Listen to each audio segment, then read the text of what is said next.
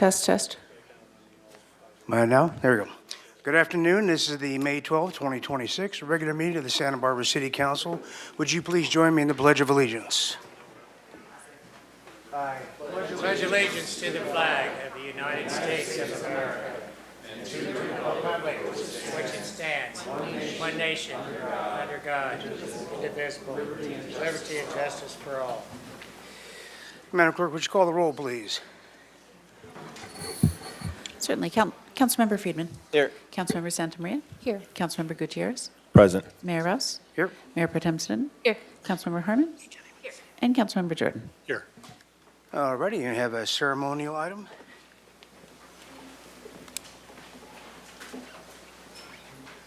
This is item 1, National Police Week and Peace Officers Memorial Day.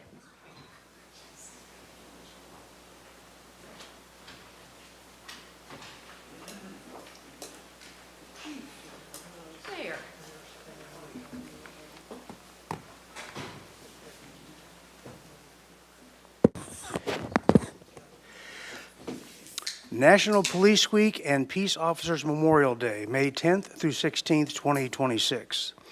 Whereas in 1963, the United States Congress and President John F. Kennedy proclaimed May 15th at Peace Officers Memorial Day, and the week in which it falls is National Police Week.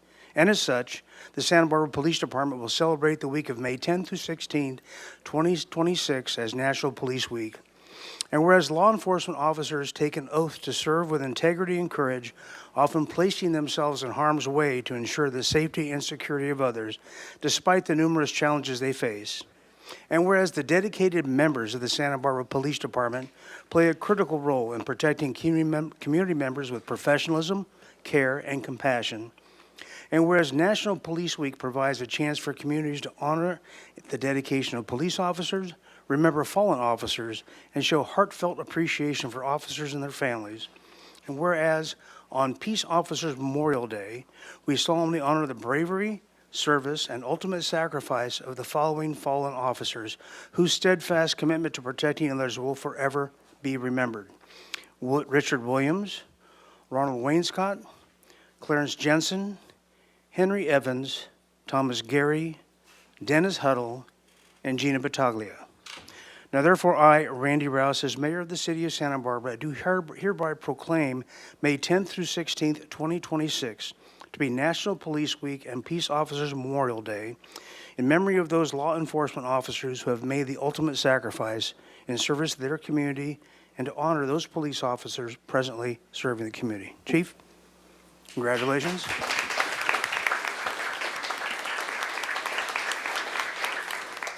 So I just want to start by thanking the mayor and city council for recognizing this again this year. I try to be prepared, and I had comments prepared last week. And on Friday, it's all perspective, right? And I am reminded about sometimes those smallest encounters and those most routine encounters can turn out to be the most deadly encounters. And how fortunate we are to have the amazing men and women that we do in this department and in this community serving our community. The excellence, the dedication, and what they provide to our community is a challenge. And I've worked for other departments, clearly, to find the men and women that care more and show more professionalism in this community than those in our department.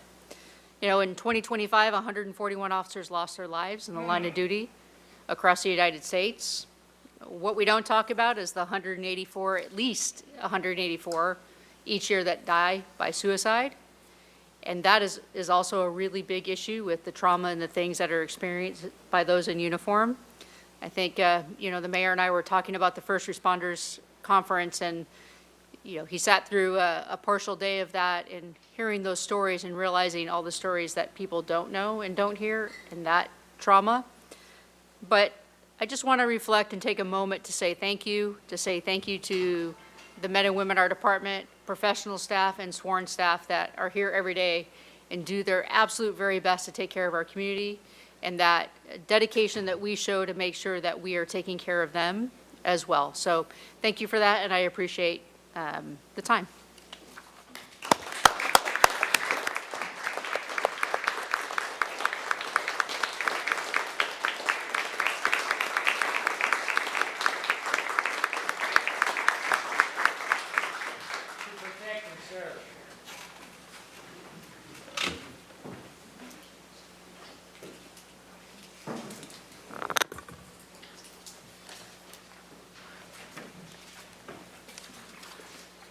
right, very well. Madam Administrator, any changes to the agenda?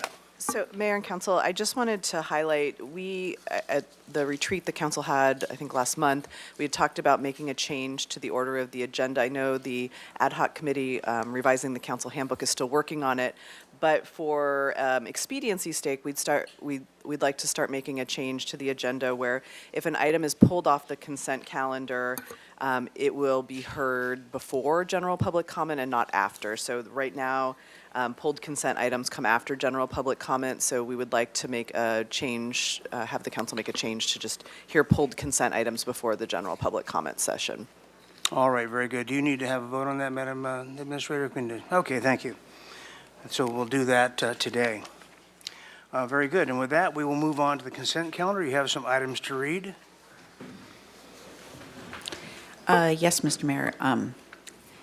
Item 2, waiver of reading in full of ordinances and resolutions. Recommendation of the council waive the reading in full of all ordinances and resolutions on the agenda and authorize reading by title only pursuant to City Charter Section 511. Unless otherwise requested by a member of the City Council, this waiver shall not apply to emergency ordinances, which shall be read in full as required by Section 511. Item 4, proposed amendment to the ordinance restricting parking of oversized vehicles. Ordinance introduction. Recommendation the council A, introduce and subsequently adopt by reading of title only an ordinance of the council of the city of Santa Barbara amending section 10.44.220 of the Santa Barbara Municipal Code to modify enforcement procedures for oversized vehicle parking violations. Item 5, contract for construction of the Hope School District Crosswalk Safety Project Resolution Agreement. Recommendation Council B, adopt by reading of title only a resolution of the Council of the City of Santa Barbara amending Resolution Number 25066, adopting the budget for fiscal year 2026 to appropriate funds for the Highway Safety Improvements Program Cycle 12 Hope District Crosswalk Safety Project. Item 6, authorization to amend the legal services agreement with Colantuno, Highsmith, and Watley PC and appropriate available general fund reserves. Resolution agreement. Recommendation in the council B, adopt by reading of title only a resolution of the Council of the City of Santa Barbara amending Resolution Number 25066, adopting the budget for fiscal year 2026 to appropriate funds for an increase to the litigation services agreement for the city's rent increase moratorium and rent stabilization ordinance in the amount of $400,000. And C, adopt by reading of title only a resolution of the Council of the City of Santa Barbara approving the plan to replenish reserves as required by Resolution Number 23124, the policies for reserves. And that is all for consent, Mr. Mayor. All right, thank you very much. Are there any items that need to be pulled by any member of the council for either separate vote or discussion? Ms. Van Brea. Thank you, Mayor Rouse. Item 4 for questions to staff, no separate vote needed. Okay, very good. Any further? Mr. Mayor, I'll pull off number 6, please. Oh, there we go. Item 6, okay. And Ms. Harmon? No? Okay, so these are old requests to speak then. Okay. That's why I should have. All right, very good. Then I will entertain a motion for the balance of the consent calendar absent item 4 and item 6. Moved by Jordan. Second. Second by Snedden. Or Harmon, one of those people. Ms. Snedden, thank you. Yes, I knew there was a woman somewhere on my left. All right, let me state the motion. That's a motion by Councilmember Jordan, seconded by Mayor Tim Snedden for the consent calendar accepting items 4 and 6. Please go ahead and vote.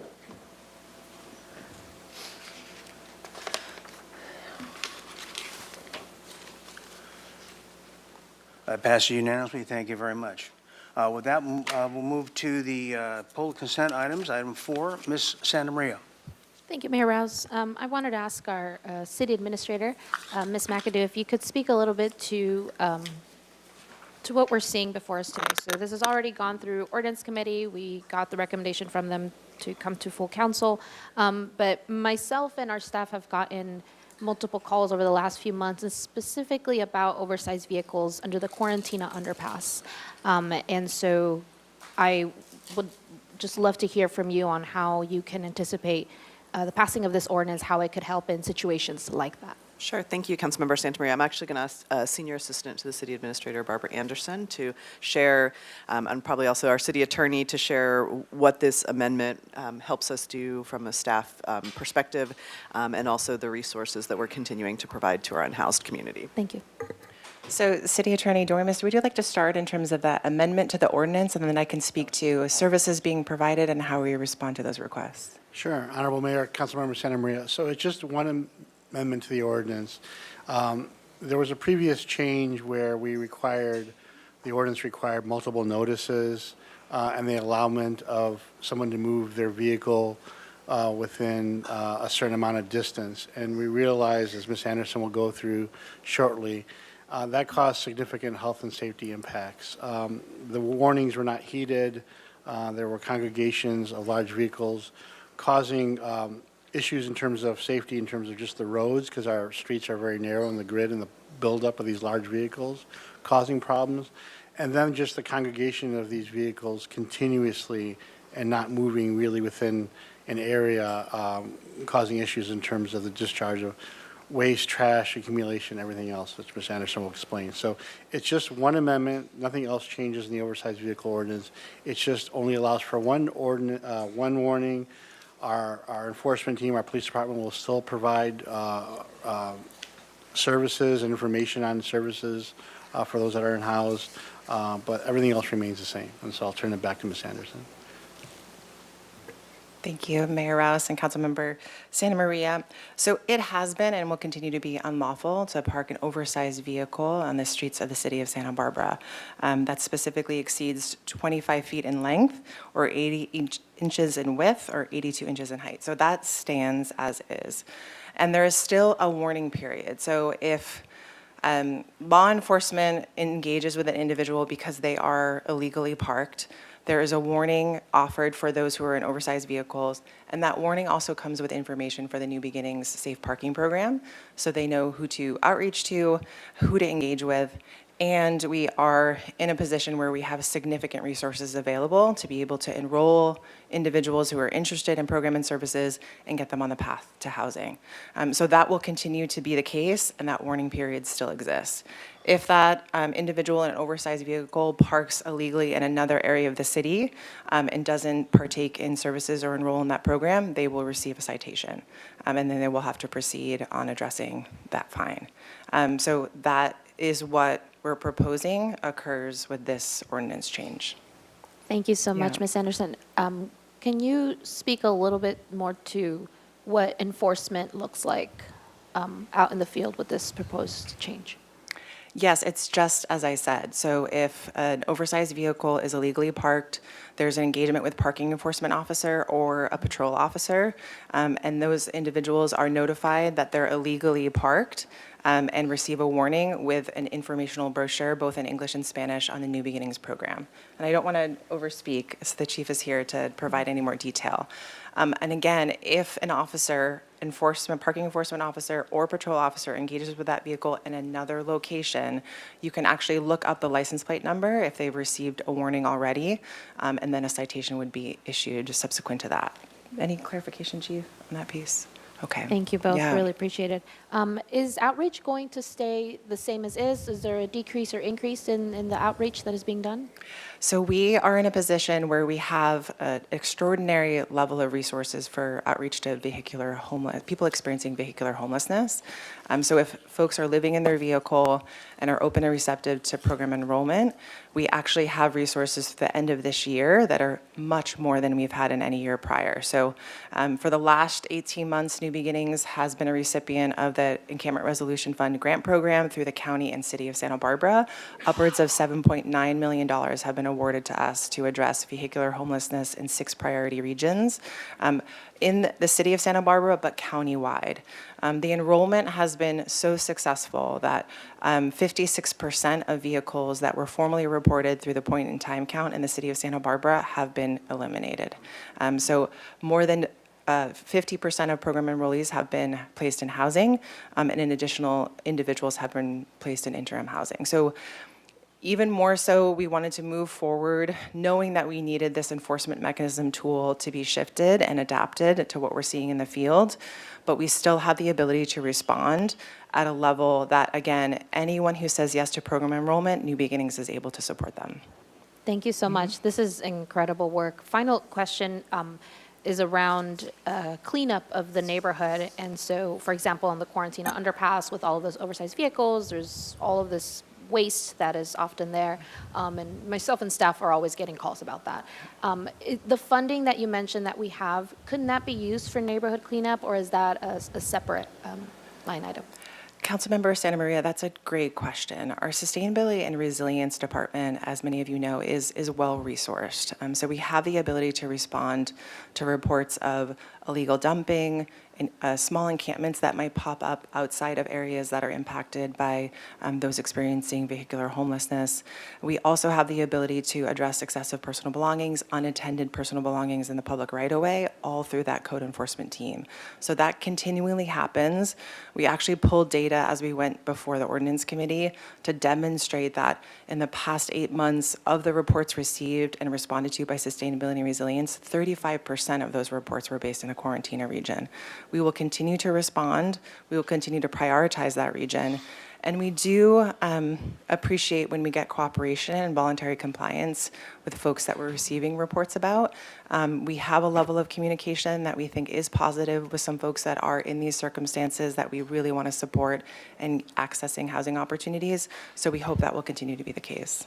Thank you so much. Those are all the questions I have. Thank you, Mr. Thank you. Mayor. Are you looking for a motion on the item? No, I am not. Not yet. Mr. Jordan has a comment. Thank you, Mr. Mayor. Just a couple of thoughts. I just looked at SB Connect, and under parking, there's nothing specifically for oversized vehicles. There is one for 72-hour. Is that something we can add to that and just we can steer people to, so we don't have to tell them to call the police, or we don't have to worry about what to do, that they'll at least get documented as to where it's happening, and you can see trends, and if you see accidents, you can see trends, that kind of thing. Councilmember Jordan through Mayor Rouse. I'm actually going to challenge that a little bit. We're trying to actually, we want the community call, our non-emergency number, because what happens with SB Connect is it's not monitored 24 hours a day, 7 days a week. So what we find is then the community with these particular type of things is more frustrated with us because they're not necessarily getting that immediate response. So we are encouraging folks to actually call our non-emergency line so that we can make sure it's prioritized and we can address it. We now have a much more staffed parking enforcement unit, so we're trying to make sure that we get to these in a more timely manner and can address them more appropriately than with just SB Connect, Okay. How did you say you wanted those calls? the non-emergency line. Non-emergency number? Okay, Yeah, I'll not make sure. 911. Yeah, I know we've had I know under the freeway overpass on South Sepuedas, we're power washing there once a week, and that, like, literally at 8 o'clock in the morning when I drive through there some days of the week, there's actually parking spaces down there now for the first time in forever.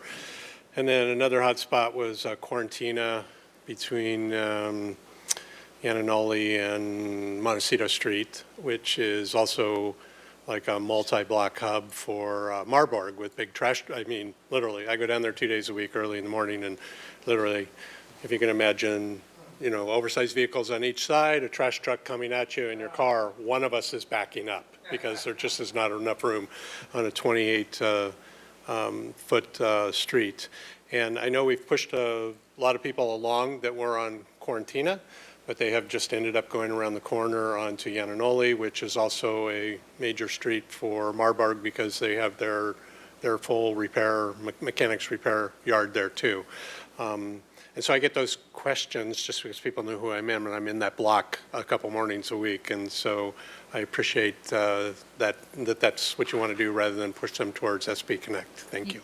Yes, and the goal with having this enforcement mechanism is to really have a mechanism to encourage them into safe parking and other resources versus just moving the minimal amount. Very good. Okay, now, Ms. Santa Maria, would you like to go ahead and make a motion on that item, please? Sure. I'd like to First off, thank you, Councilmember Jordan. I agree wholeheartedly with what you mentioned. I'll move the staff recommendation on item 4. And may I have a second? Second by Jordan. Thank you. The vote, please. Item 4. This is a motion for the staff recommendation for item 4, motion by Councilmember Santa Maria, second by Councilmember Jordan. Please go ahead and vote.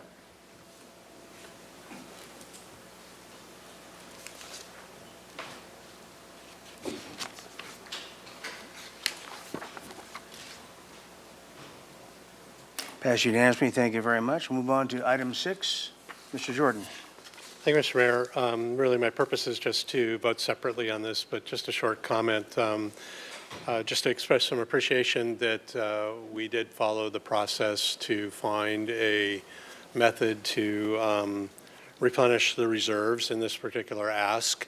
I don't really see a sustainable pathway forward for that, though, particularly from that source, as this, in my opinion, this need will grow for funding. So I'm going to continue not to support this item moving forward, which I think we also spoke about last time when we talked about this.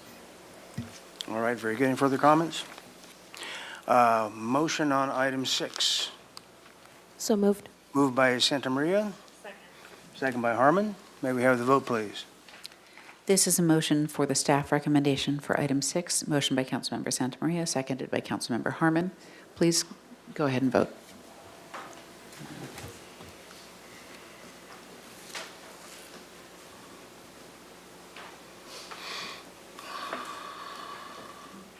Motion passes 4-3 with Friedman, Rouse, and Jordan dissenting. Okay, very good.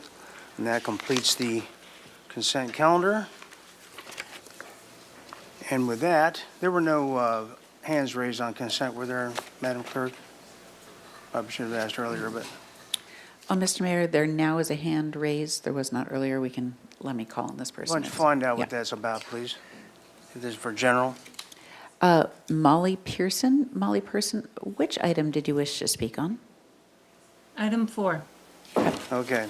That's already been passed and voted on. Do you have a comment on that?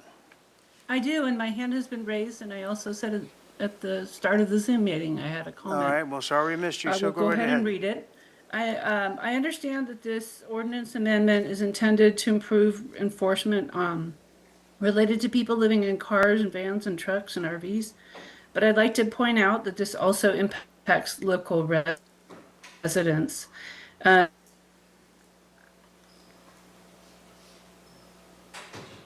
The other is a camper van that we park on our property and we primarily use for fun vacation trips. But occasionally we may need to use that van to run errands and park on the street. Sometimes there's construction activities also that make it necessary to park on the street. This ordinance makes it illegal for us to park our van on any city streets. Our van is shorter than a lot of pickup trucks. It is taller. But these proposed changes make it even more likely that we will be cited if we ever do need to park our van temporarily on a city street. I was going to suggest that you consider changes to the ordinance that allow local residents to use and park their oversized vehicles on city streets just during the day, not overnight, and not for long periods of time. There is Section E of the ordinance that allows for a temporary permit. This really wouldn't address the situation that I'm suggesting. I know a lot of people have these camper vans, and it's just a shame that we'll be cited if we ever want to park it on the street in our own town, on our own street. Yeah, so that's what I wanted to say, but unfortunately you didn't see my hand raised, and now you've already voted on the item. Thank you for your consideration. All right, thank you. Okay, with that, we are going ahead and move on to general public comment. That's 3 minutes at the dais for anything that is not on today's agenda but falls within the purview of this body. Start out with Mark Redmond. 3 cheers for the red, white, and blue. Everybody, I hope you got your primary ballots. There's a lot of races, governor, lieutenant governor, on and on and on, but, too many to mention. And vote, because that's all you can do is pay taxes and vote. Now everyone says, I wear this because I'm an Old Spice man. I said, no. They gave me this for my birthday. I said, no, that goes in the trash. And I have been Santa Claus at both Paseo Nuevo and La Cumbre shopping mall, but not this year. I'm retiring. I want to work for Megan Harmon's District 6. Bingo! I think he's going to be our next mayor over there, Eric Friedman. My conscience tells me he's got the votes. Anyway, I do a podcast, and I wanted to tell you, I have my song on 58 that tells about what I stand for, and number 51 podcast, The Sun is Shining on State Street, from the coast to the corner block. Local jobs first, city stand up, hear me say, keep the future bright for the young. And also in this song that my friend from Kansas City, who's a great singer, composed with me, he says, Redmond for mayor, hip hip hooray. I said, well, I don't know about that.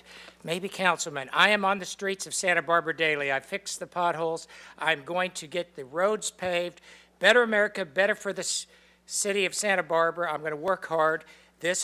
I am a champion of all the other cities in America. I'm not here for the power or the fame. I'm here for the workers and the kids with a dream. Economy first. Let's get it right. Education also first. Clean up the streets and keep the sidewalks safe.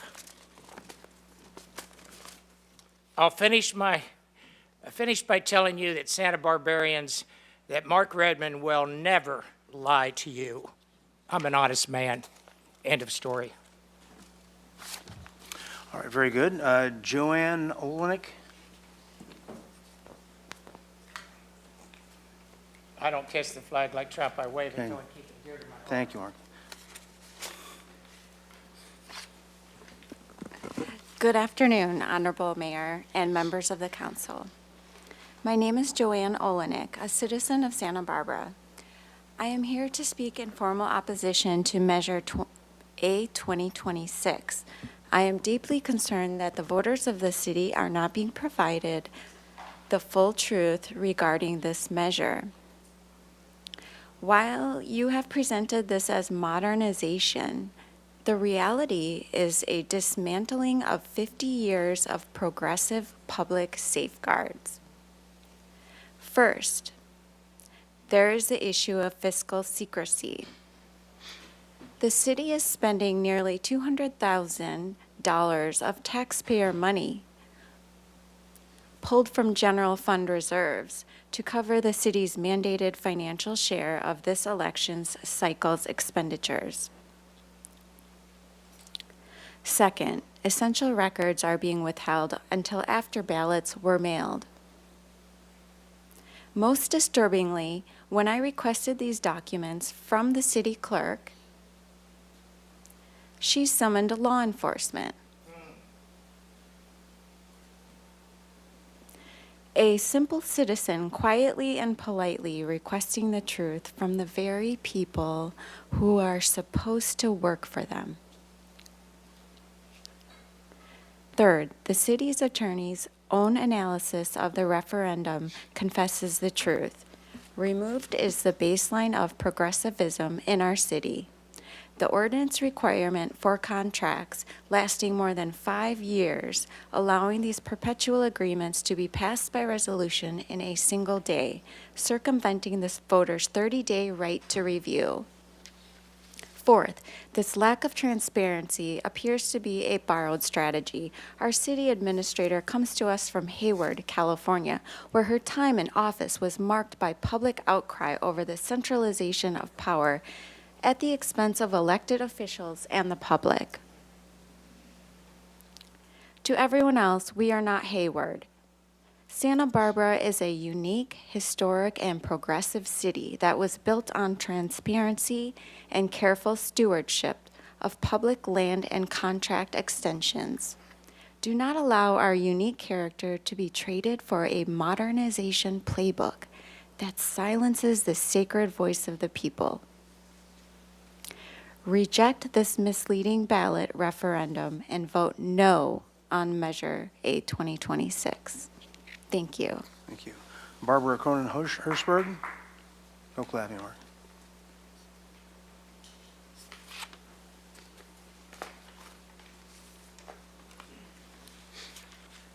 Good afternoon, Mayor Rouse, City Council members, Barbara Cronin-Hirschberg. For more than 40 years, I have watched Santa Barbara thoughtfully invest in creating one of the finest bicycle networks in California. Today, the city of Santa Barbara boasts an extensive award-winning system of approximately 91 miles of bikeways connecting neighborhoods, coastal routes, and downtown corridors for cyclists of all skill levels. Because our city already provides so many excellent options for bicycle transportation, I believe it is both reasonable and appropriate that the closed portion of State Street remain a true pedestrian promenade. State Street should prioritize pedestrian safety, accessibility, and community gathering over through traffic of any kind. Pedestrians should not feel anxious simply crossing the street or stepping out of a storefront while watching the fast-moving bicycles or e-bikes approaching from either direction. The promenade was envisioned as a public gathering place, a place for strolling, dining, conversation, shopping, performances, and community events, not as a transportation corridor. Unfortunately, the current environment often feels unsafe and chaotic because enforcement of existing rules have proven inadequate. The rise of e-bikes and motorized bikes has significantly changed the safety equation. Many riders travel at speeds far beyond those of traditional bicycles, creating dangerous situations for families, seniors, tourists, and people with mobility challenges. From personal experience, I recently witnessed this problem firsthand while photographing the farmers market. Several young boys rode past me on the sidewalk, despite clear rules prohibiting riding in the market area. When I reminded them of the rule, they explained they couldn't ride in the street because of the market setup. What struck me most was that they were not using State Street simply to travel to a destination. They're using it as a stage for reckless riding and showing off to friends. This behavior is becoming increasingly common and undermines the welcome pedestrian atmosphere the promenade was meant to create. Thank you. Thank you. Mark, we're not clapping. All right. Faija Dean.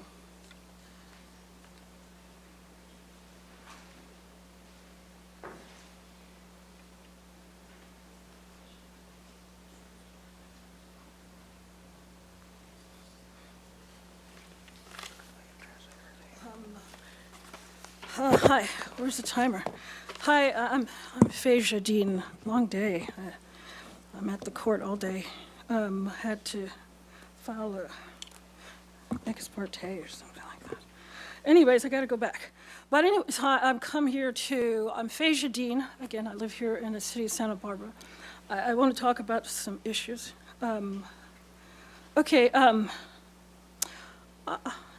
First, I want to bring up Assembly Bill 628, the refrigerator amendment or whatever it is that came into effect January 1st, 2026. I contacted code enforcement. I'm trying to understand the city organization. They came out. I never got any feedback from them. I feel like I'm having a lot of issues with a certain group of people in the city of Santa Barbara. Okay, and so I want to ask the city to please increase the diversity within these organizations, because it's not about me getting my way. It's about how these different diverse groups have different standards, lifestyles, beliefs, cultures. And these things need to be there. We need Asian, Hawaiian, Samoan, Africans, and some people of American descendants of slavery. We cannot just have one particular group dominating. It's not okay, and I'll talk about that in another discussion. But we need to increase the diversity so that we can have a better effect on the programs in play. Now, I want to talk about the moratorium. The moratorium on the rent relating to housing. You guys increased, you stopped in December. Well, for me, under Section 8, let me tell you what happened to me, all right? This moratorium, from what I see, a little retaliation going on here, is that the owner tried to race to get something in to increase the rent, and the housing authority of the city of Santa Barbara is failing to do the reasonable test correctly. There's supposed to be a 60-day notice after the reasonableness test. There's certain procedures that's supposed to happen. This owner was not supposed to get an increase for November. They've been paying him extra money since November 1st. This is something you need to look at. It's a desperate impact against me as an American descendant of slavery and the only person that's on Section 8 in their unit. The diversity needs to be increased here. And that's what I'm going to say for today. Thank you. Thank you. Andy Altmer?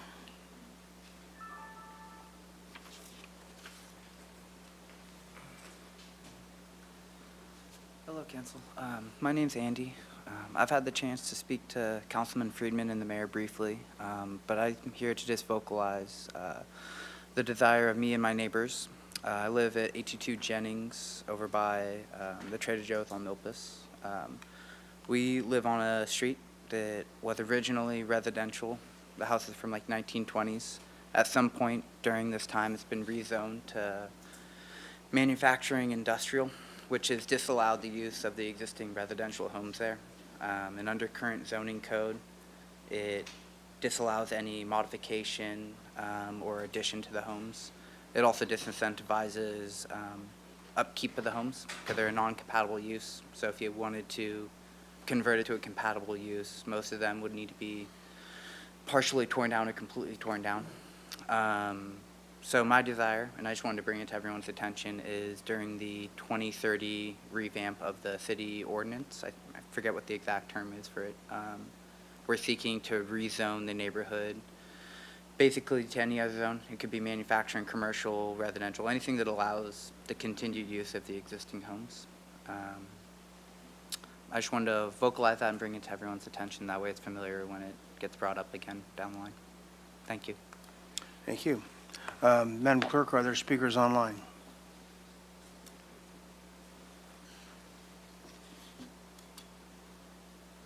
Yes, we have one raised hand, Molly Pearson. Molly Pearson, this is for general public comment. Go ahead.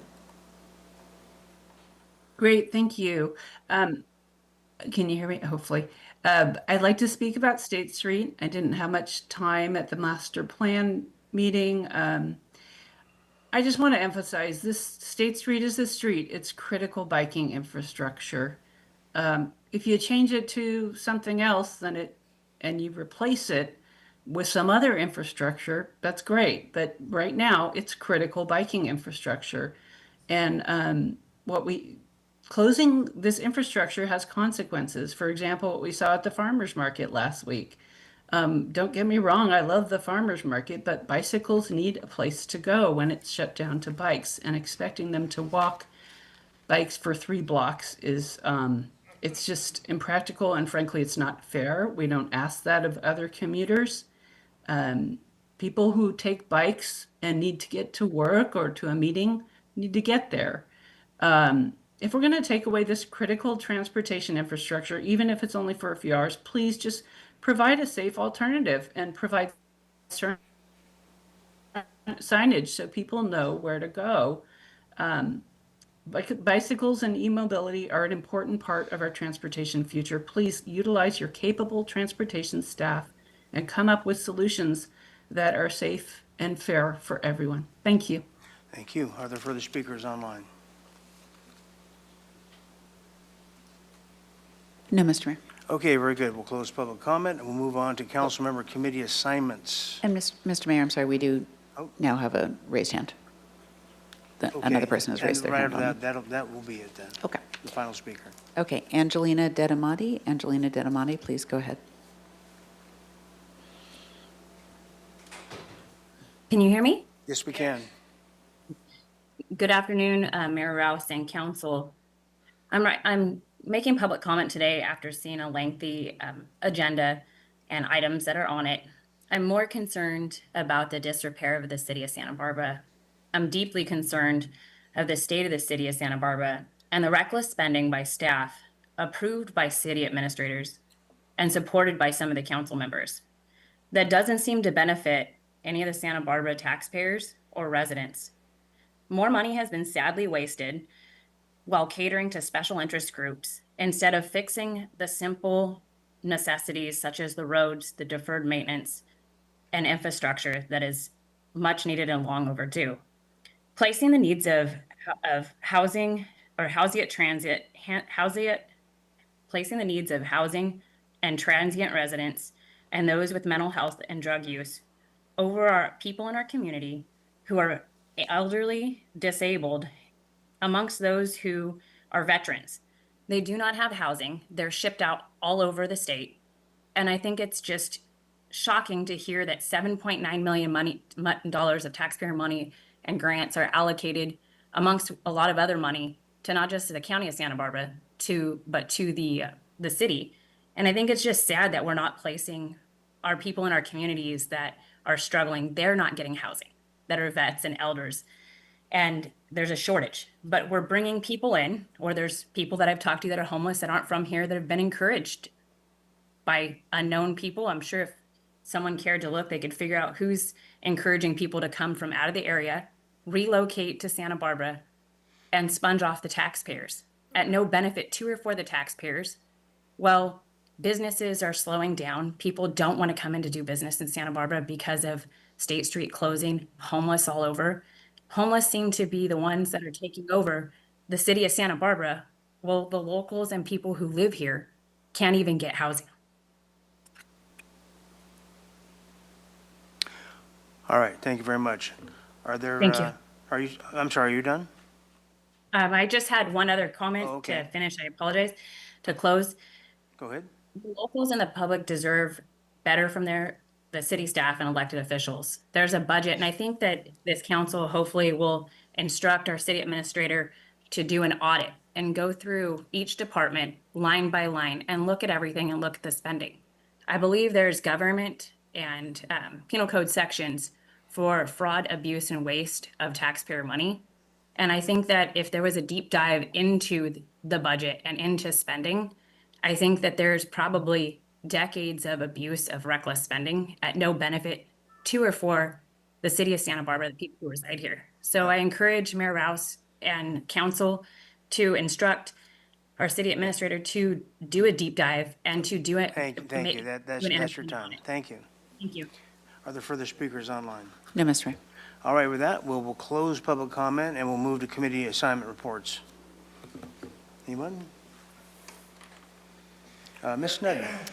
Thank you, Mayor Rouse. Is it just committee or committee and engagements? Just committee? Right, reports and engagements. Okay. We'll get 'em. So I attended the city update hour with City Administrator Kelly McAdoo.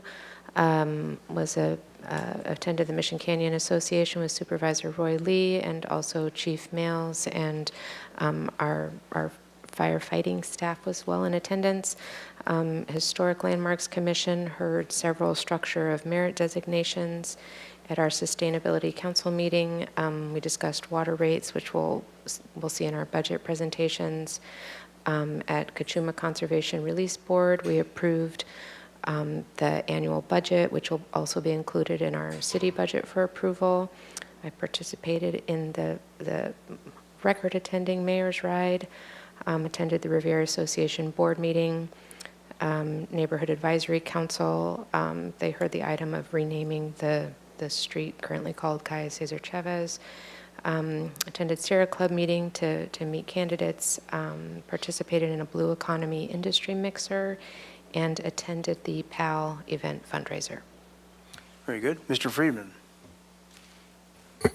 Thank you, Mr. Mayor. Attended the Sustainability Committee meeting, the Cottage Hospital Employee Recognition Dinner, the UCSB Community Engagement Workshop, the Police Activities League Annual Awards Banquet, the St. Francis Foundation Annual Awards, and also Bob and Karen Hughes, constituents, they put on with our fire department a CPR training, and wanted to give my appreciation to them Bob had, when at the lawn bowling club, had gone into sudden cardiac arrest, and our fire department came and gave CPR to him, and he was able to go to the hospital, and he's fine now. And so they worked with the fire department this weekend to do a CPR training for about 40 people that showed up. So I want to thank Bob and Karen for giving back, and our fire department as well for putting on that training on Saturday morning.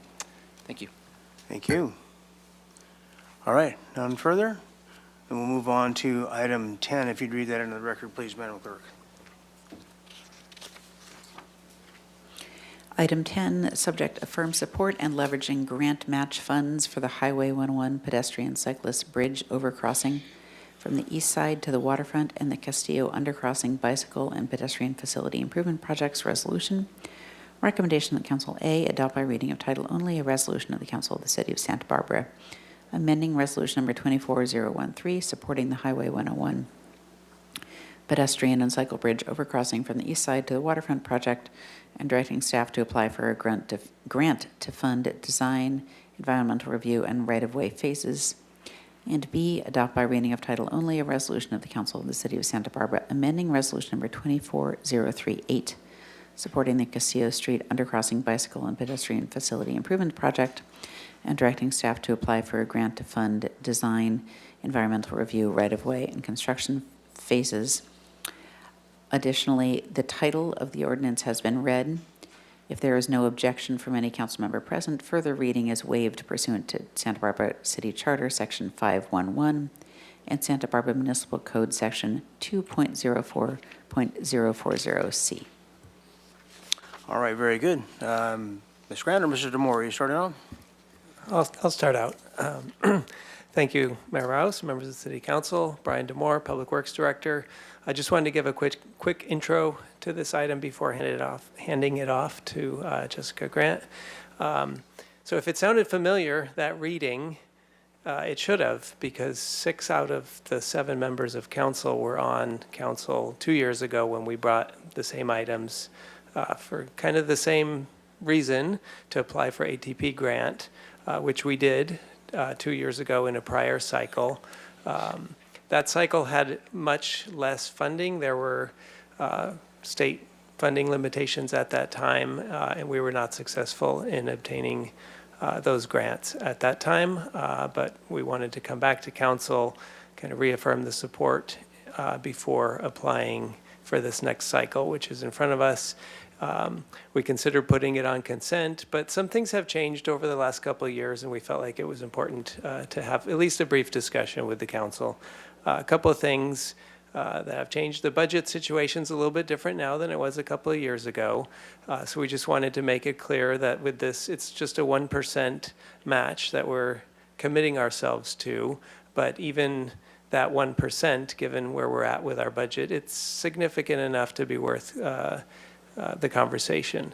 I wanted to make clear, though, that those funds would not be current funds, and they would not even be FY27 funds. It wouldn't be until FY28 and beyond that we would start to need to bring that match into those projects. So it's not an immediate need that we would have.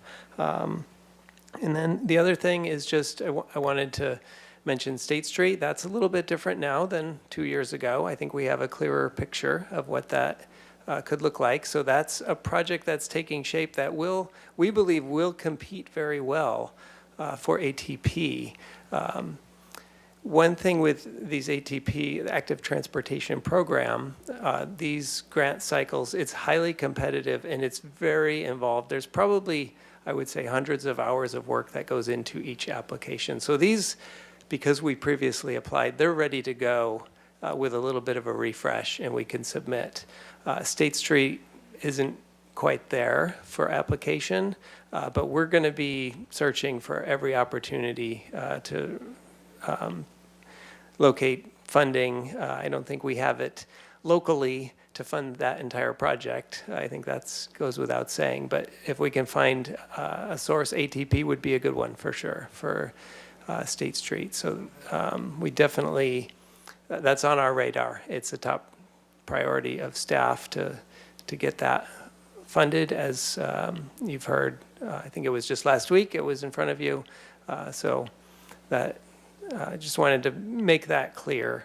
This isn't competing with State Street. Each cycle is kind of its own opportunity to go after funding. And there will be other cycles. This has been a well-funded program by the state. What cycle number are we on now? Cycle 8. Cycle 8. And we've been very successful. I think we've kind of figured out, they have the criteria that's used for ranking the projects is pretty well defined, and we've been able to put application packages together that have been very successful. But with that, I just want to hand it over now to Jessica Grant, who will talk about the two projects in a little bit more detail. Yes, thank you, Mr. Demore, and good afternoon, Mayor and Council. Jessica Grant, Supervising Transportation Planner with the city. Yes, so as far as for the Active Transportation Program Cycle 8, there's $309 million available in the statewide component, which our city is eligible for, but again, it's a very competitive grant process. But with that said, let's get into the projects. So the first project is the Highway 101 pedestrian cyclist overcrossing, connecting the east side to the waterfront. The approximate connection on the east side neighborhood would be at Canada and Pitos. And then as you go up onto the overcrossing, it would land at Dwight Murphy Park with some support posts in the Santa Barbara Zoo property, which is also owned by the city of Santa Barbara. For background, the overcrossing project was documented as early as 2006 with our pedestrian master plan. Then we received a few years ago an active transportation planning grant to look at that in more detail with the East Side neighborhood and to affirm, even though it was documented in 2006, East Side residents is still a community need. Through that planning process, it was documented as a community need, as well as various safety enhancement projects throughout the Lower East Side neighborhood. We returned to council in 2024, and that's where we received approval to seek funding at that time for not only the overcrossing, but the Lower East Side safety improvements. The Lower East Side safety improvements, fortunately, did get funding through a couple of other grant sources. So we have removed, that would be removed from the grant applications. So that's one difference. It's still the overcrossing project as innate. So at issue here, why is an overcrossing needed, is there's a 1.25 mile gap between overcrossings. This is by far the largest gap in the city. Most of the overcrossings across Highway 101 are typically about 1/2 mile. The areas, while there has been improvements to the lower part of Milpas, and of course you know that's just started construction, is the Cabrillo interchange. Both of those all have bike and pedestrian improvements associated with them, but at the end of the day, that's heavy vehicle volumes because they have on and off ramps in those areas. And so really it was a wish by the East Side residents to have an overcrossing that's, you're not competing with heavy vehicle volumes. And so that is, again, why we have applied and we had a planning effort to for the overcrossing. And why is this critical? It's because there's not a lot of open space in the east side. So this is a time where we can have an overcrossing to get to the waterfront area with the zoo, lots of recreation fields, and of course the whole entire waterfront. It also gets the residents to jobs. Many jobs along the waterfront area exist, as well as a route to Santa Barbara City College. And again, staff is requesting that council firm support today and direct staff to apply for the grant funding. We are only requesting grant funding for the design, environmental, and right-of-way phases. With the volatile economic climate, and we're not sure until we go into final design what the final cost of the bridge would be. And if you're over the cost in the active transportation program, the grant will not cover overages. And so then that would be an impact to city budget. So we want to be very clear on our construction cost. Right now, we're ballparking it in the ballpark around $40 million. For the 1% match, we are requesting a match of $400,000. You have to match, even though we're applying for just the design, environmental, right-of-way phases, you have to match based upon the total project cost. And so that's where the $400,000 comes from. This, again, would be spread over a few of the fiscal years, and with the earliest year, if we receive grant funding, in fiscal year 2028. The next project we want to cover is the Castillo Street Undercrossing Bicycle and Pedestrian Facility Improvements Project. All of our project titles have really long names, but this is a very, very critical biking and walking route connecting the downtown to the waterfront and lower west neighborhoods. So everything that you see in black lines, that is either existing bike infrastructure or infrastructure about to come online. For the example of Cliff Drive, we are in final design and we'll be seeing you shortly in the fall for construction. So very exciting, but this gap in red remains. And so that's what we're proposing, is to have essentially to get cyclists out of the very wet undercrossing that is wet all different times of the year. It's because there is a very high groundwater table there, continues to be Band-Aid approaches over the years. It's successful for a little while, only to have water continue to seep through. We work closely with Caltrans for that. They have another programmed Band-Aid approach. And we're trying to, again, coordinate, if we receive grant funding, this project with the next maintenance phase.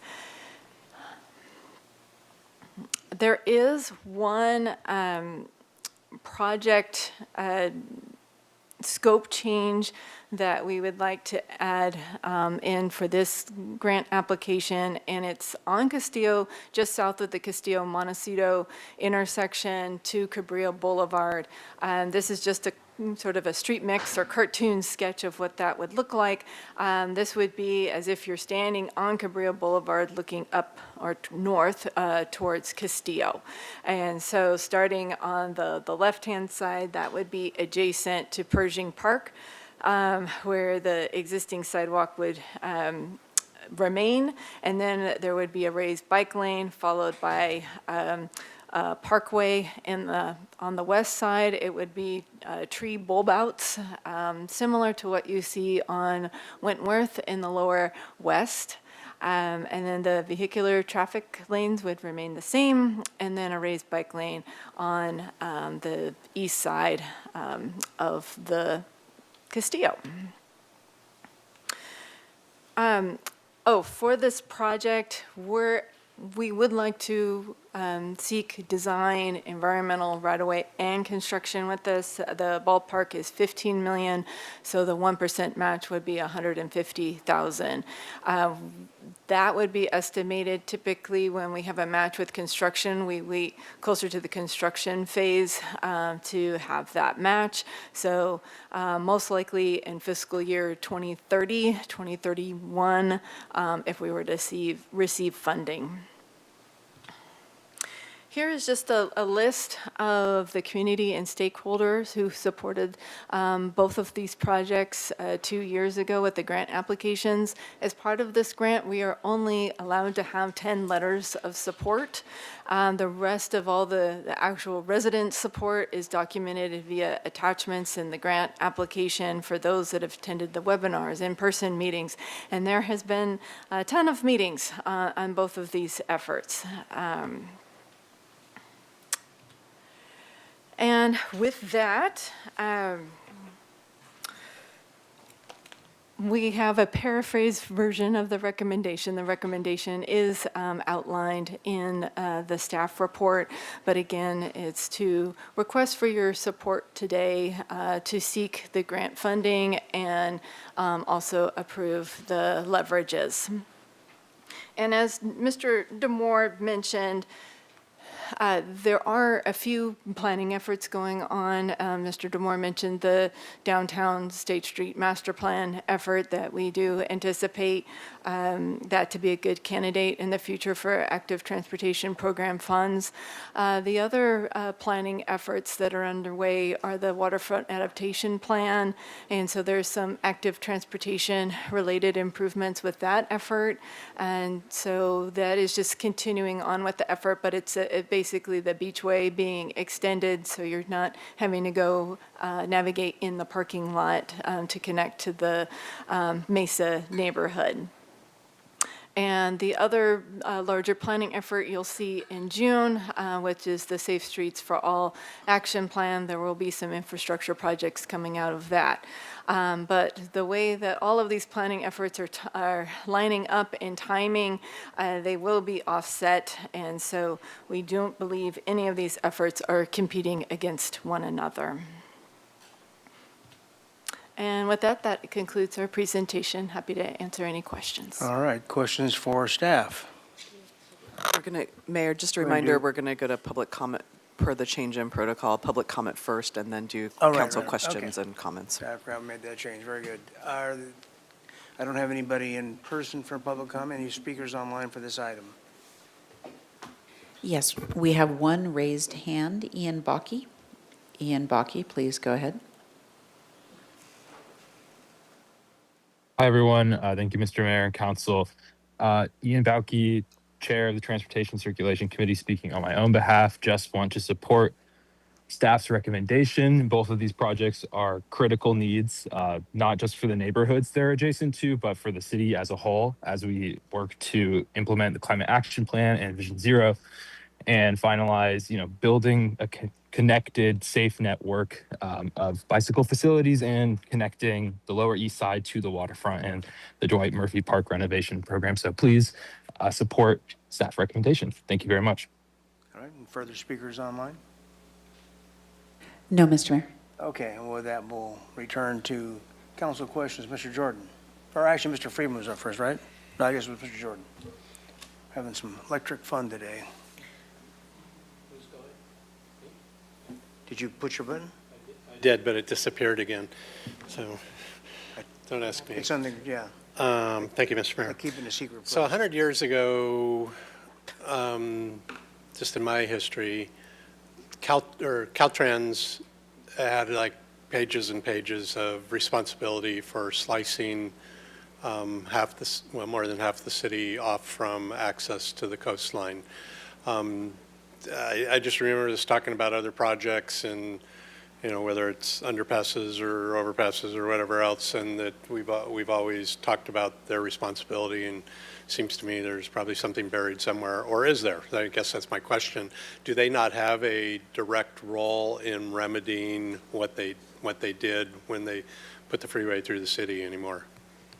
Do they not anymore have a role in that? Mayor Rouse, Councilmember Jordan, I think at the time of construction of the freeway was probably the best time to address those needs. Of course, the city has grown up more since then, so there's more of a need now than there was then.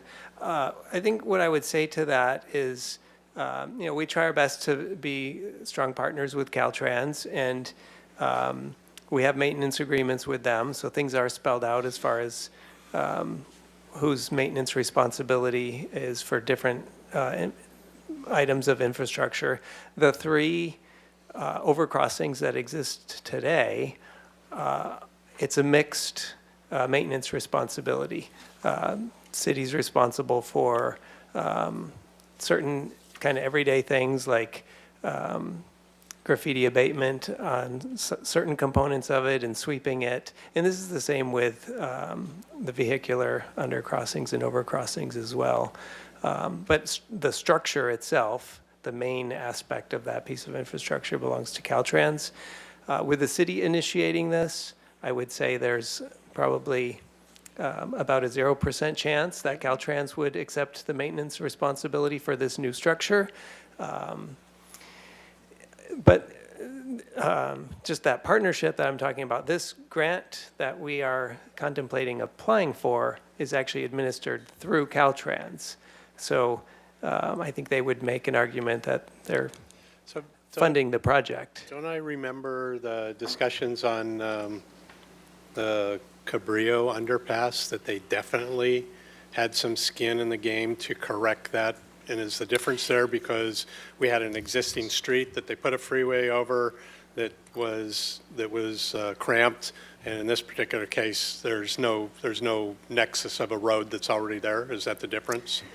Well, actually, I'm going to back up a little bit. Most of the answer that I just gave you had to do with pedestrian overcrossings. Right. So Castillo undercrossing is... No, I'm sorry, the Cabrillo undercrossing. The Cabrillo undercrossing. Yes, I just think I can back to answer planning that, commission yes. days, there was documents where they were on the hook, whether they followed through or not, with the role they played in reducing access under their overstructure that they put over an existing city street. Does it sound right? Yeah, the short answer is yes, they're on the hook. With the Highway 101 HOV project, there's a few things going on. And when we look at designs now, and with recently, a few years ago, adopted as complete streets at the state level.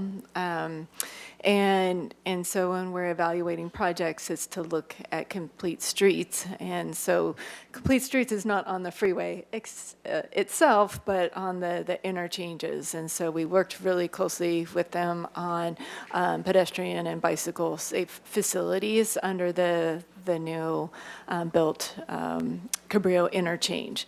And they were required as a mitigation, more from vehicle operations standpoint, was to look at the Cabrillo Los Patos roundabout. But again, and through the lens for the city, again, we're always looking for complete streets. So those had pedestrian and bike amenities. And then the second phase to that project, which they are also a mitigation through the coastal development permit for the freeway HOV project, was to see that piece through. So that would be the replacement of UPRR bridge that would allow for ped and bike facilities where there's currently zero. So anyway, all of those phases are funded. So very excited for those connections happening. And so that 1.2 mile stretch, longest stretch in the city, doesn't rise to the level of some of that stuff you just talked about, particularly coastal access. And coastal access was there before. It's not there now. And so that just time goes by and there's no nexus there anymore.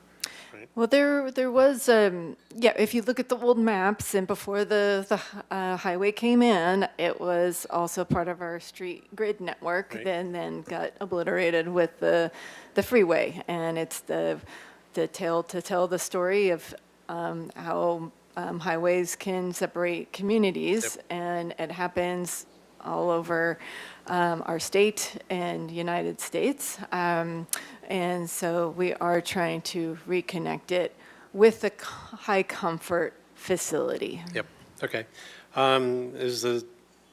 So before we're looking to further invest in the bridge, the overpass, the pedestrian bridge, is the zoo on board with our idea? Yes, and that would be the short answer. before we applied for the grant back in 2024, we had met with the executive director, and not only do we look at sort of the potential impacts, what you're seeing in the alignment had the least amount of impacts. There was our larger team wanted to also analyze landing the bridge on the zoo parking lot side, which had a lot more impacts to parking. So this, with the support posts that you see and the concept image, was a removal of approximately 5 spaces that we could look once we go into the design phase, if we get grant funding, to make up the difference of those spaces. There is a new executive director, part of the zoo, so we did meet with him to let him know about the project. And this will be ongoing discussions with the zoo as this project proceeds if we get grant funding. Okay. And then I'm sorry, Councilmember Jordan.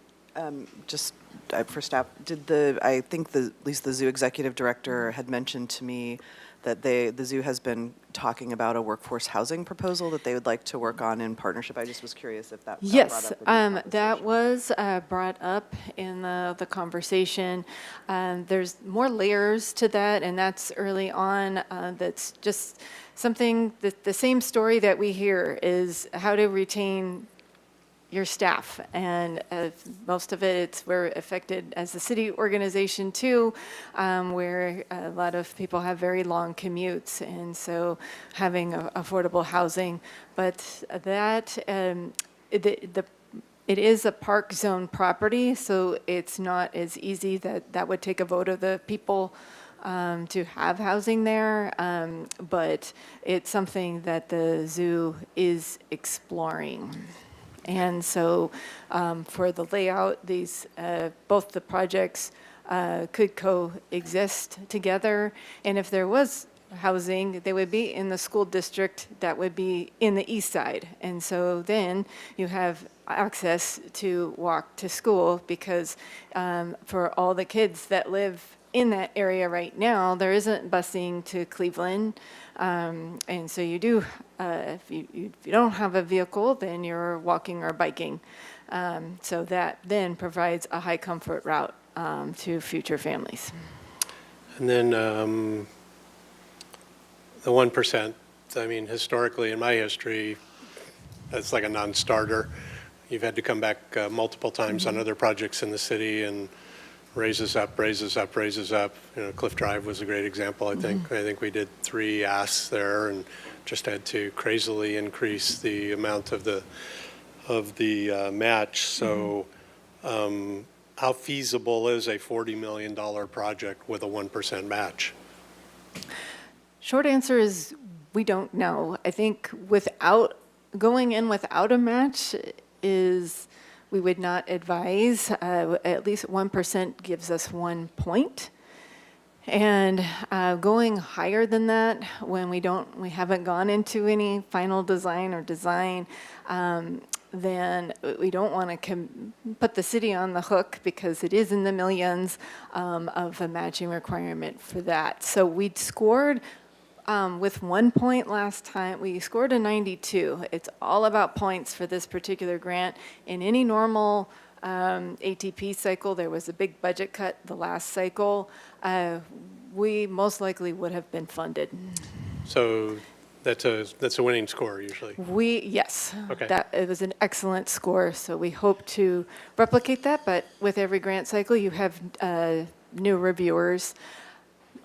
During that time, like you said, mentioned for the Cliff Drive project, because that took a couple of iterations, and we scored within, I think, 1 to 2 points from the original.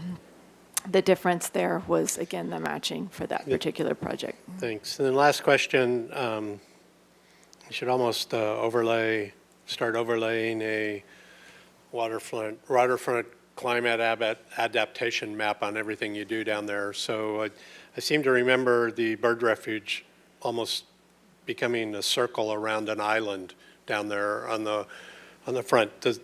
But does it not go? So I remember it going right when I look at the map, that it goes right and makes a smaller landmass where the cemetery and Bel Escardo are. But does it go left also where you're planning on going on those projections? I mean, in particular, what does the parking lot for the zoo look like in 40 to 75 years from a climate adaptation standpoint? Great question. I thought of one more question. And I don't have the maps to show the line. Again, for this, you have to look at exiting from all different modes of travel, from vehicle, walking, and biking. And so this actually, from an adaptation standpoint, provides another way to exit the waterfront with this My question is, overcrossing. will it be underwater? Are we just building on something that will be underwater? It is not showing it underwater Okay. at this All right. location. There is, it does go over Lower Sycamore Creek, and that is also a planning effort underway to widen that creek. That's been a long time capital need, actually. And so this overcrossing had already anticipated that 2 years ago when we were laying out the concept design. So it actually does span a future widened creek. Okay, sorry, I had one more question. So I get the ramp on the ocean side.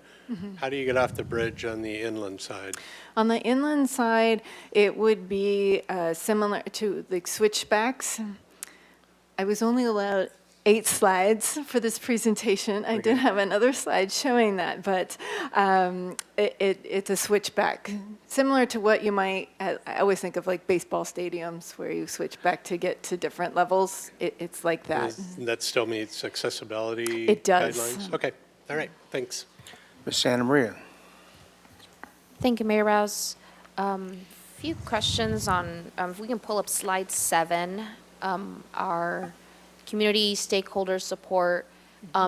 Is that for, I can let you get to it. I'll give you a second. Oh, thank you. Thank you. Oh.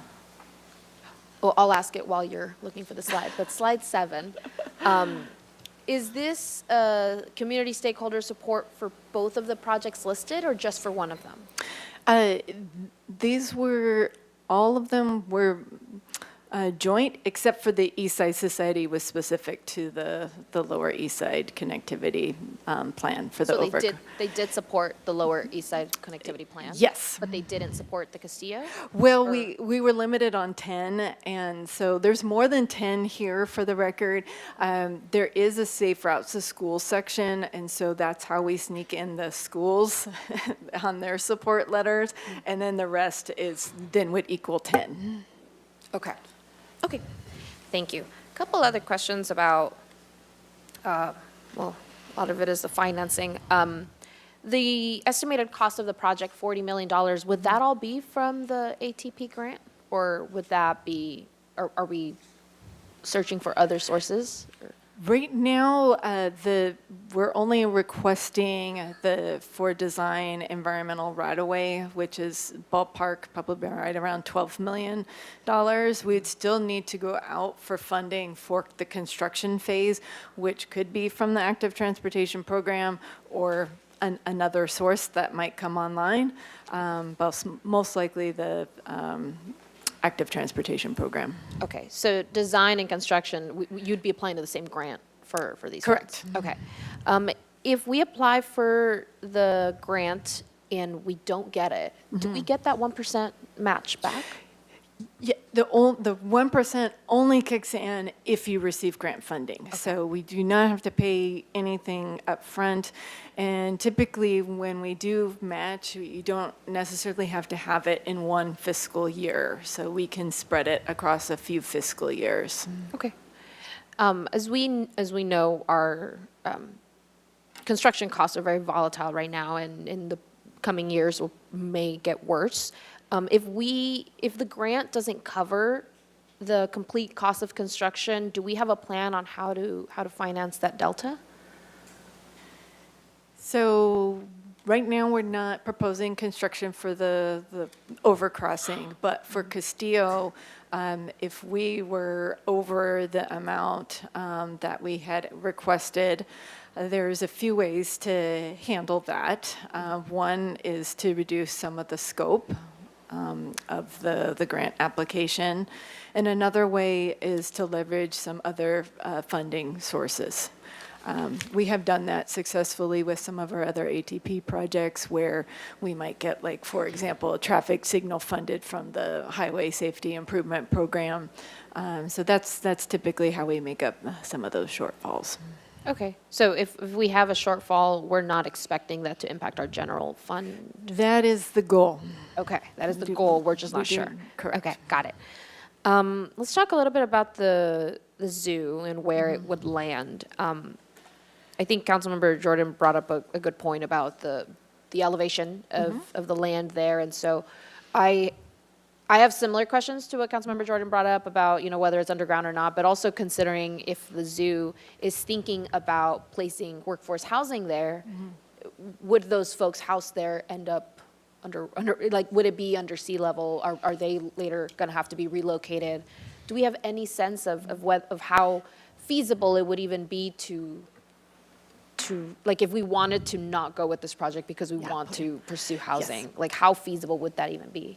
We understand in concept that the housing would be on a podium. So they would still retain, because parking is really important for the zoo, for the patrons to get there. And so it would be up higher. But again, I don't want to speculate on anything because it's still very, very early on in the process. And really early on in the process for this too. Again, this is just a concept that you're seeing before you, but there's lots of meetings, community meetings, hiring consultants to really evaluate this if we were to receive grant funding. Okay, just a couple more questions. If we approve this and we go forward with the design and later the construction of the overcrossing, would that preclude us in the future from having workforce housing in that location with the landing at that lot? Could they coexist? It would actually land in Dwight Murphy Park. And so when Dwight Murphy renovation was underway, the landing area was to hook into their future parking lot area. So it would not be impacting any housing. Well, I don't think we know yet. I think the correct answer is that we haven't gotten into that level of detail with the zoo. I also just want to clarify that the charter doesn't apply in this because it's zoned for it, but it's not an actual dedicated park. So I think there's a lot more that, so I just want to make sure that the council has accurate information, there. And so I want to make sure that we're clear on what information is being provided to council. So I think there's a lot of conversations about the zoo. And there is definitely an interest on, having more conversations. I've talked with the executive director a couple of times, and just where it would be located and how it would be located we still have conversations to be had. Just for clarification, Ms. McAdoo, you're referring to where the housing would be located if they were to pursue that project? Okay. Do we know for sure that the landing of this overcrossing would be at Dwight Murphy, or is that also still to be designed? During the planning phase, it was evaluated. There was a few alignments evaluated, and again, the one that you see today was the preferred option, which was what we wrote the grant on. We do have, and it's posted online on the project webpage, as well as the feasibility analysis. So there was a few other alignments that were in the zoo parking lot. Okay, so this proposal, this one is for landing at the zoo parking lot? Correct. Just to clarify, okay. And I think if we were to receive the grant, that could still be a continued discussion, again, because it's in concept. The concept is to have an overcrossing. Right. where and how, there's some flexibility. On the east side, it was less flexibility in where we could land in a right-of-way. So we at least know that with high confidence of where that would begin. But on the waterfront side, there's a few scenarios. Yeah. I know there were concerns from folks in that neighborhood about it potentially being a magnet for nuisance activities. How are we addressing that concern? I think with any capital project that you see before you from any department, we have to worry about nuisance-related issues. So it's nothing new, nor should it be ignored. It's very much in the planning process as we move forward.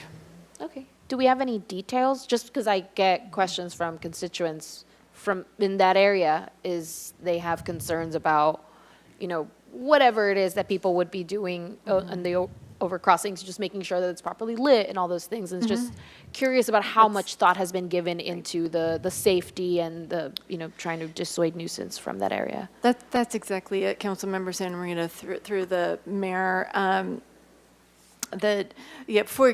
provide one example. During the planning process, there's the Green Mobile Home Park, and then the Housing Authority took over ownership of that. And so one thing that there's, as you mentioned, is lighting, having proper lighting. Again, we have to make this a high comfort facility, so it has to be comfort for everyone. But there's also, you don't want to have a bunch of unintended traffic going through the mobile home park. So again, it's how do you have a secure areas from the private property versus the right-of-way. So. Have we done a traffic impact study for that area of how this would impact the traffic of that neighborhood? It's not in the sense from you're looking more at a circulation study. It's actually you actually have less traffic because now whereas before East Side residents would not feel maybe as comfortable going through Milpas or the Cabrillo interchanges on walking or biking. And so, and then now they're taking their cars for basic trips that are very close. And so now you provide a high comfort facility where you're not necessitating a vehicle for every one of your trips. So with that aspect, it's lower. Okay. Final question, just humor me for a second. But, these active transportation plan grant funds, is there anything else that we could use it for on the east side? Other improvements to safety, what could that potentially look like? The short answer is we have had millions of dollars in the past decade dedicated for the east side, specifically for safety, for safe routes to school. And it's continuing. There's, again, as part of this planning effort, were additional safety enhancements to Franklin, to Adelante, to Cleveland, to the East Side Library, and Franklin Center. And so that's really exciting that we have funding for that. Again, the East Side neighborhood is one of the neighborhoods that has very high rates for walking and biking. We need to have the destinations, whether you're going to school, work, for everybody to arrive safely. So it has been on top of mind for a long time, and we're continuing to make progress. With funding, you can't cast an umbrella and fix everything in one day. It takes we're a decade into $1 million of infrastructure in the east side.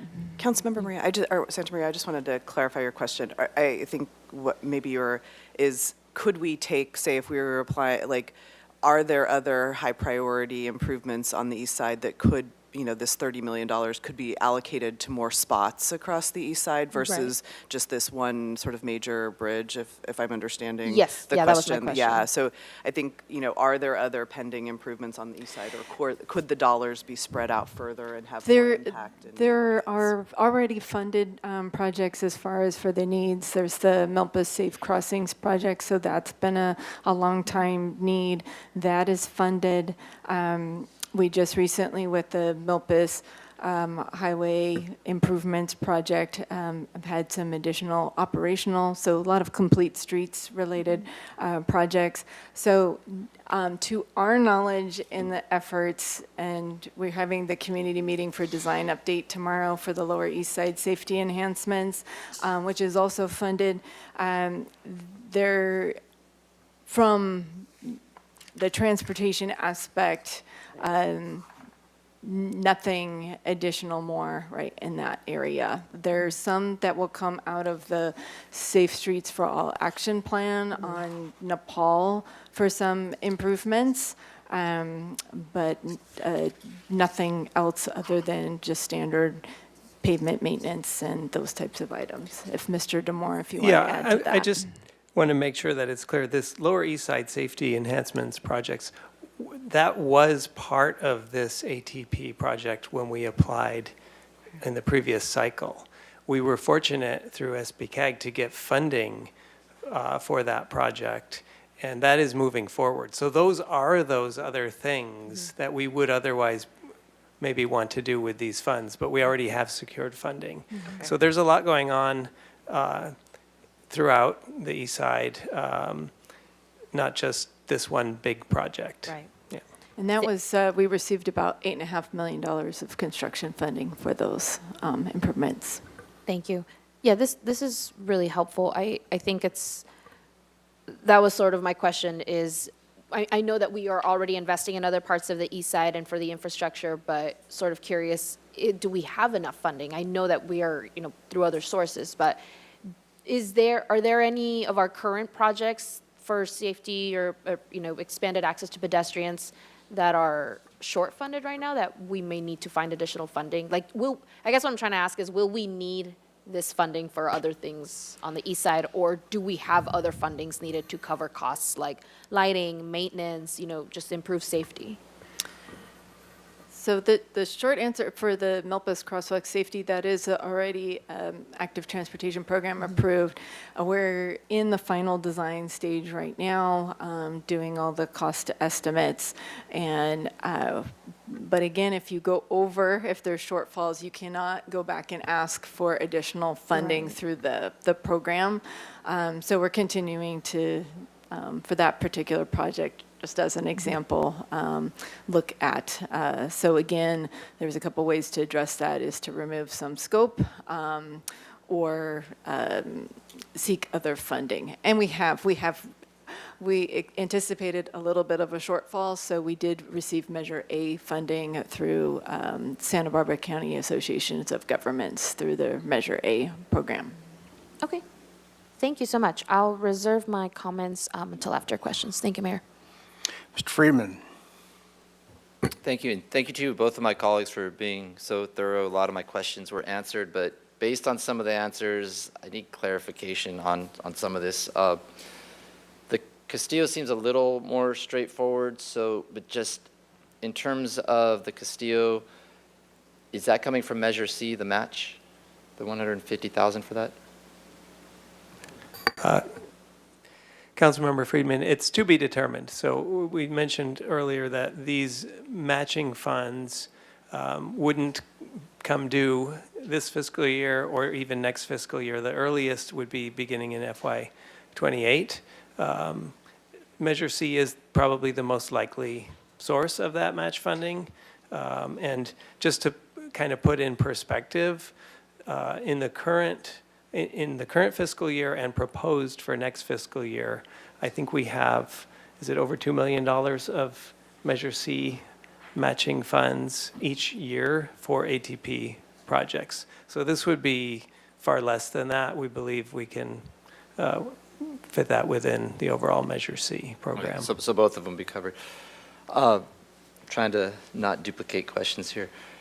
So on going to the overpass, so the application for now is for the design, correct? Correct. And we'd have to do another application for the construction? Correct. And so the total construction is estimated at 40 million to get us through design and through construction? Yes, the total project cost is 40 million. So since this is just for design, how much is the design? I think I heard 12 million? Correct. So if we commit to the design, then we're committing, and we get it, then we're committing to the 12 million, correct? I just want to be sure, because if we're going to commit to 12 million now, and then there's a bigger price tag later that we're unaware of, then that presents an issue because we've already spent 12 million. The only thing we would be committing to is a 1% match of the current total estimated project cost, which is 40 million, so 1% of that is 400,000. So we would be including that during this design phase, and then when we go into construction, or when we finish the design phase, we'll have an updated cost estimate.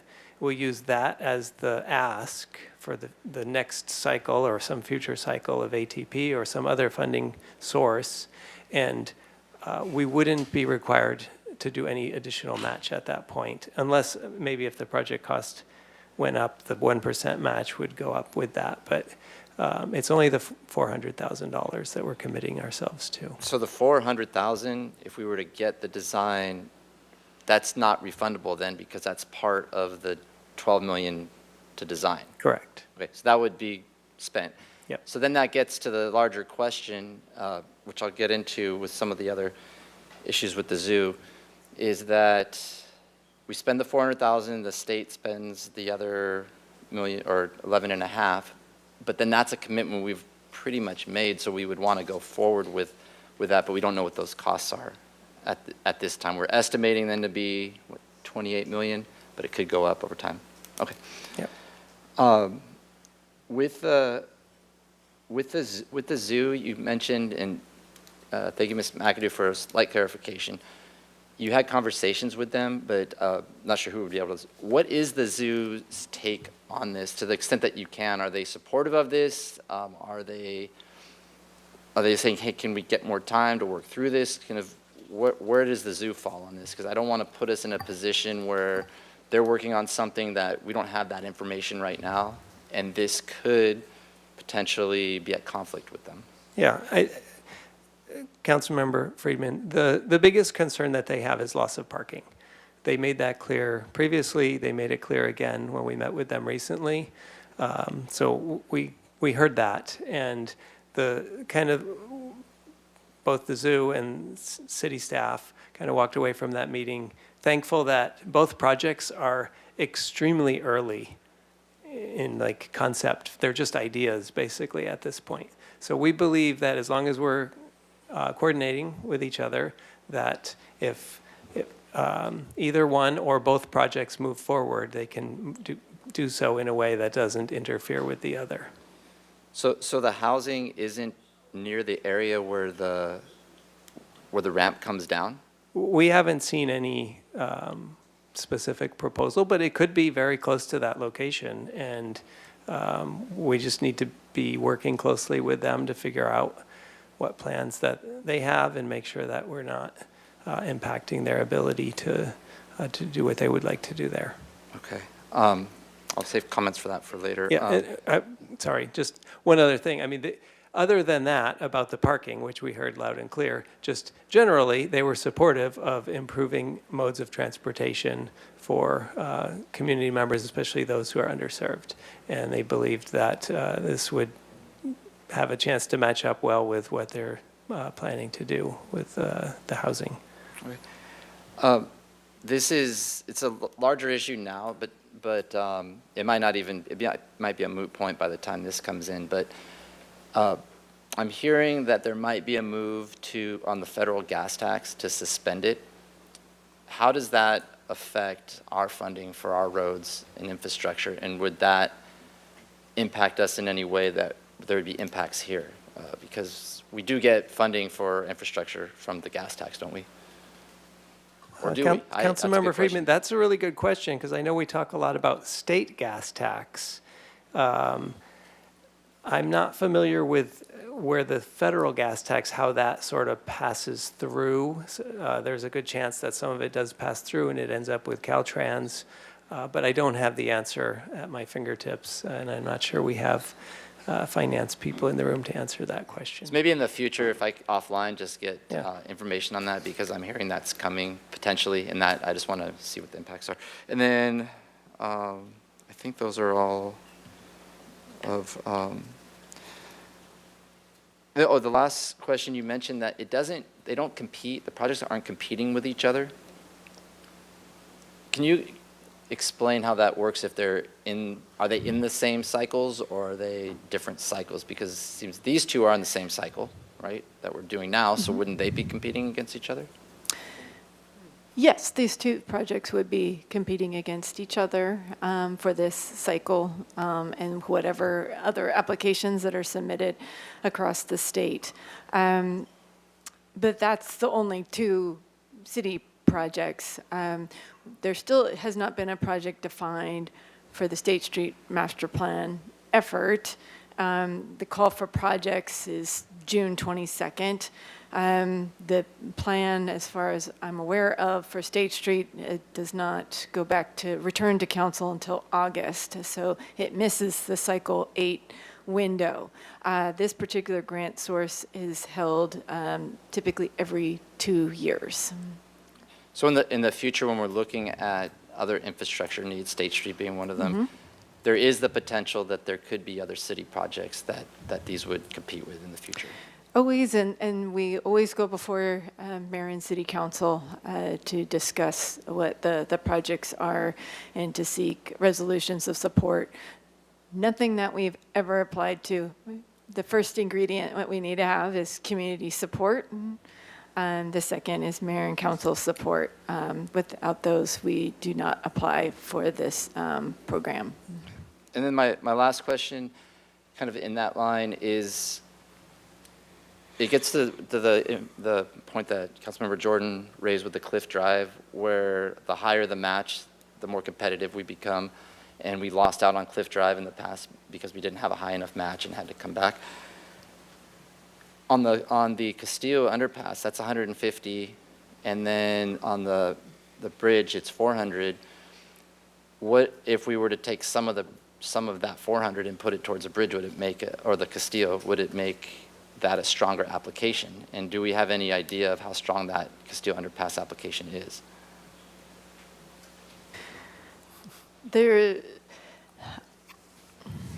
Great question.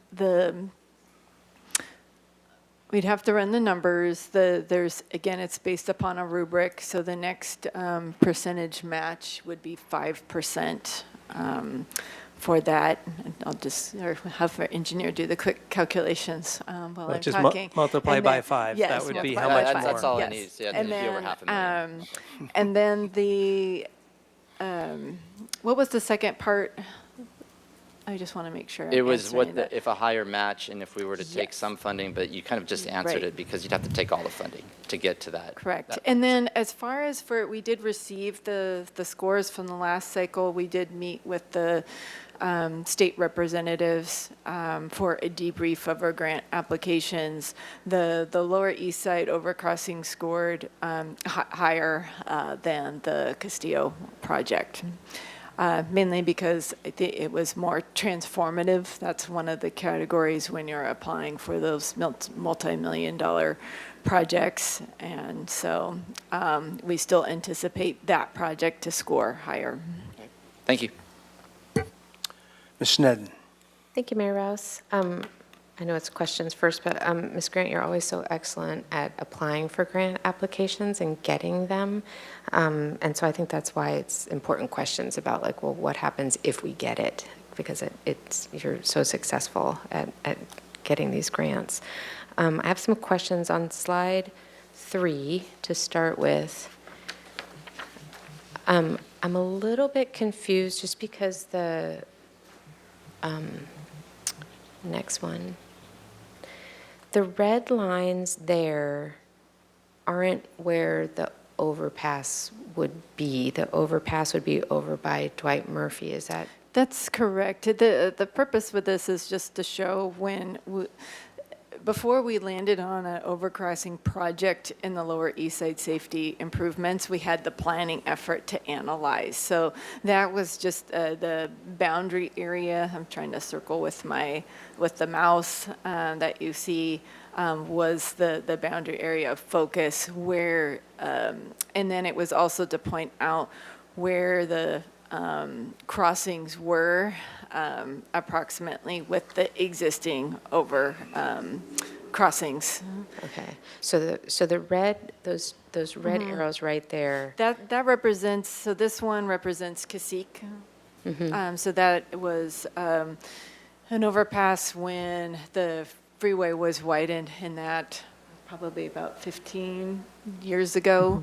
And then the other red arrows is just showing that another way to get to the waterfront is to go through the roundabout, and then you go into the Lower East Side that way. Again, and that's volume-wise for traffic, it's about 18,000 vehicles that are in that daily. And then the Cabrillo interchange. And there's some infrastructure and then no infrastructure. Right. And so this is, those two red lines then show projects that were completed already. It just shows where the connections are. Milpas, there's the 101 operational improvements that are just about complete, and then the Cacique undercrossing was completed, again, about 15 years ago. The Cabrillo interchange, that's under construction right now. Okay, so I guess my question is, because a lot has happened, from those two red lines, which have improved connectivity through there, not to be simplistic, but why not just continue that red line down to the waterfront, since it's already got you past underneath the freeway, and we already have the roundabout, and then it does get pretty difficult past there on bikes or ped to then get to the waterfront. So is an alternate project possibly connecting through to the waterfront, enhancing that passageway there? Councilmember Sneddon, if I could just jump in quickly and kind of clarify. The purpose of this slide that we're looking at is really to show, like, if you were somebody who lived in that Lower East Side area where it says plan area, and you were traveling by foot or on bike, and you wanted to get to Dwight Murphy or the zoo or some waterfront destinations, you would have the choice of going all the way west to Milpas or Cacique. That's those two red lines to the left, or traveling all the way east, which is a long ways, to get to Cabrillo and go under and then come all the way back around. It's to show just how long of a distance it is because of that gap. There's no other option if you're on foot or bike. I see. And we are also, we've been making upgrades to Milpas. We just completed some work there. So we are looking at those other opportunities because people will continue to use those other corridors. Milpas and Cabrillo will continue to be used, but that gap will exist. Okay. And there's demand, I think there would be demand to shorten that distance. Okay, thank you for explaining that, because when I was looking at this slide, it looks like on the slide figure like Dwight Murphy then is so close to those red lines, but and then I was wondering if on Milpas all the way to Cabrillo Ball Field, if there were these raised bike lanes or more safety going into that connection, if that would meet the need, but it sounds like not. For some, it may be enough. Some people today are probably making that long route, but it's at one point, what is it, 1.25? That's a long gap, and it's also forcing people to have to cross the freeway with traffic, right? Which is never the most comfortable. Right. Unless it was like a raised bike path or something, which is my would've- new favorite thing Yeah. now that I've learned about them yesterday. Yeah, okay. Okay, so that helps with that question. So it would be instead of, like, a person in the plan area would choose the closer option to go up and over, but there's also an added length with the ramping and the switchbacking. I mean, it's not 1.2 miles, but there's some added distance there too. Yeah, okay. And then you don't have to go back to it, but for slide 2, the sort of image of what it would look like, and I remember talking about this at the time, it wouldn't have to look like that, right? Some of us didn't think it was beautiful, and so it could look different. Yes, it could look different. I think for one of the interests was to span the highway and UPRR right-of-ways. So a steel truss type of bridge allows for that. But there are other concepts, and that was also analyzed during the planning effort. We'd still need to go through design review, all of that, so we could end up with a different bridge. Okay. And then,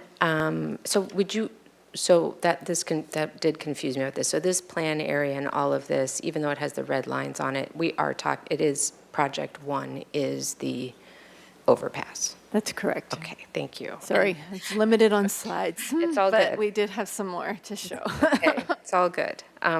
So then project 2, I'm completely in support of. I mean, that is just so incredibly dangerous in its current state. And it just continues to be for all kinds of reasons that we know about.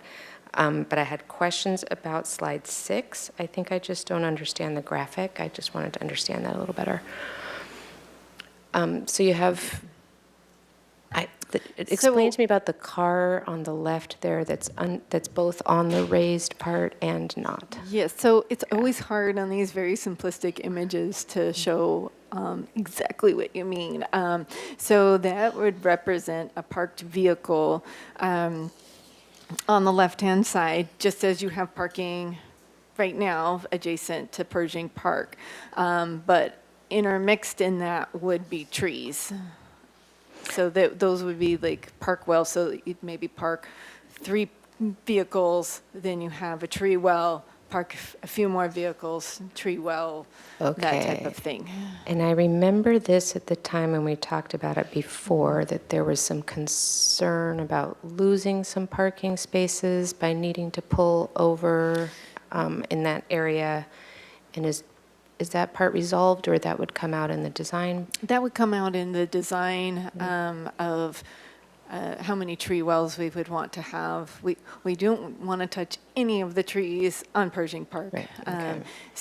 But we would have to create a new parkway, so some of the parkway trees would then be removed, and then we'd replace with new trees in these, I don't know how best to describe it, but a Tree wells. Tree well, tree curb extension type of thing.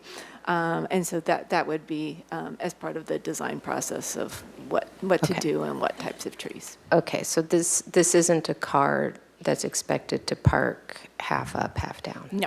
Okay, No. thank you. Okay, So, I just wasn't sure about it. The street mix is not as sophisticated Yeah.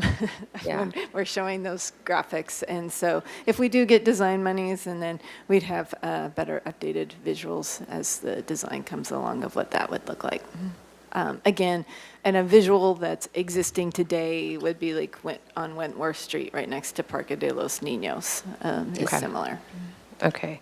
And then I guess clearly connectivity to the coastal area is priority for the east side that's been sort of largely cut off in that area. And I guess a question is, and this came up before when we heard it before, this is sort of a large constructed overpass and then the ramp around. And, now that some time has passed, are there alternate projects that might be considered, or is it this project that would be submitted, or could it be a project? I don't even know what it would be, but it's just an open-ended question if there's anything there. We had this conversation a couple of years ago, and then for the planning efforts, and again, at the time was to move forward with that, because there was such a big budget cut at the last cycle. We wanted to continue with the community's wishes to apply for those grant applications again. So we do want to represent that that's still a community need. There are other needs in the east side, but that's a good story that those are funded. So nothing in addition to that that is on our radar. Okay, so then along Milpas there, the bicycle safety along the whole corridor, that's already addressed?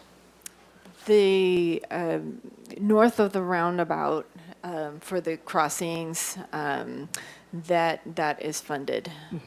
So And for lighting along the corridor as well. So I guess that's what I'm coming back to on slide 3, is that south of the roundabout is, it seems to me very dangerous and complicated in terms of bicycle and pedestrian safety. And so I guess that's my question for our council too, if a priority to, I understand it would still be separated from the rest of East Side, which still needs to be addressed, but So, yeah. South of the roundabout, there's been improvements over time. Right there, with ATP funding, there used to be no sidewalk in front of Tri-County Produce, or as you wrapped around Puerto Vallarta, there was sidewalk missing there. And so that came in as a critical safe routes to Cleveland School, and that was funded and constructed. We recently just put in a raised bike lane from Hutash to Cacique for a northbound movement with the Milpas 101 operational improvements. That was, again, mitigation, more operationally, so we don't have backup on the highway.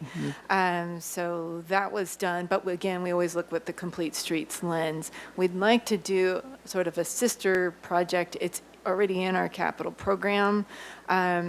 It would take a lot more work and design. There's a lot of utilities on the west side of Milpas, but to have a raised lane in the future, so that is a recorded need that you have adopted through the capital plan program, the last capital program cycle. Got it. Okay, so I just want to confirm my understanding, because I think I had a little bit of a different understanding coming into today's meeting, so I want to make sure I understand. Applying for this doesn't commit us to the funds. If we get the grant, then we would be committed to $400,000 for the design portion. So that would be the commitment. If we got the grant, which you're actually very good at getting, we would then be committed to $400,000, but that wouldn't be this coming year or next fiscal year. No. Okay, because I did not understand that before. And then it would not compete with grant cycles for State Street Master Plan, even though these are separate things, but I just want to make sure I understand that. I think it could, is what I understood. If we had to come back for the construction of this overcrossing in a same grant cycle where we were coming back for State Street improvements. So the future construction dollars would... But we could then decide which one to put forward at that time and toggle them or somehow work that through. Okay, so they don't necessarily compete. Well, it would be a council choice at that point. Okay. About which one you would like to proceed with. Okay. And then my other sort of concern is that these two might compete with each other, Project 1 and Project 2.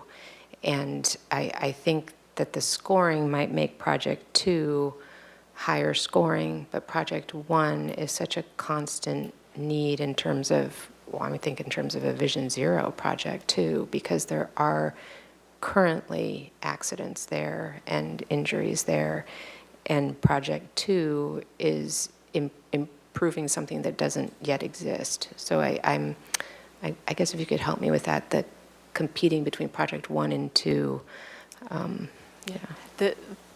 Just for the record, on the presentation today, Project 1 is the overcrossing. Project 2 is the Castillo Yes. undercrossing. And we don't, we're at the mercy of whoever's reviewing the applications. The overcrossing with the Lower East Side safety enhancements did score higher than Castillo last time. So it's more likely this time. More likely, but it's just speculation on our end. Unless we only put one project forward, is what I'm asking. I mean, okay, I got it, thank you. You're not recommending that.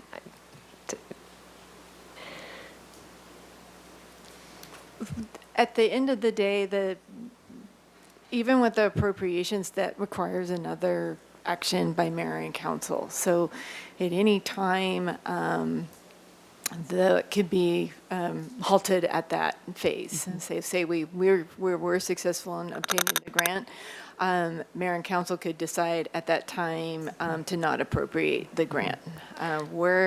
Today, we're just asking, can we apply for the grant, see how we score, and go from there? And I think But what Councilmember Sneddon is asking is if they're in competition, like, is there a benefit in just going for one project at this time, or are they competing against each other? Yeah. And you have two, there are two people that review your grant, and they would be different. So we have, okay. so different reviewers. So they're not on somebody's desk seeing both City of Santa Barbara applications. That's very helpful, thank you. So you had another question, Ms. Santa Maria? Yeah, just one follow-up. Thank you, Mayor Rouse. I'm not sure if I'm getting too ahead of myself, so please tell me if I am, but do we know what the anticipated neighborhood impacts would be at the time of construction? Would we be closing streets? Would we be closing off like the Salinas entry into the freeway? Or is there any impact like that we could foresee in the neighborhood? Councilmember Santa Maria, that's a really great question, and it's good you're asking that early on, because it's important to evaluate and consider those impacts in the design process. This one will be interesting, especially on the north side, on the east side landing area, because it is a pretty congested residential area, and there's not a lot of staging area. Hopefully, and we haven't had these conversations with Caltrans, but there could be times when there's lane closures and we're working from the freeway side. It's a bit early right now to say. With this truss design, hopefully like the actual bridge installation kind of goes fast, but the foundation work is usually what takes a while, and that's using heavy, usually drilling equipment. We would expect there would be some closures in that immediate area of the neighborhood, but we would be able to work with the residents and get the detour plans out in advance so people were aware. Okay, thank you. And what was the Councilmember Santa Maria, that would also all be documented in the environmental review for the project. And what's the anticipated construction timeline?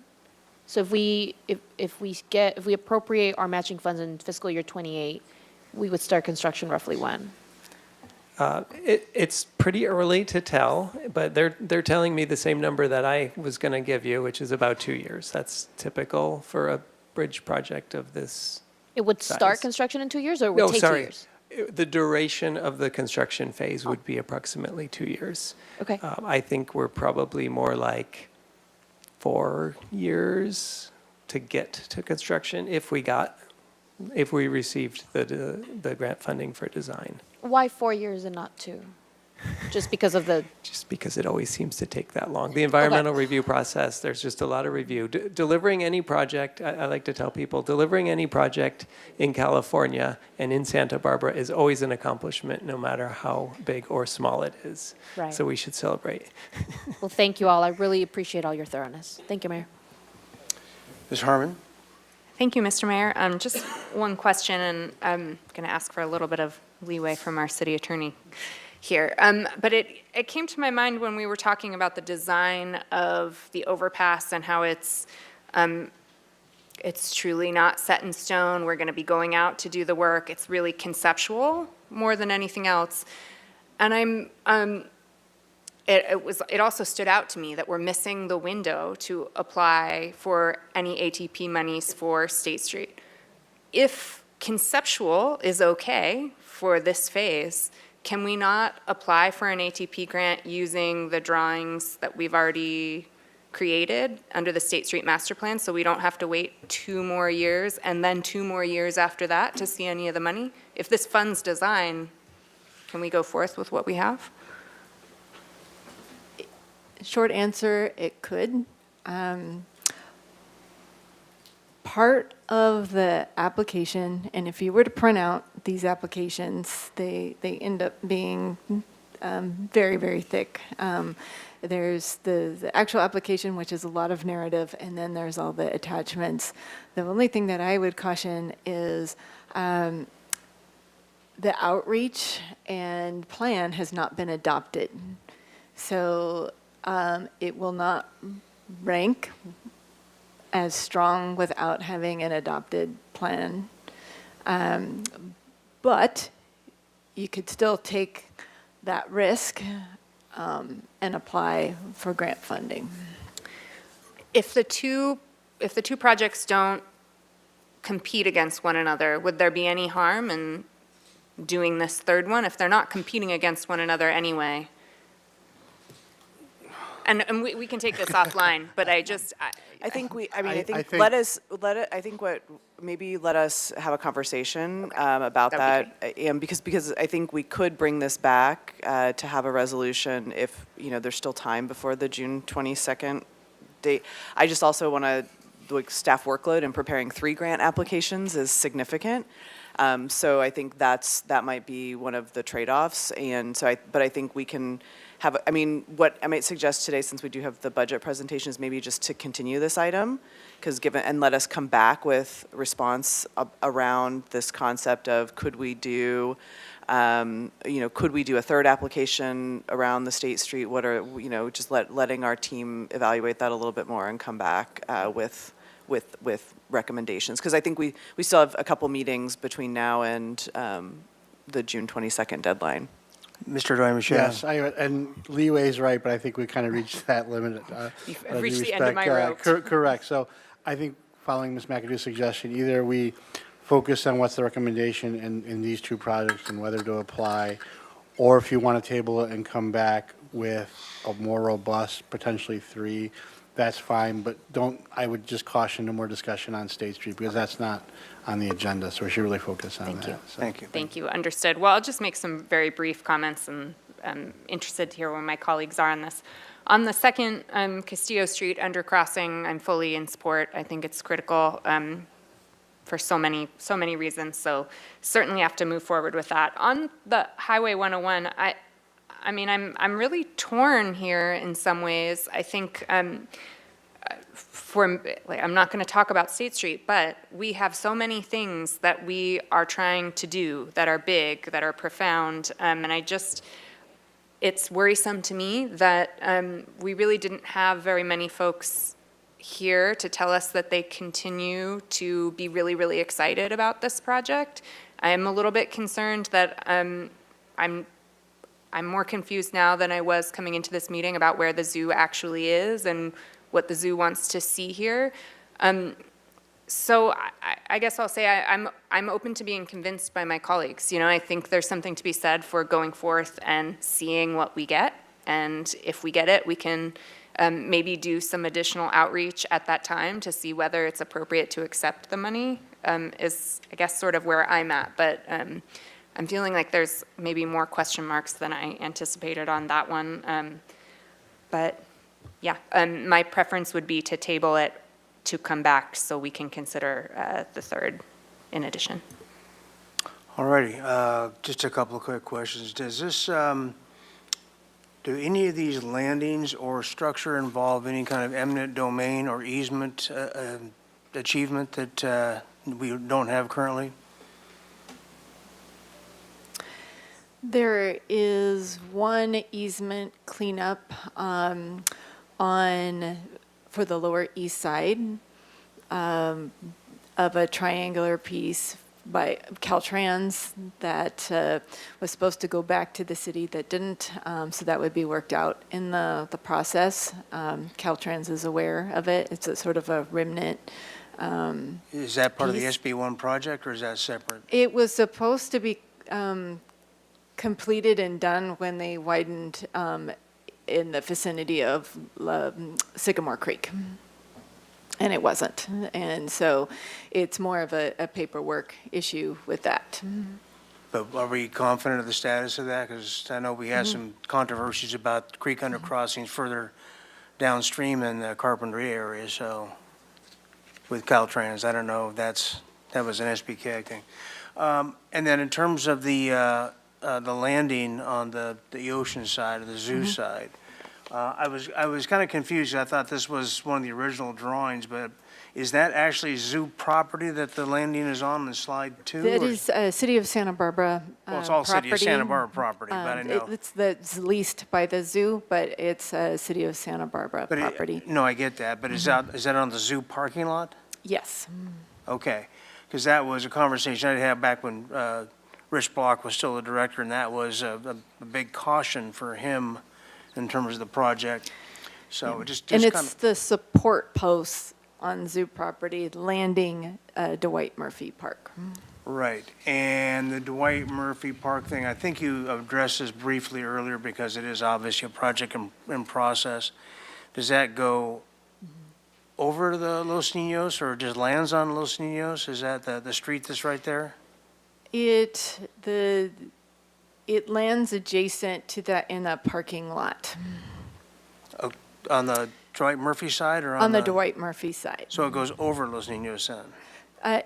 It goes over the creek, and then there's sort of a shoulder area that exists now right next to the railroad tracks, and it lands there and matches up with the parking lot for Dwight Murphy. Okay. And then your closest, once you're in there, you would go past the parking lot for a very short distance, and then you're on the the Niños Drive. All right. Okay, I'm not picturing it perfectly, but that's quite all right. All right, with that, we will return back to council for your comments and deliberations on this. Anybody?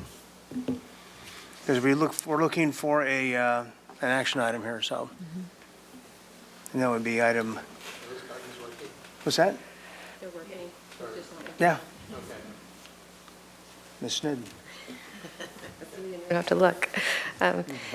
Thank you, Mayor Rouse. Well, I'm inclined to support both of these. I'm also inclined to support a third grant proposal that should not be named at this moment.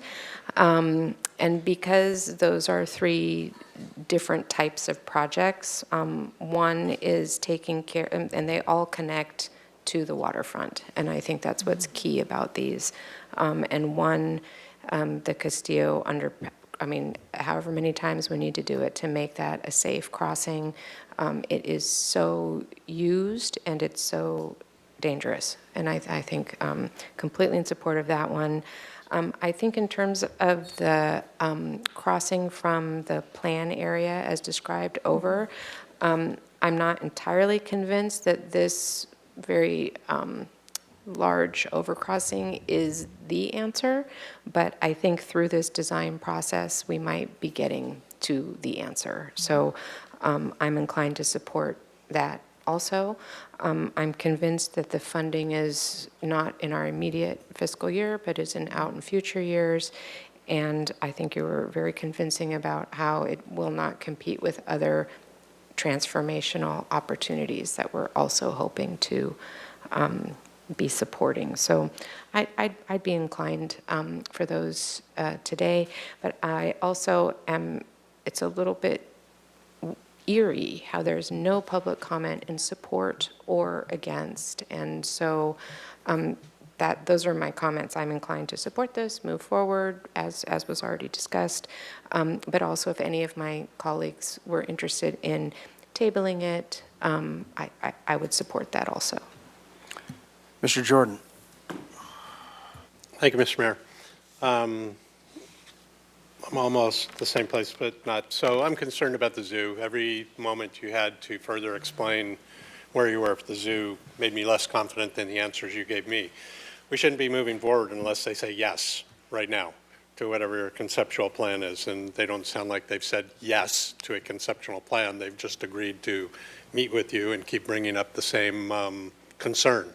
And I don't see that we've offered a concern that, or a response to that concern that takes it away. So for that reason, and all the other things in the world that can't be spoken about that are potentially coming in terms of set-aside match dollars, I would be more in favor of just reprioritizing the pedestrian bridge to a lower status than both the Castillo undercrossing and those other things I can't mention. We should be saving for those other things right now. We should not be waiting to save to them till we have a idea of what they are. They will anything in the future that will line up as a potential ATP or other funding that requires a match. It should not be addressed in real time. We should be saving in advance of those. And I personally, for me, those pretty much just have my utmost priority in my mind to get out in front of, because they bleed off and improve the entire rest of the city. That mile and a quarter is, I don't know, it's unfortunate. It's also not a really good description, because half of that mile and a quarter is a lagoon and a zoo, and you're not going through the lagoon and the zoo in that mile and a quarter, so it's really like, whatever, 3/4 of a mile or a mile that we're missing a connection over the freeway, because that's where you actually see residential to somewhere to go to the coast. There's no way you're going over the lagoon and no way you're going over the bridge property to get to the coast. So I don't have an answer for that one. That's why it's sitting there for decades. But I would prefer to push that one a little bit down the road and concentrate on the Castillo project and the other issues we have that we're not talking about. Thank you, Mr. Mayor. Mr. Friedman. Thank you, Mr. Mayor. So the Castillo project, I think we can go forward with that one today. Because one, it'll give you the time to do that. I'm not hearing any objections to that, so the more time you have to get that application prepared, the better. In regards to over the bridge, I'm not prepared to support it at this time, and I appreciate going through this process. For me, if we go forward with it and we obtain the grant, which has been said today, you're very successful in getting these grants. It's a great thing. But we will commit to $12 million, $400,000 from us, but also for the design, plus 11.5 or so from the state. It's all taxpayer money. And to me, if we're going to commit $400,000 plus the state funding, then there's an obligation to take it all the way through to the end. I don't foresee doing that and then saying, oh, we don't like it now, so we're going to stop. That's a big commitment, and you've got to see it to the end, and there are unknown costs at that point. Another almost, by that time, it'll be close to $30 million. Don't know where that's going to come from. There's also, in the out years, there's going to be a lot more pressure on Measure C than there is right now, especially if we're going to construction on that project, looking for new grants, and we're going to need perhaps additional funding. The pressure is that thing that should not be named today, but there's also other things like fire stations that we need to look at, other infrastructure needs. And we need to be sure that we're planning for those adequately. And this could come up and compete. The construction one that we need to go after could compete against some of those, not all of them, but some of them. And that would put us in a very difficult situation if we're applying for two transformational projects against each other. And then there's the zoo. I'm of the same position as my colleagues that we need more of a firm commitment from the zoo.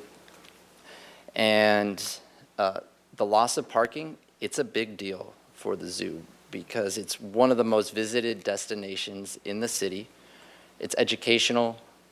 There's summer camps there. The tourists come there. The community comes there. And any loss of parking, they're packed on the weekends, every weekend.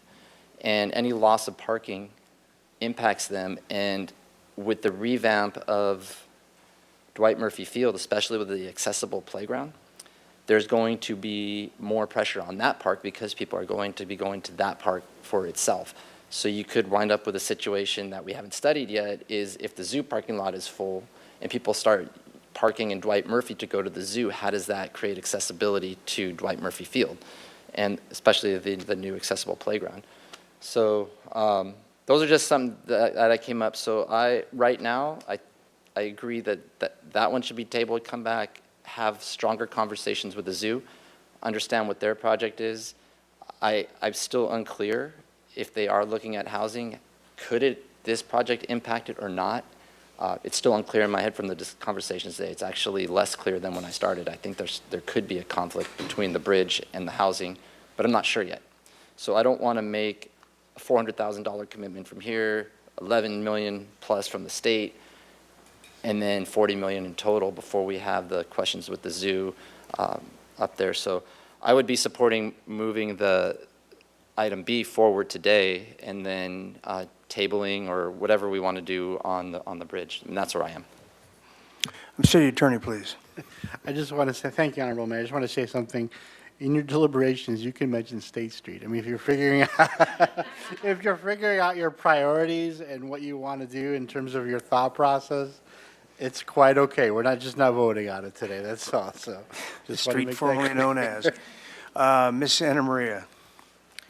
Thank you, Mayor Rouse. Before I go into my comments, I just wanted to ask one quick clarifying question. I know Councilmember Friedman mentioned, we have to take care of our fire stations, for example. That doesn't qualify for these grants because this is active transportation plan. Okay, I But just wanted to the matching dollars are From potentially. Measure C. Potentially Okay. coming from Measure C. So that's, Okay. and any future matching dollars would also potentially come from Measure C. And so that's, I think, where the pressure points that Councilmember Sure. Friedman was identifying. Okay, I just wanted to make sure I was hearing that correctly. Okay. First of all, thank you to our staff. You have done incredible work. And I remember when this first came up, and I was not on the council at the time, and I heard a bit of both, of, residents for it, some residents that had some concerns with it. I don't think any project is perfect, so of course you're going to have some concerns. But I really don't want to lose sight of the sometimes lack of equity that the east side faces. And as we've noted, the east side has the longest commute to get to the waterfront. They are cut off the most from the waterfront. And despite recent investments in the east side historically has been neglected and historically has not had the investments it requires. On that note, and thank you, Mr. Doimus, for giving me permission to say State Street. But on that note, as we discuss these grants and the potential of them going to other things, I've been going back and forth a lot on this item because my inclination is, well, there are a lot of other smaller projects that need to be accomplished on the east side, and we could maybe use these funds for them. I'm at the same time very grateful to see that staff has already done an incredible job in getting most of those projects funded. I continue to wonder if putting all of this money into one project is the best decision for the east side versus splitting it up into smaller projects and spreading it out more equally across the district. That being said, I understand that a lot of our transportation, pedestrian safety, all of those are already funded, which is a good problem to have.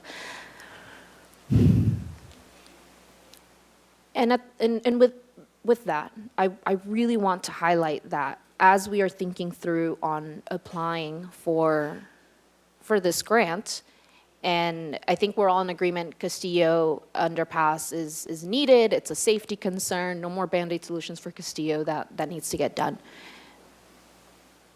But my understanding also is that the overcrossing actually scored higher than the Castillo. I'm getting nods from staff. Okay, yes. So it scored higher. We're likely to get that funding, it sounds like. And I have very serious concerns about us as a council in setting or giving direction to essentially prioritize investment on State Street versus investment on the east side.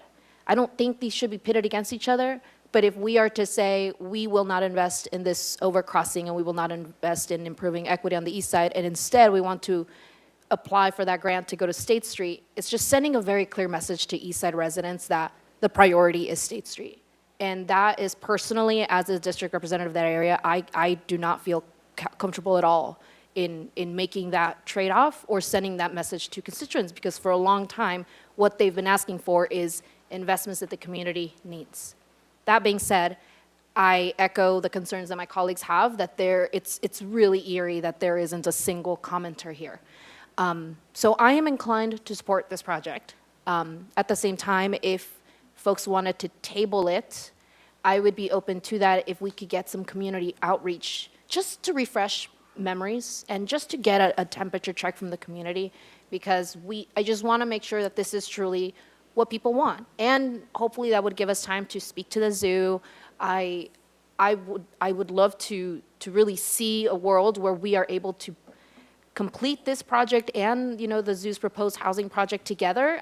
We don't have to make them conflict with each other. I think it'd be beautiful to make them work together, especially if it's workforce housing and providing a way for children to access the schools, and then everybody from the Lower East Side neighborhood being able to access the zoo and the waterfront.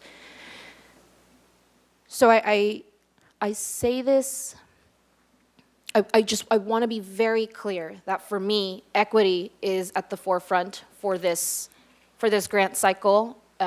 We have already committed to, whatever we're doing with State Street. I won't say much else about that, but I would not feel comfortable trading off an equity investment on the east side for an investment in State Street. Those are separate projects, and I trust our staff to be able to identify funding sources for that.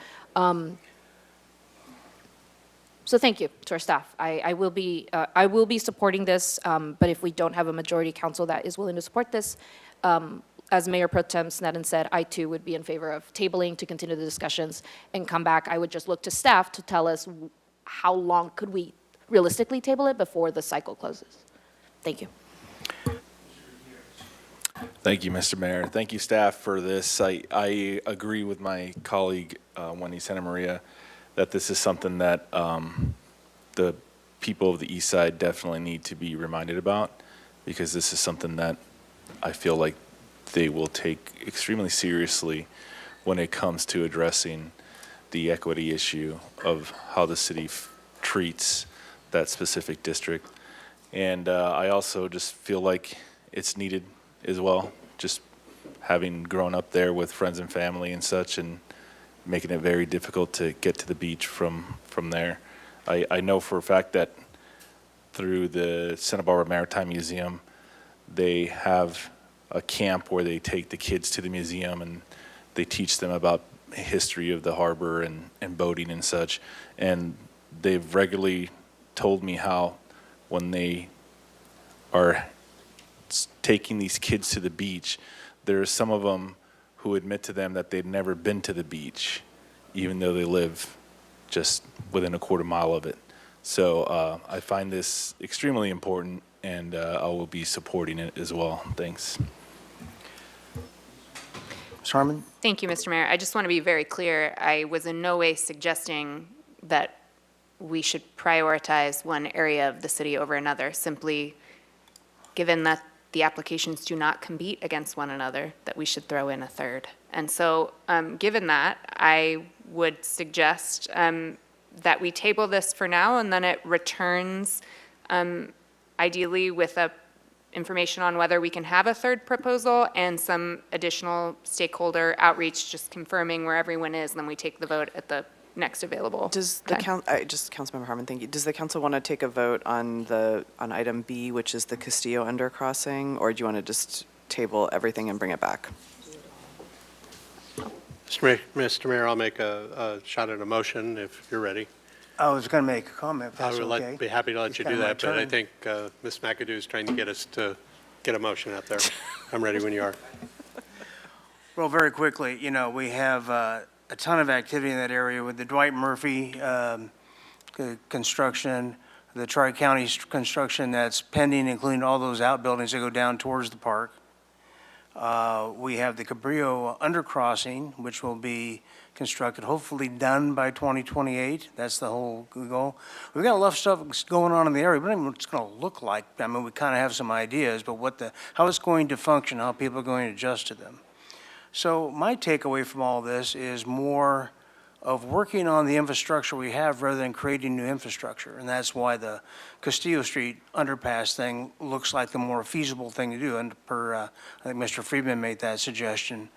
I think this is it's a bridge that I originally thought was an interesting idea. Now I watched Goleta go through the same thing with their Stork Bridge, and they've decided to focus on their street surface improvements with their roundabouts and their Hollister Avenue improvements. And I really do think that that was the correct decision because these are big, fanciful projects. But, yield and bang for your buck wise, is the demand there, or are we trying to create a demand? I don't really know. We don't know. We can only guess at it. But a firm commitment to doing something, particularly with the Cacique and Milpas underpass areas and making those as safe as possible, the Castillo underpass area, I think those are priorities that are very reachable and whatnot. And as we said around, and even though it's a lot of chicken and egg with the funding, we're talking about funding at a time when we don't have a lot of funding. We painted ourselves into a corner, and we really have a responsibility to square all that away, I think, first, before we commit to these larger projects. As having worked with SB CAG on the finish of SB 1E, E North, I realized that the funding we set out to get at the end of the day usually isn't going to be enough given what's going on with product construction and things. So we're talking about a $40 million project, which I don't know about that, but it could really grow, and we'd be into a commitment. Like Eric said, if we're going to do this, we got to do it. Well, what if we get to a point where we're committed to it and now it's a $65 million project? And how long is that going to take to amortize? And what does that really mean to the rest of the city that still has projects on the ground, part of our current infrastructure that really needs improvement? So once again, I think I could back something along the lines of looking at the Castillo project and not necessarily the other one. And as far as tabling goes, I know you have a certain amount of timeline you're up against as well. You've done a lot of work on this grant, and it's not like you can put it off forever. So I think that that's something that this council will need to know as we make our decision and deliberation. So, Mr. Jordan, you were going to make a motion. Am I coming back to you? You bet. So I'm working off the staff report, not that screen, so you'll just have to extrapolate. But I'd move that we delete recommendation A, which refers to the resolution for the Highway 101 pedestrian bridge, adopt B, which refers to the Castillo undercrossing, and adopt C with the change in the language that removes the A section, which is the matching $100,000, again, for the bridge overpass. And then also direct staff to review that A, the pedestrian bicyclist overpass, based on council comments, and address the issues on what I heard was the zoo outreach, match-ready abilities for that, and return to council when appropriate with an update. Okay, there's a motion. Do I have a second on the motion? Second. Second by Freeman. Okay. That's the motion on the floor. Ms. Santa Maria. Yeah, question to the motion. Are we suggesting that we direct staff to come back with a potential third proposal? Did you include that in there, or is that just? I'm just struggling for words to talk about to defer it down the road. This project doesn't go away. It sits on the books forever. Mm-hmm. So I'm just saying we take the pedestrian bridge and move it on down the road a little bit. Let them continue to work on, mainly you were the most comments on on that, the outreach and the stuff like that.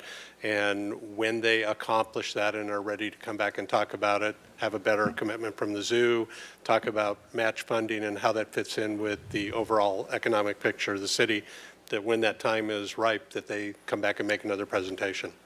Just a point of clarification for staff, Yeah. the third proposal Ms. Santa Maria just referred to, the timeline isn't very realistic for that in this grant cycle. Am I correct about that?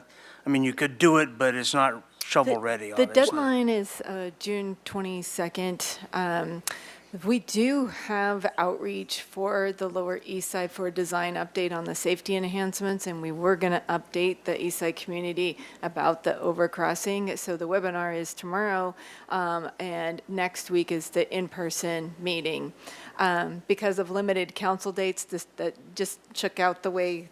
Yep. Today was the day for council, but we do have meetings planned for that. And then we have a couple touch points towards the end of May for the Castillo undercrossing.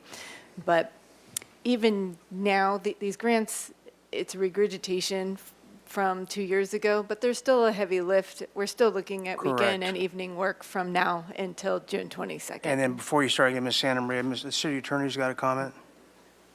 Well, I just was saying, Honorable Mayor, thank you. In terms of the third proposal, if we're talking about State Street, it's not on the agenda. So I think, one, if you're approving one, but you want more outreach or more information on the second one, and then you bring the third one by not saying State Street because it's not on the agenda here. You bring it in terms of like Thank you. comparing priorities and stuff like that, and staff to come through without that. So that just, it should be a little bit nuanced in that way, just for Brown Act. I did say something like that about Okay, looking at we'll go with that. match We'll- funding, Okay, just dynamics. want to have it clear for Yeah. the record. Yeah, we'll Yep. repeat the motion before we go forward with it. Ms. Santa Maria, you still on your comment? Very brief comment, if I could offer a friendly amendment. I think instead of removing A of the overcrossing, we would table it. We don't want to remove that recommendation completely, but we want to table it until staff can come back with the additional information, which, and I'm deferring to you all on that timeline. Yeah, we'll need to talk internally about that, and then I also want to talk with the staff team about the possibility of a potential third application and whether that's feasible for this grant. So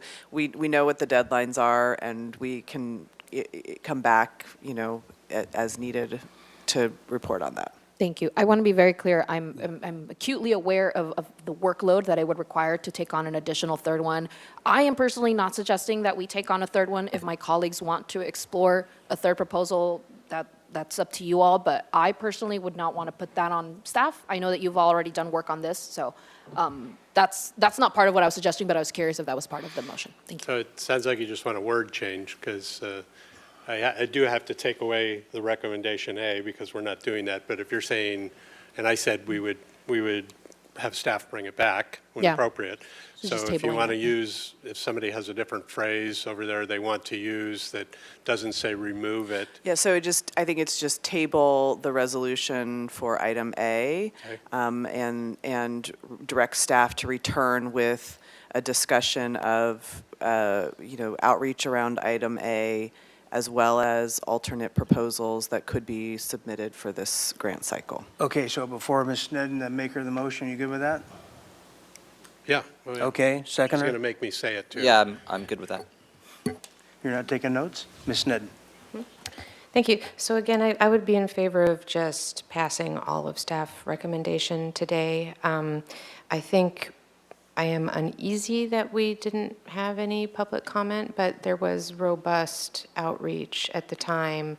And I think, unless when you're at these meetings, if people, have completely reversed course, then that would be worth hearing about. But I think anything, like you said, it's regurgitating what's already been, and you are already on path to turn this in. So anything short of that would be, or anything diverging from that would be an additional workload, is I think what I'm understanding. So like what it's been through the public process, it's been through all of the public outreach, which was robust. It has all of the support.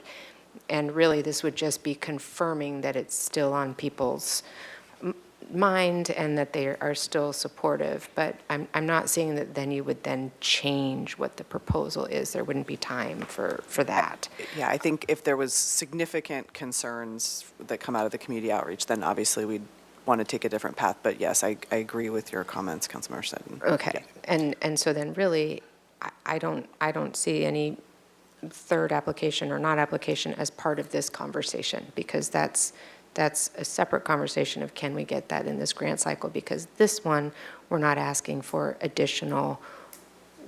much additional workload. Is that, is that confirmed that this application is ready to go? You're just needing confirmation from City Council that you can submit it? Is that? Councilmember Sneddon, it's not ready to go like we couldn't submit it tomorrow, but it's certainly, because we've submitted previously, it's just refreshing it. It's still a pretty big effort just to submit these two. But a new one, a brand new one, would probably be several times more effort involved. Okay. That's very helpful. So I'll reiterate that I would be prepared to pass all of them today, but if we want to, since there are these convenient public outreach times, but not with the intention of like completely revamping the project, this would just be, confirmation that this is what we have already heard from the public, then tabling it until I think a date certain would be important on this one, or in time to prepare it, because it's still enough. Sorry, in time for the grant application. We'll make sure to bring the discussion back. So I think that's clear. We don't want to lose the opportunity to put the application in and to give council the opportunity to weigh in on that. So absolutely. But I want to have an opportunity to talk with staff about the timeline before we commit to a date to bring it back. Okay, so if the maker of the motion is amenable to saying tabling as opposed to deleting, yeah. Okay, then, and then in time for this current grant cycle, I think, because tabling can sound like way off. So tabling to return in time for the June 22nd grant cycle. I'm going to make sure that's your words, not me telling staff. Well, to do also, that. the city administrator has also just made it city clear that she needs to be able to just laughing. confer with staff to get that timing down. That's I think we can definitely bring it back. And whether it will either be, we can do 3 grant applications, or at this point, we only recommend 2, but we will absolutely come back with a discussion with council before the grant deadline.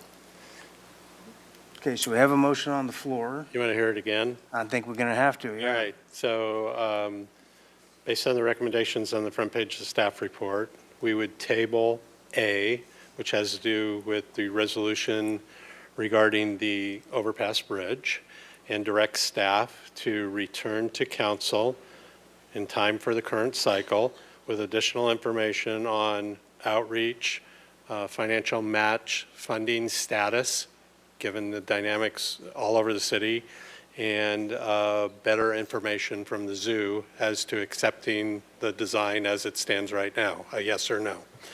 For B, direct staff to adopt B, which is the resolution for the Castillo underpassing, and for C, to adopt C, but remove the A part of C that has to do with approve the matches now for the overpass bridge. Okay, the seconder? Yes. Okay, we have a motion on the floor. Ms. Sneddon? I'm sorry, that's remove, or in that C also table and return to council in time for the grant cycle? All right, I'll go to table rather than remove. One would have to come back with the other, though, so, yep. Thank you. Yes, agreed to that.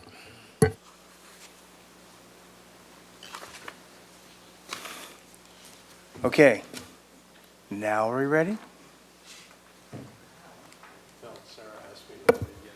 Oh, Mr. Mayor and Council, I will give a shot at repeating this. Motion by Councilmember Jordan, seconded by Councilmember Friedman, to table recommendation A regarding the overpass bridge and direct staff to return to council in time for the current cycle with additional information regarding outreach, a match funding status, and better information from the zoo regarding accepting the design as it stands now.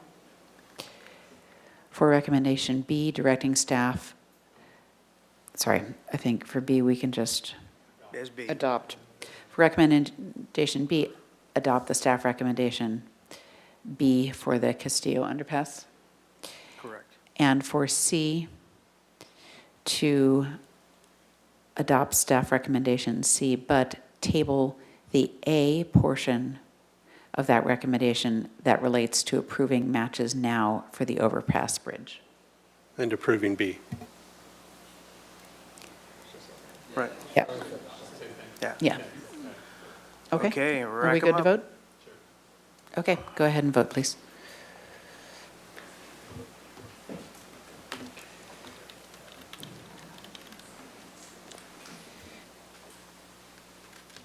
Pass unanimously, thank you very much. Okay, we're going to take a 10-minute break here to let the finance department set up, and we will see you at 5:00.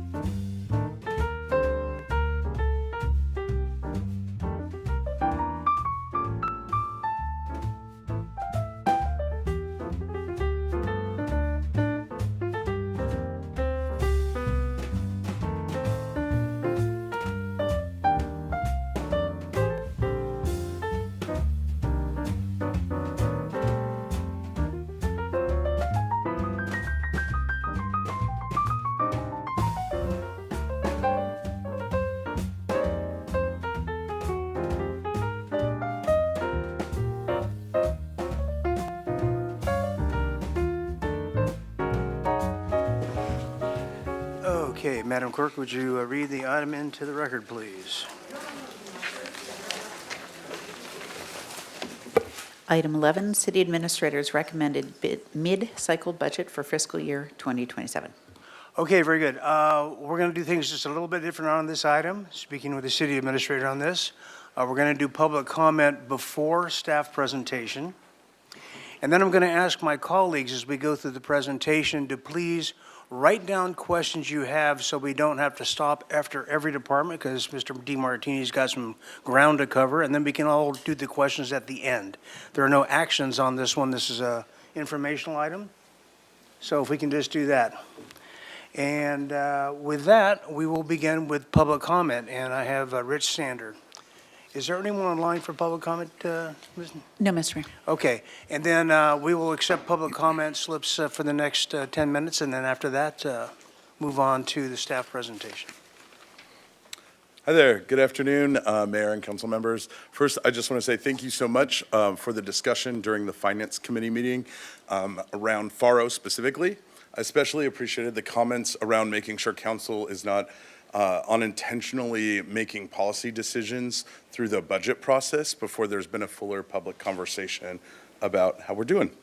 So I did send a letter to council last night because I wanted to put forward the future of FARO and a potential path forward for the FARO Center through fiscal year 26-27, which can set us up to minimize future city expenditures on the FARO Center while retaining all of its critical services in the downtown core. We would really like to find a path forward with the city because FARO is working and it's working well. We're housing people, we're stabilizing people, we're coordinating providers in one place. We've implemented a much stronger accountability system, stronger operational protocols, neighborhood response systems, security coordination, and revised codes of conduct.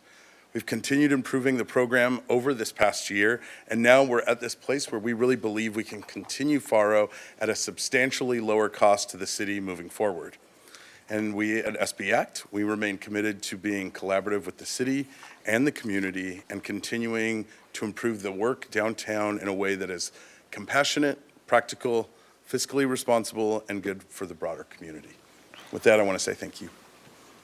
All right, very good. Thank you very much. Madam Clerk, are any speakers raise your hand online?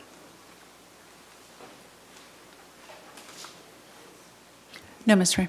Okay, very good. Well, with that, we will move on to the presentation. And once again, my colleagues, if you'll just make your own notes, and so at the end, we can just ask questions at one time rather than interrupting the presentation, which I've heard is really entertaining. Isn't that right, Mr. DeMartini? Thank you very much. Good evening, Mayor, council members, and members of the public. My name is Natalia Glusek. I'm the budget manager for the city. I have with me today our two budget analysts, Ms. Jordan Needle and Ms. Kat Valencia. I also have on hand several staff members to help answer questions more in depth as we go through this conversation. Next slide. Here we see our agenda for today. We are going to go really quickly through the budget calendar, do a brief overview of the general fund. Then we're going to go through the budgeted Measure C capital projects for the upcoming fiscal year. There were some questions about housing and homelessness regarding the FARO Center, so we do have staff on hand to be able to answer those questions for you. And then we will talk about each of the general fund departments in succession, and then open up the floor for comment and questions. Our recommendation to the City Council today is that Council hear a report from the staff in connection with the City Administrator's recommended general fund operating and capital budget for fiscal year 2027. Here we have an overview of our budget calendar. The budget process follows a fairly consistent schedule each year, and it's a process of continual improvement. Exact timing might vary, but when we leverage new and emerging technologies and incorporate involving best practices, but the bones of the process are relatively constant. We start with updating the multi-year forecast developing the base budget, where in the mid-year, we start with the second year of the 2-year financial plan, and we layer on adjustments for known changes like MOU agreements and any kind of other reasonable assumptions for that base budget. We then hand it over to the departments in January. They have more in-depth knowledge of their needs for the coming year and their programming expectations, and they develop budget proposals that are then reviewed with the city administrator. We also develop the capital budget during this time and make sure that we have the general fund balanced. In April, in accordance with our city charter, we release the budget for review. That's for the public and for the council. We also release a schedule of our updated fee changes, and then we present to council and deliberate and hopefully adopt. And then in July, we implement the adopted budget and start the process over with some carries overs of any unspent funds on the larger multi-year projects, redoing our ICS allocations and also our cost allocations every other year. Next slide. So here is where we are in our public meeting schedules. In April, we had a budget work session. That was a special meeting held at the library. And then we have on April 21st, we introduced the budget to council. On May 5th, we went to the Finance Committee for Finance Committee recommendations. That included a little more in-depth look at the fees. And we are here today to talk about our general fund departments. Next week, on the 19th, we'll be talking about all of our other funds. So those are enterprise and internal service funds. And then on the 9th, we will have budget deliberations when we present any staff recommended adjustments, so things that have come up since we've published the recommended budget, and any other changes as directed by council. And then we will incorporate those changes as directed and present the budget for adoption on June 16th. Next slide. Now we'll have a brief overview of the general fund.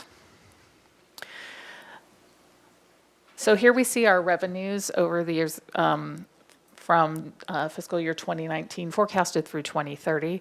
Our revenues are green and expenditures are in red. You'll notice a slight bump in FY22 where we had federal ARPA funds for COVID relief, and this allowed the city to not dip into our disaster reserves.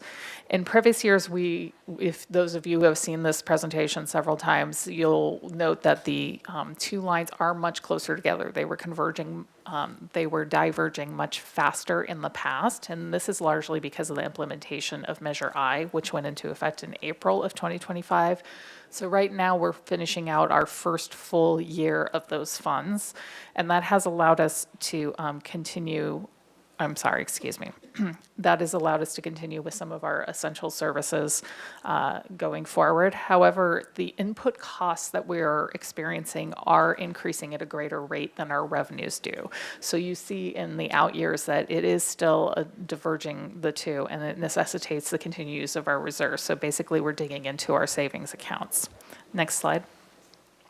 Here we have a different view of the general fund as we continue to work through ideas and viable practice adjustments to improve our situation. The two top rows of this table are showing our projected revenues and expenses, resulting in a very slight surplus from city authorization. So another way of saying this is that if all goes as planned, we're going to spend just a little bit less money than we're bringing in 2027. The second to the last row shows the amount that we would need to contribute to reach our reserve target of 25% of budgeted expenditures, so roughly 3 months of operations. And our policy is to have that 25% to ensure that in the event of a revenue loss or stoppage, city services can continue delivery without interruption. In the final row, you'll see that in order to reach our reserve targets, we would need an additional $3.4 billion in 2027. Next slide. So here we see our spending from general fund on housing and homelessness. We'll get a little more detail on the questions that were asked previously in subsequent slides. To the left, we see that there is a portion of Measure I being contributed to the Local Housing Trust Fund. In the two-year budget, council directed that we would contribute 1.5 million in each year, and we are proposing to do the same in 2027 and make no change. There was also direction to transfer from the Measure I to the Flexible Housing Fund, which gives us a little bit more latitude on what we can do with it, but still dedicates that fund to housing purposes, or those funds to housing purposes. The general fund reserves to the Local Housing Trust Fund had initially been directed to put 2 million per year. We are suggesting to defer 1 million in 2027. That is not to eliminate it, but to revisit it at mid-year to see where we're at and see if we can contribute that additional million. We are still contributing 3 million over the 2-year period. To the right of the slide, you'll see some of the projects that these funds are being spent on, including the Jacaranda Court, immigrant serving organizations, and several homeless housing initiatives. Next slide. Here we have a breakdown of our Measure I sales tax implementation. As I mentioned before, we are finishing out our first full year of those revenues. We see the breakdown as was proposed in the 2-year financial plan. We have made no changes to that breakdown in the current year's proposal. To the left of the slide, you'll see how that breaks down, with about 25% of the Measure I funds going towards housing and homelessness, and a large bulk of it going towards our safety services, with the remaining 12% split between the library and parks and recreation. To the right of the slide, excuse me. We are projecting a bit less than $15.5 million in revenue for 2027. The money is meant to support existing services which might suffer reduction without that alternate funding. So to the right, you can see some of the items that are supported, including a number of police officers and firefighters, parks and recreation positions and after-school program support, librarians, library security services, and digital collection. It's important to note that these were previously funded by one-time monies and would need to find new sourcing each year, so this gives them an annual funding source for those collections. The housing and homelessness funding reflects the city's commitment to maintain current service levels. When available, staff will apply for eligible grant funding to reduce the amount of Measure I resources needed, and then we will redistribute those funds. Some of these include the Access to Council program, CityNet street outreach, New Beginnings daytime parking, Dignity Moves interim housing, and the Faro Center. Next slide, please. When we introduced the base budget, and please remember that was the second year of the 2-year financial plan with no changes baked in, we were facing a sizable deficit. Including our reserve contribution, the deficit was projected to be about $14.6 million. And I'd really like to take a second to just stop and commend our city staff for their creativity and their willingness to not just think outside of the box, but imagine a world where there was no box at all, and collectively come up with these really terrific ideas. They came up with over 300 ideas for improvements to our operations, and these included revenue generation, cost-cutting measures, and also efficiencies that allow better allocation of our staff time, and many others. We gleaned that list down to about 200 that were put to more serious consideration, and more do keep coming. Some have been eliminated. It's not only appreciated, but it's become an continual improvement process for the city's long-term health. Of these ideas that we implemented during fiscal year 26 and/or included those in the 2027 budget, we now have an ongoing savings to the city from these efforts of about $3.6 million. We're also employing several temporary measures to abate the projected deficit. These include either holding positions vacant or simply delaying hiring to extend that savings of the vacancy. Some vehicles won't need to be replaced, or we can share them across pools, or some of the lower mileage, lower use vehicles can have their useful life extended. So this allows for some return of the accrued replacement funds for general fund, which is what you're seeing in that fleet replacement fund allocation to the general fund of $2 million. We're also looking at reapportioning the utility users tax. It is currently at 50% each to the streets and maintenance and paving, and then the other half goes to the general fund. So we are proposing to change that allocation to send a little bit more of that UUT tax to the general fund. We're also asking, as mentioned before, that the general fund reserves transfer to the local housing trust fund be deferred and then revisited at mid-year. And then there are several other recommendations that saved us temporarily $1.1 million. So it's really important to note that the bulk of these efforts are not ongoing, so we will still be facing this kind of situation each year, barring further action. Next slide. So I want to take a second to talk about our Measure C capital. Next slide. Measure C is a 1% sales tax that was implemented in fiscal year 2018. Though it was a general purpose tax, the ballot measure proposed priorities for this money's use, which you can see down the left-hand side of this slide.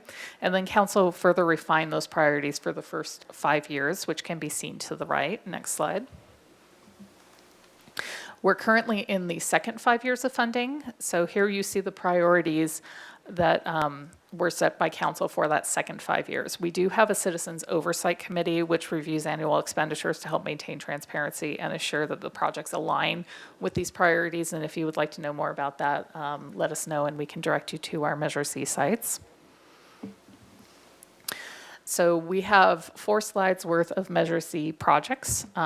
We are prioritizing them by need, by shovel readiness. So if it's not ready to go, we may be staving off the funding until those things are ready to go. And also whether there might be existing prior year budget that is still available to continue work that is going. We generally show Measure C in conjunction with our general fund capital, but we do not have, because we are focusing on the delivery of existing projects, we did not budget any new projects for the general fund capital. So that's why you don't see any here and only see Measure C. In front of us, we have the Parks and Recreation. Thank you. It's okay.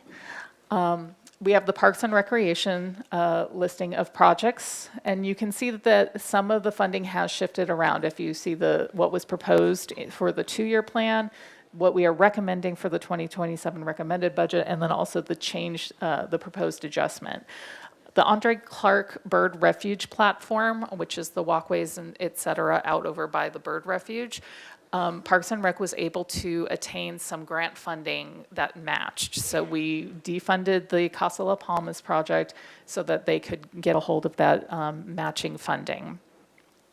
The Dwight Murphy loan interest was actually part of the bond measure that we passed in recent years. So that bond proceed actually included that first year of interest payments so that we could take that burden off of Measure C, so that's where you see that reduction. You also see several other reductions where things were shifted to more to projects that had a higher priority or that were more ready to go. Next slide. Here we see Public Works streets, which was one of the main priorities when Measure C was being passed. There are several projects where money was shifted from. The overlays project, that is the street surfacing. In past years, that has been kind of the lead of where the money in Measure C was going to. It was a large chunk of it that has been reduced under past years. We have improved our pavement condition index. So that is one of the reasons that we've pulled off of that right now, and we are finishing out other projects. I would like to mention that other accompanying funding, such as Measure A funding, has also been reduced. So they are facing some challenges in finding funding for the overlays. Next slide. Here we have some facilities projects listed. And an information technology project that was not shovel ready, so we defunded it and moved that funding elsewhere. Some of the fire projects, including their annual equipment replacement that pays for their self-contained breathing units and other things that need to be replaced regularly for our safety unit there. Our library is looking at building an east side garage for our 2 library on-the-go vans so that we can keep those assets safe. And we also have Sustainability and Resilience has a very small project for electrifying our fleet to have that infrastructure for charging for our city fleet. And police also has an annual equipment replacement. And then, of course, the police station building for overages that were not covered by the bond proceeds. So that is to make sure that our new police station can get built effectively. Next, here we have our city administration group. There is a small portion of Measure C at the very bottom there that is going to City TV so that we can have a mobile unit, production unit, so people won't have to come back to the studio all the time to get things done, and they'll be more able to go out into the community and provide the services that our City TV provides. That is also the option for replacing equipment that is now outdated and needs to be replaced. The remainder of the city administrator office is with the Office of Housing and Community Vitality. So you see there our State Street Master Plan, some other things that are going to make our State Street more vital, such as the Loop Shuttle and the MTD, not MTV, excuse me, Downtown Shuttle for the summer, and also the Casa Cacique shelter. Next slide. And there were some questions around the Faro Center, so our Deputy City Administrator, Anthony Valdez, is going to speak to those. Good evening, Honorable Mayor, members of the City Council. Anthony Valdez, Deputy City Administrator. I am going to go through, as Budget Manager Glusak mentioned, both the Faro Center and the Casa Cacique budget with you.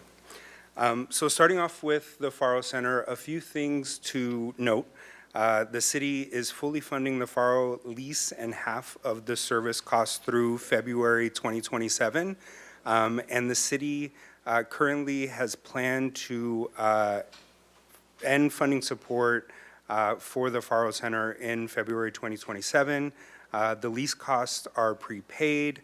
The services are funded by 5 different sources. The permanent local housing allocation, which is a state grant, Measure I, sublease revenue from the tenants of the second floor, Measure C, and home ARP. So 5 funding sources and a program that ends in February, very confusing. So I have tried to break it down for you in a few buckets. So one is to give an understanding of what the city's annual contributions are to the Faro Center. So one full fiscal year. So in one full fiscal year, the city spends $270,000 on the services of the Faro Center, $230,000 on the annual lease agreement for the property, which is about $500,000. Our friends at SBACT would probably appreciate me telling you that there is significantly more cost to operating the Faro Center, and the city's contributions for services are just a portion of what they have to fundraise to operate the Faro Center. So what I've done is staff have heard from council the interest in extending both the lease and service past February, where we are currently in this budget planned to cease funding. So staff wanted to provide council with an accounting of what it would cost for us to continue services past when we had planned to end services. So if we were to extend services from February to the end of fiscal year 27, so I guess March 1st through June 30th, we're looking at an additional cost of $90,000 for homeless services, an additional $77,000 for the lease agreement. So we basically just take the services and lease agreement divided by 12 and then multiply it by the number of months for the extension, and that brings us to $167,000. So the next box here is what it would cost and how the city would pay for an entire fiscal year 2027. If you were to take the $270,000 in services plus the lease agreement from March through the end of June, you get $347,000. So the city would pay for the next fiscal year with $100,000 from PLHA, the California grant, $100,000 from Measure I reallocations from the fiscal year 27 budget, as well as cost savings from Measure C. So the shelter operations cost a little less than we had expected in this fiscal year. So there will be some cost savings that could roll over to help pay for the Faro Center, if that was council's direction. The next slide. The next slide is Casa Cacique. Your budget this year in 2027 includes $1 million from Measure I. So the plan would be to take $1 million from the Flexible Housing Fund to help pay for operations of Casa Cacique, $2 million from Measure C, as you saw in a previous slide. I should note, and as I'll explain later, the city hopes to not spend that much on Casa Cacique operations. And so if we don't, the remainder of that Measure C money would be returned to the fund balance. The annual operating cost for the shelter is about $3.5 million for 100 beds. The operator agreement and partner agency rates are currently under negotiation. So there are 40 beds in the shelter that are utilized by partner agencies that reimburse the city for those uses. And we as a city are currently in the process of renegotiating the rates. The city has a very different staffing pattern than PATH, significantly more staff and support. And so as a result, the cost is a little bit higher for the operations currently. A permanent operator agreement is scheduled to come to council next month. So in just a couple weeks, we'll come to you with a permanent shelter operator agreement. Okay, all right. So moving into revenue sources, city contribution, 1.2 million. So that would be from the Measure I and Measure C, CalAIM reimbursements. The city anticipates that we can get reimbursed for at least $1 million in some of the services that we do at the shelter from Medicare or Medi-Cal in California, which is also called CalAIM. So some of the navigation services, some of the rehousing services that we do can definitely be reimbursed. And I want to give kudos to our Housing and Homeless Services Manager, Carrie Payne, who has really looked at the operations of the shelter and looked at ways that we can get reimbursed by the state for some of the work that we're doing. So she's literally saving the city millions, and just want to call her out and recognize her. Partner beds, so this is the cost that partners would pay for the beds at the shelter. This is the cost that we've done based on the 40 beds. So that comes to $3.5 million. So that is the cost of operating the shelter. There is about $1.6 million in deferred maintenance on the building. So about $1.2 million in critical needs being things like fire sprinklers, ADA access, fire hoods in the kitchen. So some really important things. It will cost about $150,000 to rehab the restrooms, $110,000 in HVAC upgrades, $60,000 for some egress issues, and so we as a staff have really looked at ways that we could find funding outside of the general fund and our budget. So we do have about $300,000 allocated already by the council for deferred maintenance. We applied for a $500,000 state pro-housing incentive program grant, and we also applied for $1 million in federal community project funding from our member of Congress. And I'll leave it at that. Thank you, Mr. Valdez. So now we will move on to our fiscal year 2027 departmental updates. Every year, we have fiscal and budgetary challenges. This year is no exception. So one of the things that we have noted in planning for our budget is that our tax revenues are softening. We are still having an increase in our tax revenues, but given the leveling out of the travel industry, of the tourism industry post-COVID, increases have tapered off. And so we are seeing that to be a more leveled revenue source. We also have a lot of economic uncertainty in our current environment. We are implementing our first ever citywide strategic plan, and so trying to make sure that our decisions are aligned with those goals and initiatives is one of the things that we are really aiming to do. And in subsequent years, we will be aligning the budget more and more with the strategic plan. It is also, as I mentioned before, our first full year of Measure I tax revenue, so implementing that and doing so in a way that is transparent to the public as to how those funds are being spent, and to assure that they are aligned with the purposes that were put forward in the ballot. We're also completing our class and compensation study. There has not been one done at the city for a couple of decades now, and that is a massive undertaking. So getting those results incorporated into MOUs as they come around, and also the other steps that are being taken to incorporate the results of that study. Pension costs are increasing as people tend to live longer. We have more pension costs, and that creates an increased unfunded liability for the city, which is a burden on all of our departments. This year, we are focusing on project delivery, so projects that are already in process, trying to complete those, not starting new ones until they are shovel ready, and really just focusing on delivering the projects that we've already promised.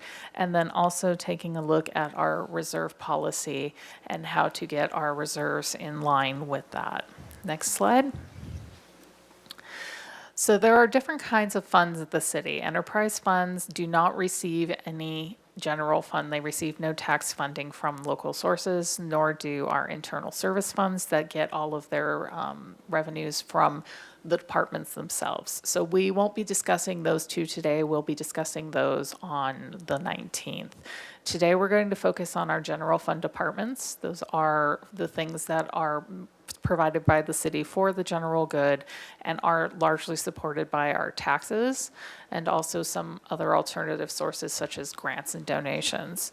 Those include the city administrator, our city attorney, community development, finance, fire, human resources, library, mayor and council, parks and recreation, police, and public works. Next slide. So our city administrator's office has several portions. Last year, we reorganized and brought certain divisions under the purview of the city administrator. First, I would like to talk about the administrative branch, which includes the communications division, which would be the city TV, our city clerk, and also, of course, city administration. There are a few employees in there. Their total general fund budget is $5.2 million, and they have capital of $100,000 from Measure C. That was the City TV portable production unit that we mentioned when we talked about Measure C. Material changes for the year for this group include establishing the Office of Housing and Community Vitality, which we'll talk about in just a moment. Eliminating one position, which was a senior assistant to the city administrator, which was vacant. And so they will be hiring one new local government management fellow, which is creating a savings within that department. There's also startup costs for implementation of the rent stabilization program. There was a reduction in PEG fees. These are the public education and government fees that help facilitate or allow people access to the government TV channels. And so that is impacting equipment replacement schedule, which is why we are utilizing Measure C funds for that. There's also a fee study that we will be conducting to support the rent stabilizations program. And Measure I is supporting the rent stabilization program as well. Next slide. And here you see a roll-up of the revenues and expenditures for the city administrator's administrative wing. As mentioned before, there's a reduction in the PEG fees, and the salaries and everything else is pretty much stable. There's not a lot of change there. Next slide. Here we have our new Office of Housing and Community Vitality, which is a branch of the City Administrator's Office. This group also includes the Downtown Services Group, which is partly funded by downtown parking, the downtown parking funds. Those are enterprise funds, and we will talk about that portion on next Tuesday. So there is, as I mentioned, a portion that is going towards the city services, and so the downtown support group, excuse me, that would be your downtown ambassadors and the plaza cleaning and such. Material changes for the year include launching an economic development strategic plan, increasing our use of money and property revenue with updated fee projections. There's some salary and benefit savings from staffing adjustments, and also there's a Measure I transfer. And that is consisting of, excuse me while I scroll down my notes here, that is consisting of a Good Samaritan and Dignity Moves, the Faro Center, CityNet street outreach, and a daytime safe parking program.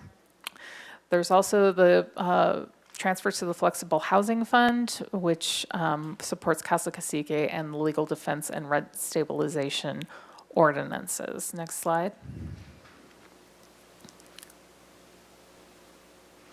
Here we see a roll-up of the OHCV group, the Office of Housing and Community Vitality. I will trip over my tongue if I say that anymore, sorry.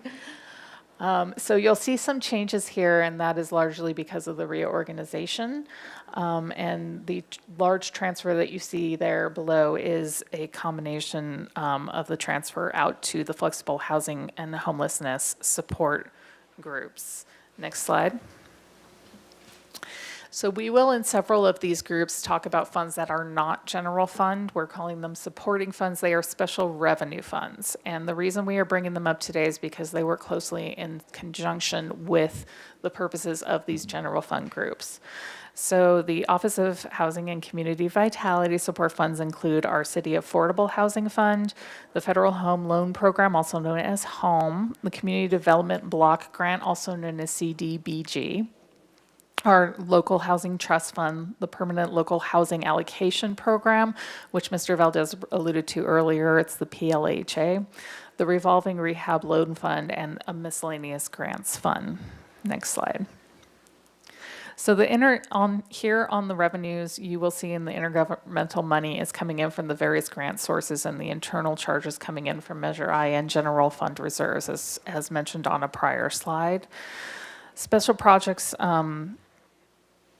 include $1.5 million in grants, $834,000 in housing and rehabilitation loans, and $125,000 allocated to access to council, as well as some money allocated to Casa Esperanza. Next. And I will pass it over to Ms. Needle for the city attorney. Thank you, Ms. Glusak. The City Attorney's Office has 17.5 FTEs and a general fund budget of $6.4 million. They have their FY27 material changes include all-time high in defense litigation cases. They have been working on many high-impact projects such as short-term rental regulations and enforcement, tenant protections and rent stabilization, and Paseo Street initiatives, to name a few. They have no proposed fee changes and no capital. The City Attorney's Office is not a revenue-generating department. The $400,000 you see here is a transfer from the self-insurance fund to support the addition of 2 positions, a paralegal and an attorney, to handle that additional caseload as mentioned. On the expenditure side, you will also see that increase due to those 2 positions, an increase to supplies and services due to rent increases, and increases in training to ensure the attorneys stay current with the rapidly evolving laws and regulations. Moving on to the Community Development Department. Community Development has 71 full-time equivalents with a general fund budget of $16.7 million. For FY27 material changes, the department is expecting an additional increase to revenue based on recent activities. They are also expecting a reduction in cost due to realignment of the dedicated GIS support into the citywide IT services. They also have some savings in salaries and benefits due to staffing adjustments. There's fee changes for FY27 include a 5% fee adjustment for land development services. And they also transitioned environmental review services to a deposit-based fee structure to improve cost recovery. They have no capital, and their major efforts for FY27 include the short-term rental ordinance and program implementation, inclusionary housing and ADU ordinance updates, and environmental assessment updates. As you can see, those fee changes mentioned previously are reflected in the revenue section of the detail, and the salary and benefits, you're seeing a decrease due to those planned staffing adjustments mentioned previously, and the transfer as well is moving that GIS analyst into the citywide IT department. Moving along to finance. Finance has 38.5 employees with a general fund budget of $8.5 million. Their material changes for FY27 include eliminating hourly and temp support, also transferring mail services and warehouse staff to other funds. They continue to invest in technology and to improve budget and tax programs. Also important to note that reducing materials and supplies. For fee changes, the authority for finance director to waive or reduce delinquency fees has been granted. And for FY27 projects, the electronic vendor maintenance payment and onboarding, and online tax remittance portal, to name a few. You can see here that there are not a lot of many material changes on the revenues or the expenditure side. I will call out the reduction in salaries, which is due to those two positions moving to different funds, the mail services and the warehouse support. And also the decrease in supplies and services due to decreasing supplies and materials. Moving on to the fire department. The fire department has 106 employees with a general fund budget of $47.5 million, and they have a little bit of extra funding in other funds of around $300,000. They also have capital of $2.2 million. Their major efforts for this year, the department is going to continue to focus on strategic implementation of recommendations from the Standards of Cover study, succession planning, looking at their fleet needs, as well as expanding the emergency medical services by hiring an EMS manager. For their fee changes, in ordinance with cost recovery policies, the fee schedule has been adjusted to reflect that. And as mentioned earlier in this meeting, they have several Measure C projects, and they have about $3.5 million from Measure I. You can see the revenue increasing around $200,000, primarily due to those fee increases. However, that is offset by decreases to other revenue, which is due to a contract change with the American Medical Response that removed the first responder fees paid to local agencies. Their expenditure increases in salaries and benefits are due to negotiated increases, as well as the addition to the EMS manager. However, that is being offset by holding a Fire Inspector 3 position vacant. The fire department has a couple supporting funds. They have the Wildland Fire Suppression Assessment Fund and some miscellaneous grants. As you can see, not many changes from the two-year budget, and the salaries and benefits services are provided by the Wildland Fire Suppression Assessment District, which is in the Foothill area.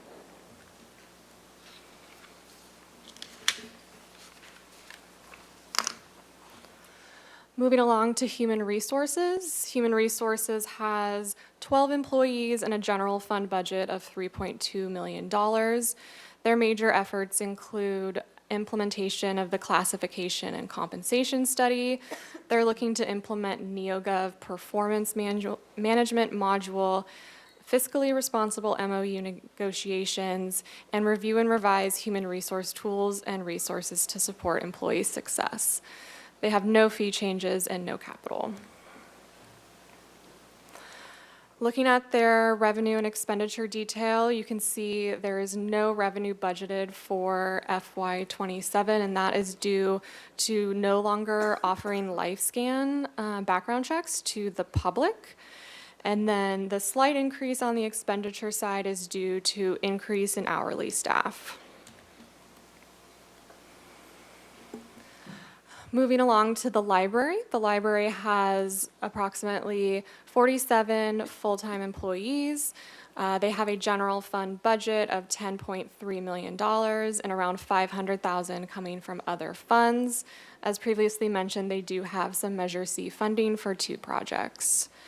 The material changes in FY27 include a reorganization which will eliminate vacant senior leadership positions and expand the frontline support staff. They will also continue to rely on support groups and donors to pay for programming supplies. The fees have been updated to better align with cost recovery needs, and they have expanded facility rental services and added a test proctoring fee. And as I mentioned earlier, they have a few Measure C projects, and they have around $950,000 of Measure I funding. In FY27, they will be expanding outreach efforts and undergoing strategic planning. The library revenues are primarily in line with the 2-year. Internal charges are increasing as sustainability and resilience is supplementing staff costing on shared initiatives. The expenditures are decreasing slightly compared to the 2-year, primarily in salaries and benefits related to the reorganization mentioned previously. The library has 2 supporting funds, the County Library Fund and the Miscellaneous Grant Funds, which includes donations. And as you can see on both the revenues and expenditures, there is no material change from the 2-year FY27 budget. Next up, we have our mayor and council. There are, of course, the 7 of you on the dais and 1 administration person to be shared amongst you. So you have 8 full-time employee equivalents. Your budget is fully supported by the general fund at $3.4 million. The only material changes this year are the city administrator and city attorney evaluations, which are being handled by an outside contractor, and so that is an additional $30,000, and also an additional visitors information center allocation of $10,500. Here you have the revenue, which is substantially from a portion of the aforementioned PEG fee, so that's the public education and government fees that comes from cable subscribers, so that there is access to government TV channels. The salaries by charter are attached to the consumer price index, and we had originally had about an 11% anticipated increase due to economic factors at that time. Since then, things have changed a bit, so we removed that, and we were awaiting the new CPI publication, which just came out, and the new salary will be closer to $650,000 total, with benefits following suit. And we will present the updated numbers with the recommended staff adjustments on June 9th. Next up, we have Parks and Recreation. this as the general fund portion. Parks and Recreation is also has the golf funds, and we will be speaking about those next week as enterprise funds. The Parks and Recreation Department has 84, a little bit over 84 full-time employees. I would like to state that that .12 is not actually a part of a person sitting there. It's just split amongst departments, so that's why you have a fraction of a human. And the 235 hourly staff are part-time employees. That's a lot of different people that run a lot of different programs. So that's your youth programs, that's your instructors, that's all of those people that run all of those programs. It's a lot of different hands in there. They have a full budget of $28.9 million out of the general fund and about $61,000 out of other funds, and $2 million in capital from Measure C. Their major efforts for the year are to complete that Dwight Murphy Field renovations, further working with the fire department to further the wildland resilience and open space management. They also look to advance several parks projects and broaden community event and partnerships. They also have in the works a draft of Parks and Recreation's master plan and are looking to expand their summer camp programs. Every year, the Parks and Recreation Department has several adjustments to their fees to be in line with our cost recovery and revenue policy, but also to be sensitive to the audience for those programs and try to allow access to those programs. In FY 2027, they'll have just short of $1 million of the Measure I allocation, which will help support 8 positions, including after-school program staff. And then to the right of the slide, you'll see a listing of their several Measure C capital projects. Here you see an overview of the general fund budget for Parks and Recreation Department. You'll see in the revenue some increases to camps, classes, and facility rentals and fees, about $526,000, and also some increases to interest income, leases, and rents. The internal charges line are due to increases due to the utility users tax and project plan and management reimbursements. Under expenses, you'll see some hourly increases of several positions and reclassifications that are offset by increases in revenue. And that is one thing to note about the Parks and Rec Department is a lot of times if you see an increase in their salaries, it is because they are running a program that is paying for those positions. So it generally offsets. Their allocated costs also increased by $1.1 million. Next. Supporting funds include the disaster recovery funding, which often arrives as reimbursement years after the expenditures occur. So that's when something goes on, a field floods, a building has something happen due to storm activity, et cetera. The Parks and Recreation Department has to replace those assets or repair those assets, and then funding may come from emergency disaster recovery. It also includes miscellaneous grants funds where grants and donations help fund programs and capital improvements. On this slide, we see the supporting funds budget. I want to note that in FY25, the city received some funding to support the Dwight Murphy Field Restoration Project, and the expenditures in these projects occurred in FY26, which accounts for those large variances that you see in there. In fiscal year 27, special projects of $25,000 for water filling station at Los Baños, that's our pools, were funded by donation and some other revenues. And the Parks and Recreation appropriates various grants through council agenda reports throughout the year. So as those are identified and awarded is when those funds will get programmed. Next up, we have our police department. We have 218 full-time equivalents in the police department. They have a full budget for the general fund of just over $66 million, with $1.1 million coming from other funds. They also have $13.4 million coming in from Measure C for various capital projects and equipment replacement. One thing I would like to call out with the police department as part of our relief to the general fund, they were able to identify some positions that were appropriate to be charged to the opioid settlement. So several positions are being charged to that several co-response positions are being charged to that opioid settlement money. So that is providing some relief to the general fund, as well as the police services coordinator. And also bringing on some parking enforcement officers in limited term positions to not only generate some revenue, which the parking violations are supposed to be a behavioral correction and not a revenue generation, but the reality is that we do get money off of those parking violations. It also is going to function as a recruitment tool for somebody who might be interested in working with the police department. It gives them a good point of entry and a way to experience what it is to be in that department. There is also a reclassification of several positions for better efficiency and more clarity of what the positions, how the department is staffed.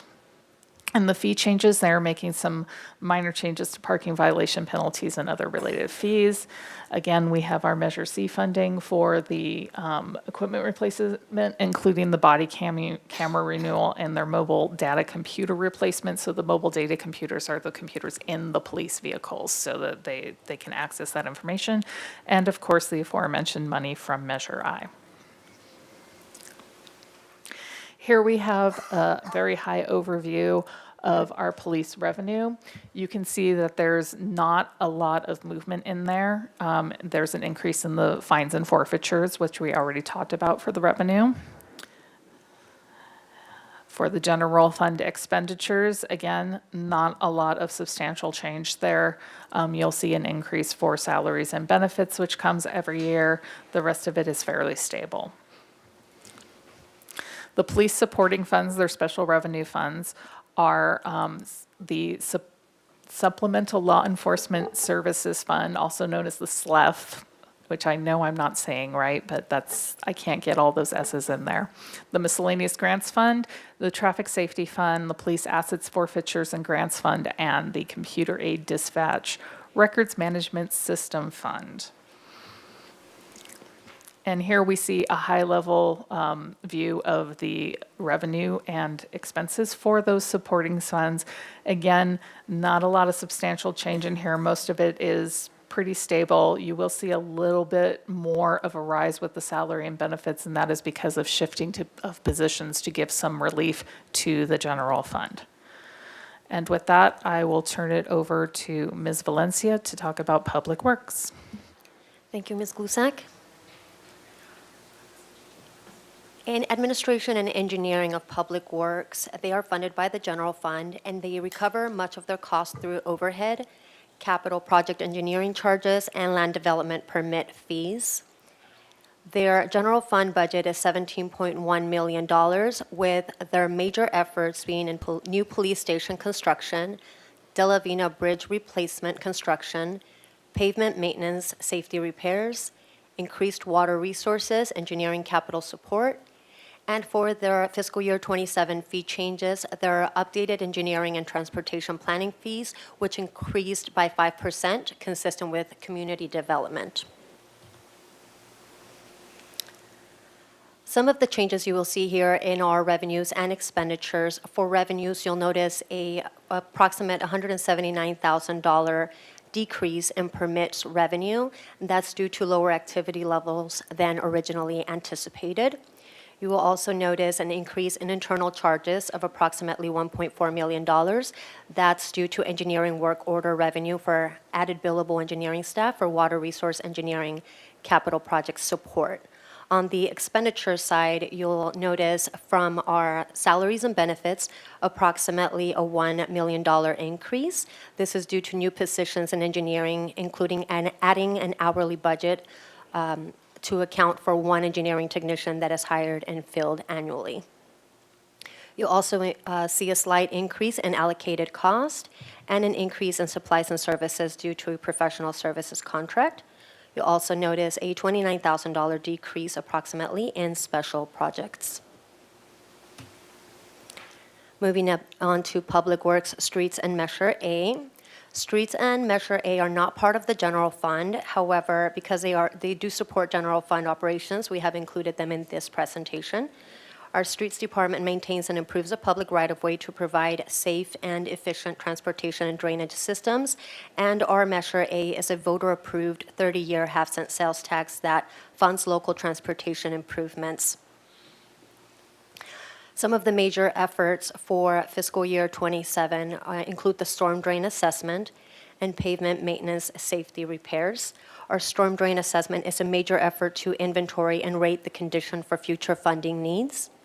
And our pavement maintenance is underfunded in fiscal year 27, but staff will continue to prioritize safety repairs. In fiscal year 27, the fee changes again include that updated engineering and transportation planning fees, which did increase by 5%, as we saw in the previous slide, and a new underground service alert marking fee via permits and driveway red curb paint. Out of Measure C, they have pavement maintenance for $4 million, storm drain maintenance for $500,000, and active transportation projects for approximately $4.2 million with matching funds. Some of the projects include Cliff Drive, Milpas Street, and West Side. And they would like to mention that $10 million of Measure C funds are needed annually to maintain the current pavement condition index. And in fiscal year 27, they have $2.5 million in streets capital, $11.9 million in Measure C capital, and $21.5 million in other funds. Those other funds include streets, Measure A, and street sweeping, which we will see in a later slide.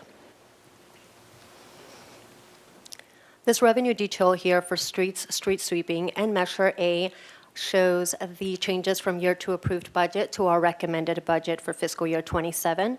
You can see some of our more notable changes are in taxes. In taxes, you'll see an approximate decrease of $1.9 million. This is due to utility user tax, and this is offset by the same amount of Measure C funding for pavement maintenance.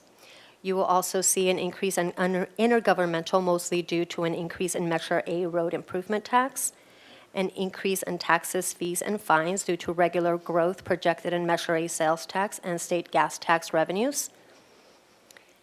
And you will see a use of money and property decrease due to lower projected interest income from reduced reserves in the Measure A fund. For the expense detail, you'll see an increase in salaries and benefits. This is approximately for $160,000. There's a slight increase in allocated cost and a decrease in transfers that is due to reduced transfer and for a reduction to Measure A capital. This was reduced from the original plan to balance the fund. There's also a decrease of $137,000 approximately in special projects. There's an increase in supplies and services, with a little more than half of that being for pavement maintenance materials and facility maintenance. And you'll also see a complete zero out in capital equipment and projects from $250,000. And that is because capital pavement has been reduced for a couple of years as part of our deficit abatement plan. In our streets capital revenue and expense detail here, you'll see there is a decrease in both revenue and expense, and this is the allocation for SB1 road maintenance and rehabilitation account continues to fund limited pavement maintenance projects and is adjusted annually for inflation. Moving on to sustainability and resilience. Sustainability and resilience has 6 divisions.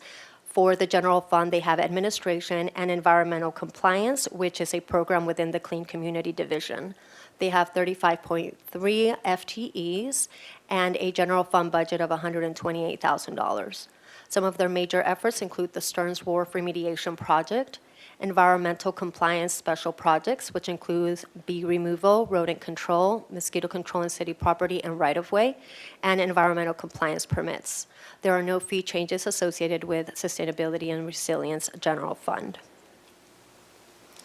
In this revenue and expense detail for Sustainability and Resilience, you'll notice that the special projects decreased by $178,000 approximately. This is due to underground tank abatement decreasing to $50,000, and we allocated $64,000 into special projects for that, for those projects that we discussed earlier, the bee removal, rodent control, and mosquito control in city property and right-of-way. And I'll turn it back to Ms. Glusak. Thank you, Ms. Valencia.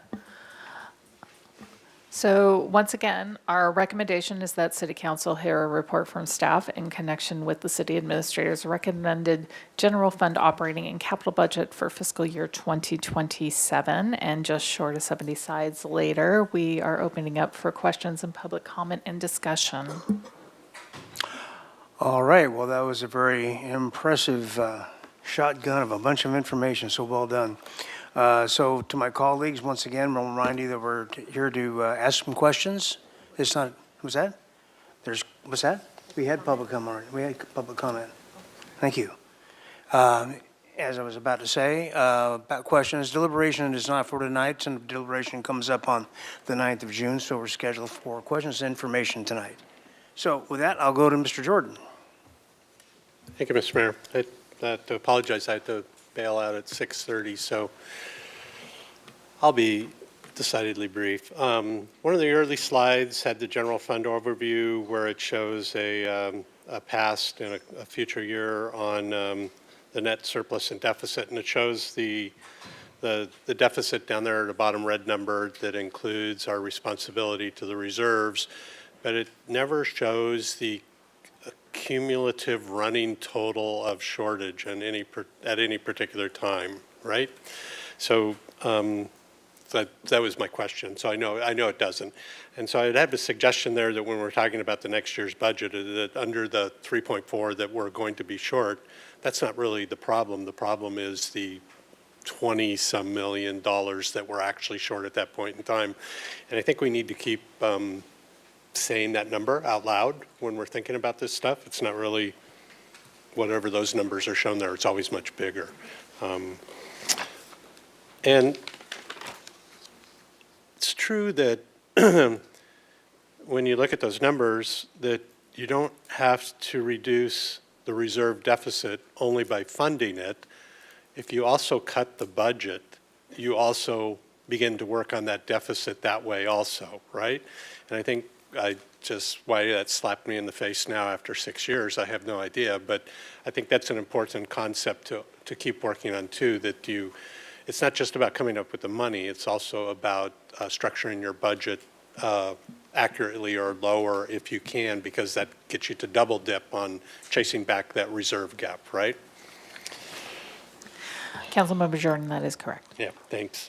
Thanks for saving me on it's still a question.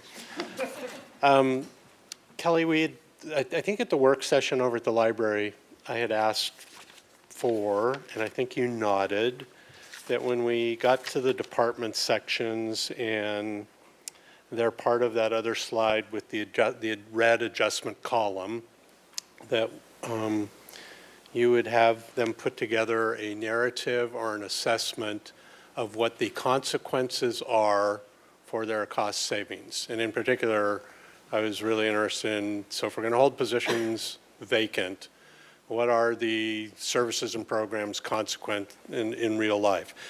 The slides themselves for each department are a little different. Some of them, like yours, have a section for material changes where you kind of start to nudge at that.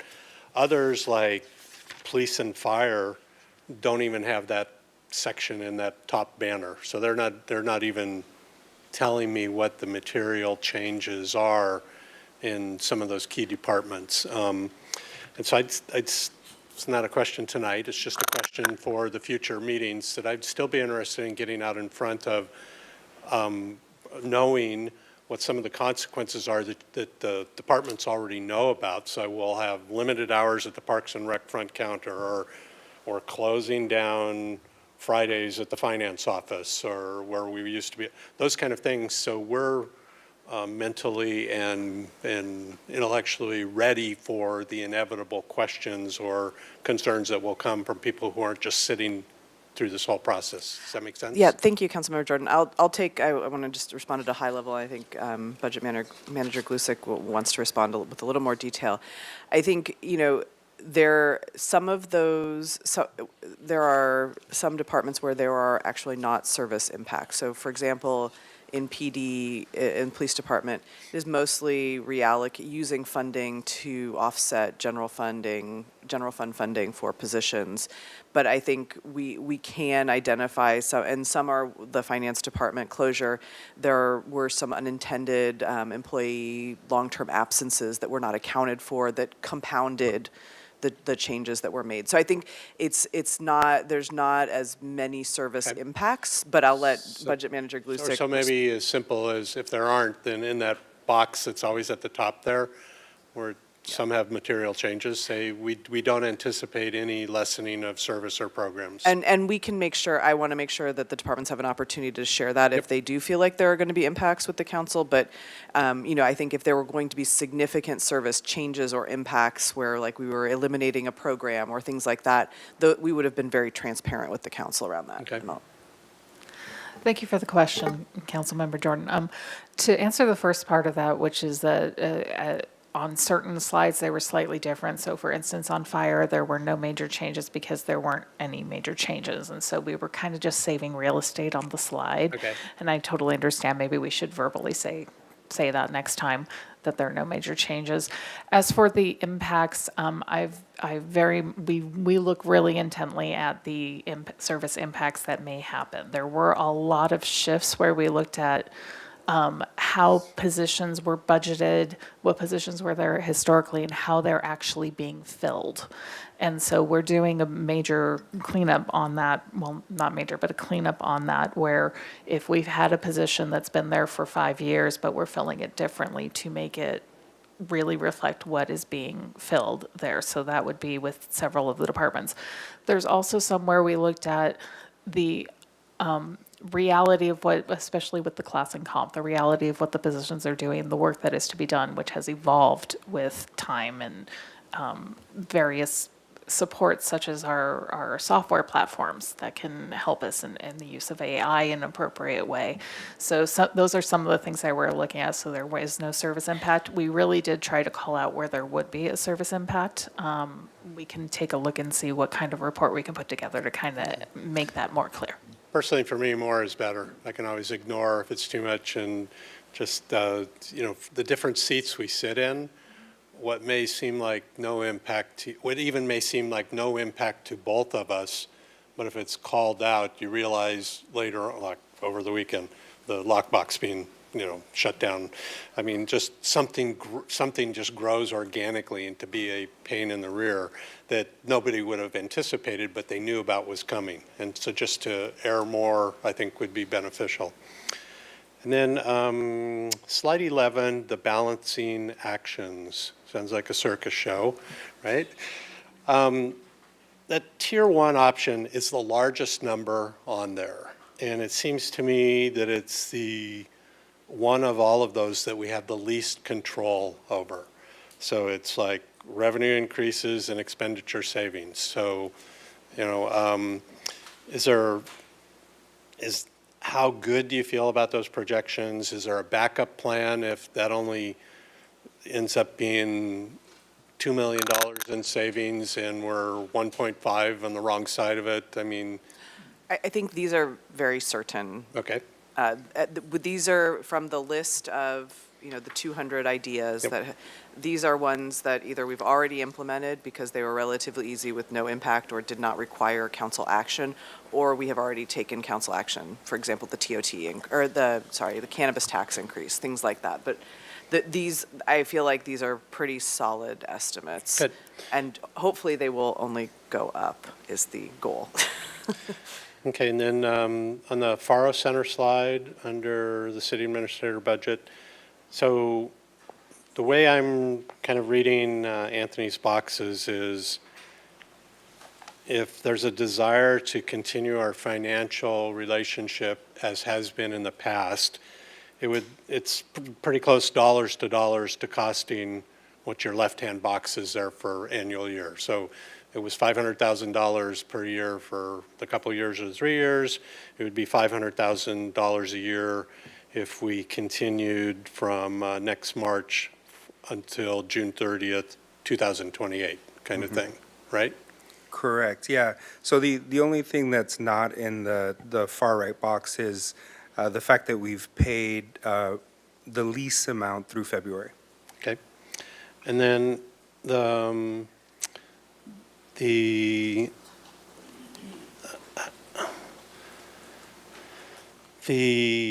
ability for us to go collect money from other places that we haven't either been able to or we have not done in the past. Are we pretty confident on that scenario too? Are you talking about the So local? that PLHA, that kind of thing? So PLHA was awarded, so we would be able to pay. It's our the PLHA. decision. Yeah. We have that money and That's it's our right. decision. That's right. Okay. Okay, and then I'll just throw my comment in here so I can get out of the way on this too, and that's that I would support definitely the city and Faro and the city continuing to work on that scenario and what we would need to do both with our concerns and their concerns and the underlying structure of a third-party lease and insurance and relationships with the other tenants in the building that complement their process there. I am fully in support of not giving up on this yet. So, and at the appropriate time when we get to the end of this process this month, I will be hopeful that we can actually do that. And then next slide, I think you get this one too, Anthony. So it worries me also that our part of our plan just to get to next year with $3.5 million is that CalAIM thing. And how certain are we of that? Pretty certain. Okay. Pretty certain. The state hasn't changed their reimbursement process much in the past year or so. And these are services that the shelter provides, like navigation services, and the other reimbursement are folks that are reentering from incarceration as well as coming back from hospitals. So there's a reimbursement for housing them. So pretty certain. Okay. That's really all the questions I have. Really, my overarching one was just making sure we have a firm grasp on our balancing plans and what they mean for people not in this building. There's both a worry that they won't work, and then there's also a worry that they cast a shadow on any future actions with us going to the community and asking for help too, because we just didn't do our job and put the services in front of the city that we said we were going to do, or we didn't fess up and talk about that and build some trust with those talking points. So that was really my only overarching comment. And these slides have kind of looked like this annually, sort of, but I think they look really, really better this year than they have in the past too. So I appreciate the work that was done and the lines that were pulled out there. Again, the only thing I'm hoping for is that we really have a handle on each department and the consequences we all face by having to make the adjustments we do over the next year. Thank you, Mr. Mayor. Mr. Friedman. Thank you, Mr. Mayor. First of all, thank you to our staff, Ms. Glusick, and then Kat and Jordan for presenting. You don't present much before the council, but you did a great job tonight. I know you put a lot of work into this in your department, Mr. DiMartini. And this is stuff I love. It's a lot of numbers, but this is how all the services get delivered, by figuring all this stuff out on the spreadsheet to make sure we're hitting all the marks. But and then also thanks to all of our staff and all the departments for the last year or so coming up with the creative recommendations to increase funding, reduce expenditures, and whatnot. It was a lot of work by our staff that gives us this one-year window to really bridge into the next year, but also to plan ahead for what's coming. So just wanted to recognize that. A few questions. Most of them I'll save for later, but I just wanted to hit these out because we're going to come back. So if you could pull up again slide 7. And this gets to the point that was made before about reserves. So this year, 3.4 million is the projected deficit, but it grows in the out years, 28, 29, 30. But that does not include the deficit from the reserves that we have, correct? Yes, Councilmember Freeman. So if you're talking about sort of getting to Councilmember Jordan's question about how much sort of reserves we have available, through where we are today in fiscal year 26, we have already fully depleted our contingency reserves. So we are now dipping into our disaster reserves. That's where we're at. And to answer your previous question earlier, Councilmember Jordan, we are approximately $25 million below where we should be according to the reserve policy target. So in fiscal year, a year from now, in fiscal year 28, about 9 million, so we're closer to 34 million. That, if we were to fully fund the reserves, but Correct. yeah. Okay, that's an important point for something I'm going to mention later. And if you go to slide 9. So a couple questions here on the flexible housing fund. Let's see. So the flexible housing fund, we have the 3 million in there, and we've on the right box there, there's the 500,000, the 750, and the other couple. Does that also include the item from today on the 300,000 that we transferred out for the litigation? So the items that are actually listed under Flexible Housing Fund in this slide are from fiscal year 26. Okay. So what is being used for fiscal year 27, the 1.5? The one of the Flexible Housing Fund? Yeah, So 1 million for the operations of Casa Cacique, and then $400,000 that the council just approved for attorney services to defend the rent stabilization ordinance. Okay, thank you. And then on that same slide, on the UUT, or I'm sorry, that'd be slide 11, sorry, go to slide 11. On the utility users tax, just a clarification, so this is a one temporary measure that we're taking, that would have gone to streets paving and goes into the general fund. So does that have any impacts to street paving? Yes, it does. I don't know. But it just reduces it by 2 million. It just reduces it.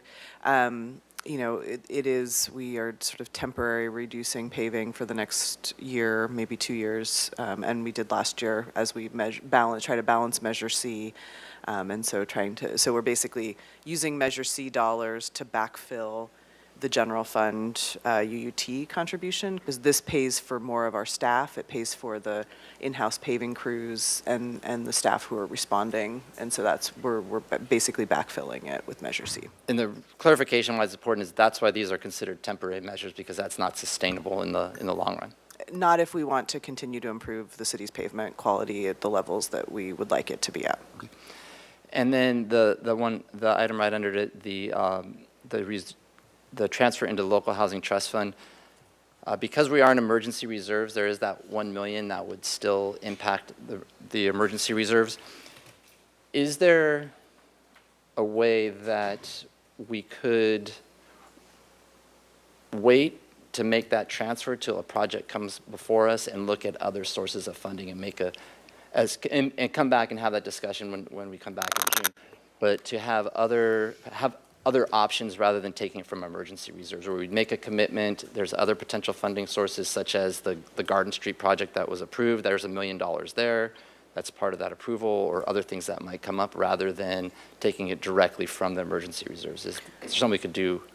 Yeah, I think Councilmember Freeman, you had brought this up during Finance Committee, and I think there's a variety of different ways that the council could express their commitment to, to fund that $1 million for the additional $1 million from Local Housing Trust Fund, whether it's documentation in the budget resolution that's adopted that says, should a shovel-ready project come forward that needs those dollars, the council will appropriate funds for that, either from reserves or other available sources. So there's a lot of different ways that we could document the council's commitment to that if the council chose to do so.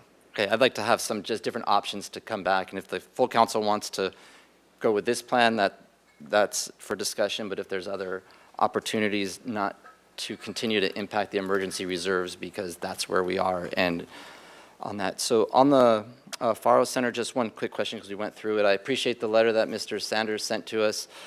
Has staff had time to review the letter that was sent from Faro Center? Since it just came in Honestly, no. yesterday. Okay, it just came in yesterday, so I just wanted to be sure. I think it went to the clerk's office, so we haven't. So if you are able to review it, some questions I have in there, there were some creative ideas that came in the letter that talked about them being able to leverage for every dollar the city puts in, they can leverage through other services, get $2 or even $4.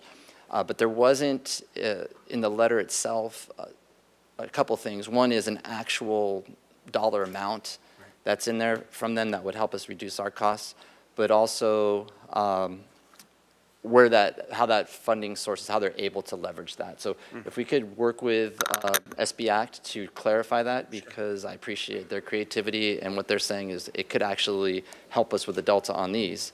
According to that. So I just want to make sure we have all that information and continue to work with them. I agree with Councilmember Jordan, we need to continue to work with them to see if we can make this partnership work. So I appreciate Mr. Sanders sending that. It was a good start, just needs more detail, and we have time to do that. Okay. And then really those are my comments for tonight. I'm just going to continue to stress the reserves is a huge issue. If possible, maybe part of this is we need to start a plan on how to replenish, to start replenishing the reserves. Because if we're doing the math that Mr. DiMartini just showed for us, and every year we might have to spend reserves. You never know if there's a recession or other things. So even if we put an additional, this is back of the napkin math, about $3 million a year above the base allocation, it would still be close to 2040 before we're able to get back to what our reserve policy is. And again, reserve policy is just 3 months of operating. And the challenge we have right now is we haven't even had an emergency, and we're in emergency reserves. Federal funding, if there is an emergency, is iffy at best because of the changes that have been taking place there. And we want to have a plan to start replenishing those. So I'd like to get that conversation going as well out into the future years. And then the last thing, with the Parks Department, and is the events and festivals. I raised this at Finance as well.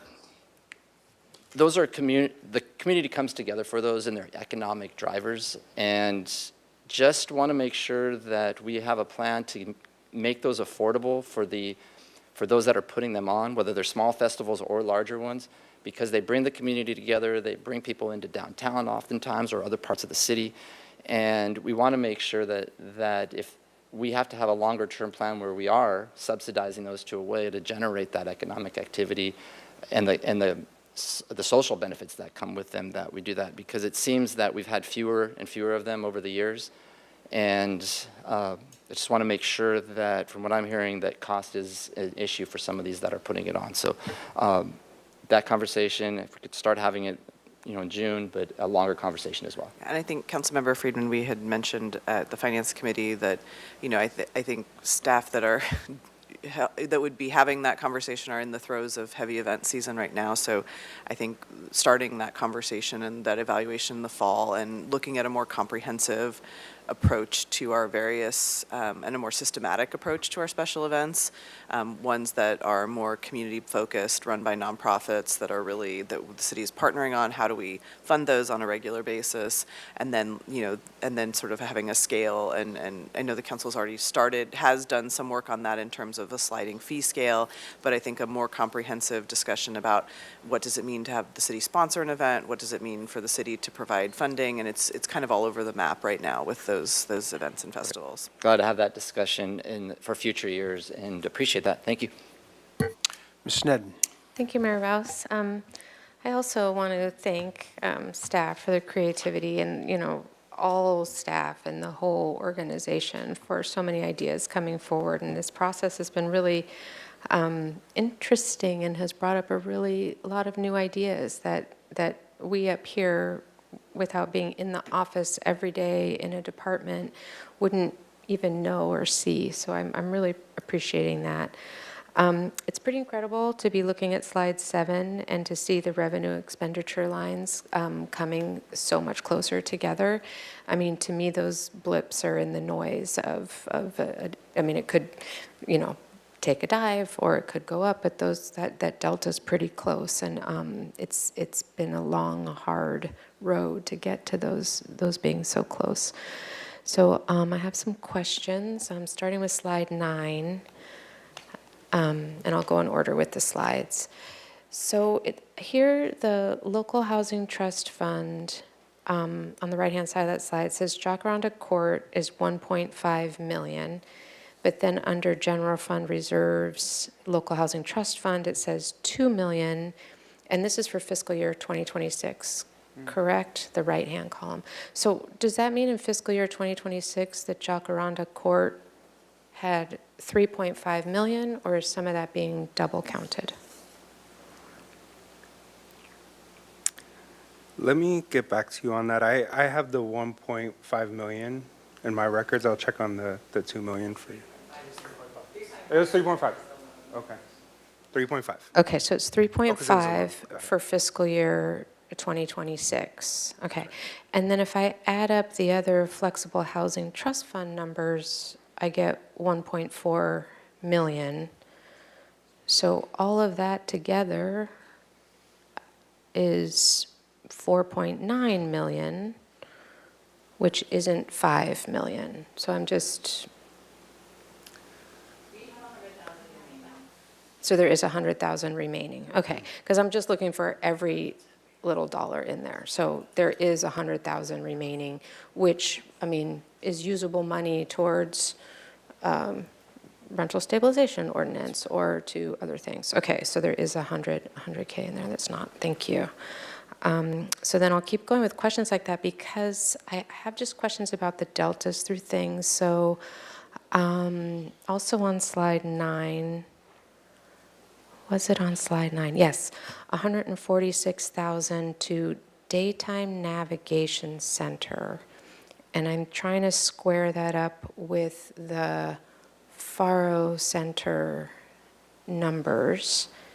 And so I'm looking for what the current number is. Yeah. Who needs James? Councilmember Sneddon, we did not budget the increase in the request from SB Act to manage the Faro Center with the new month-to-month lease agreement and contract. So this was additional funding needed for this fiscal year's contract. So there was a significant increase in the cost for private security to be on site month-to-month. So that was an unanticipated cost. So, and it's actually directly the same total you see here. So the cost for private security for this fiscal year was $145,000, and we're paying that entire contract. So from the, thank you. And so from the Flexible Housing Fund, it's 146,000. But then when we look on the city administrator's slide 20, I just... It's a $100,000 request for the FY27. Additional request. Okay, so then that takes care of the 100,000 that we got on the last slide. Yes. Okay, and then that goes to this, but okay, I just wanted clarity on that because those numbers weren't quite matching. Okay, thank you. So then, for the slide 20, just in the city administrator's office, and I have a couple of questions there. What is the total that we've spent on the capital costs of Casa Cacique? The capital costs. Or the purchase plus capital costs? The purchase price was 3.8 million. And in total, we've, in the last fiscal year, have spent 6.5 million on Casa Cacique. So with the 3.8 million purchase plus operations and repair, we get to $6.5 million for fiscal year 26. So that includes operations? That's right. Okay, so if you could break it out for me. So it's Sure. 3.8 million purchase, and then repair is? So repair is 300,000 from Measure C. Just the total, just what's the total? $750,000 from the Flexible Housing Fund, and then $1.5 million from Measure C for operations. Okay, so that's a total of About 6.5. 2 million or 1.8 million? Just in improvements to the physical structures, not the services, but Oh, the, I'm sorry, just Yeah. repairs. We've set aside 300,000, and we have used some of the savings that we got from the operations agreement to purchase some kitchen equipment as well. But in terms of what the council has allocated for repairs in fiscal year '26, $300,000. oh, I thought it was up in $1 million or 2 million. Not, no, not for In deferred repairs. maintenance and Well, that's then in- what we're anticipating for this coming year, for fiscal year '27. Okay, So what we have spent this year, we have not spent, we've done the minimum amount we've needed, so it's 300,000 for repairs right now. okay, so it's 4 million spent so far. I mean, you can give me different numbers. If I'm I may, just- Councilmember Sutton, so the total of 6.5 that was spent in FY 2026 included. Thank you. Included the 3.8 for the purchase, and then an additional $300,000 that's been spent this year or is encumbered this year is 300,000. And then the remaining 2.5 million was for operations. So the capital portion was a little bit over 4 million. Okay, thank you. So far. And then we're proposing to spend next year an additional 2 million? Depending on, if we can go to the other slide, I think. Slide 21. So Yeah. we have about $1.6 million in deferred maintenance, that work that still needs to be done on the shelter. Yeah, but I think we are, we did apply for 2 grant applications, so for 1.5 million. And also there are, I think, private fundraising or opportunities for those capital needs, the deferred maintenance. That's right. Okay, I'll follow up on that one. My numbers are coming out a little bit differently. I mean, it was purchased for 3.8 million, and then we're going to either have put in or going to put in over $2 million. It's 300,000 that is this year, and then, but that is money that is the city's money versus external grant dollars. Okay. The 1.6 million is not budgeted in FY '27. We are working to secure those funds outside of the budget. Oh, that's an important distinction. It's very important. Okay, we are not budgeting for this additional 1.6 million on top of. Excellent, then I don't have to say I don't want to spend that money this year. So thank you for that. Okay, so, and then for the operations, we're budgeting now 1.25 million. And what did we spend before? So we had budgeted that the amount that you had pointed out, the 2.5 million for operations in the last fiscal year. This was before the city really began looking at opportunities for state reimbursements in earnest. And we had some reimbursement for partner beds, but we're really at July 1 planning on maximizing our reimbursement from our partners. Okay.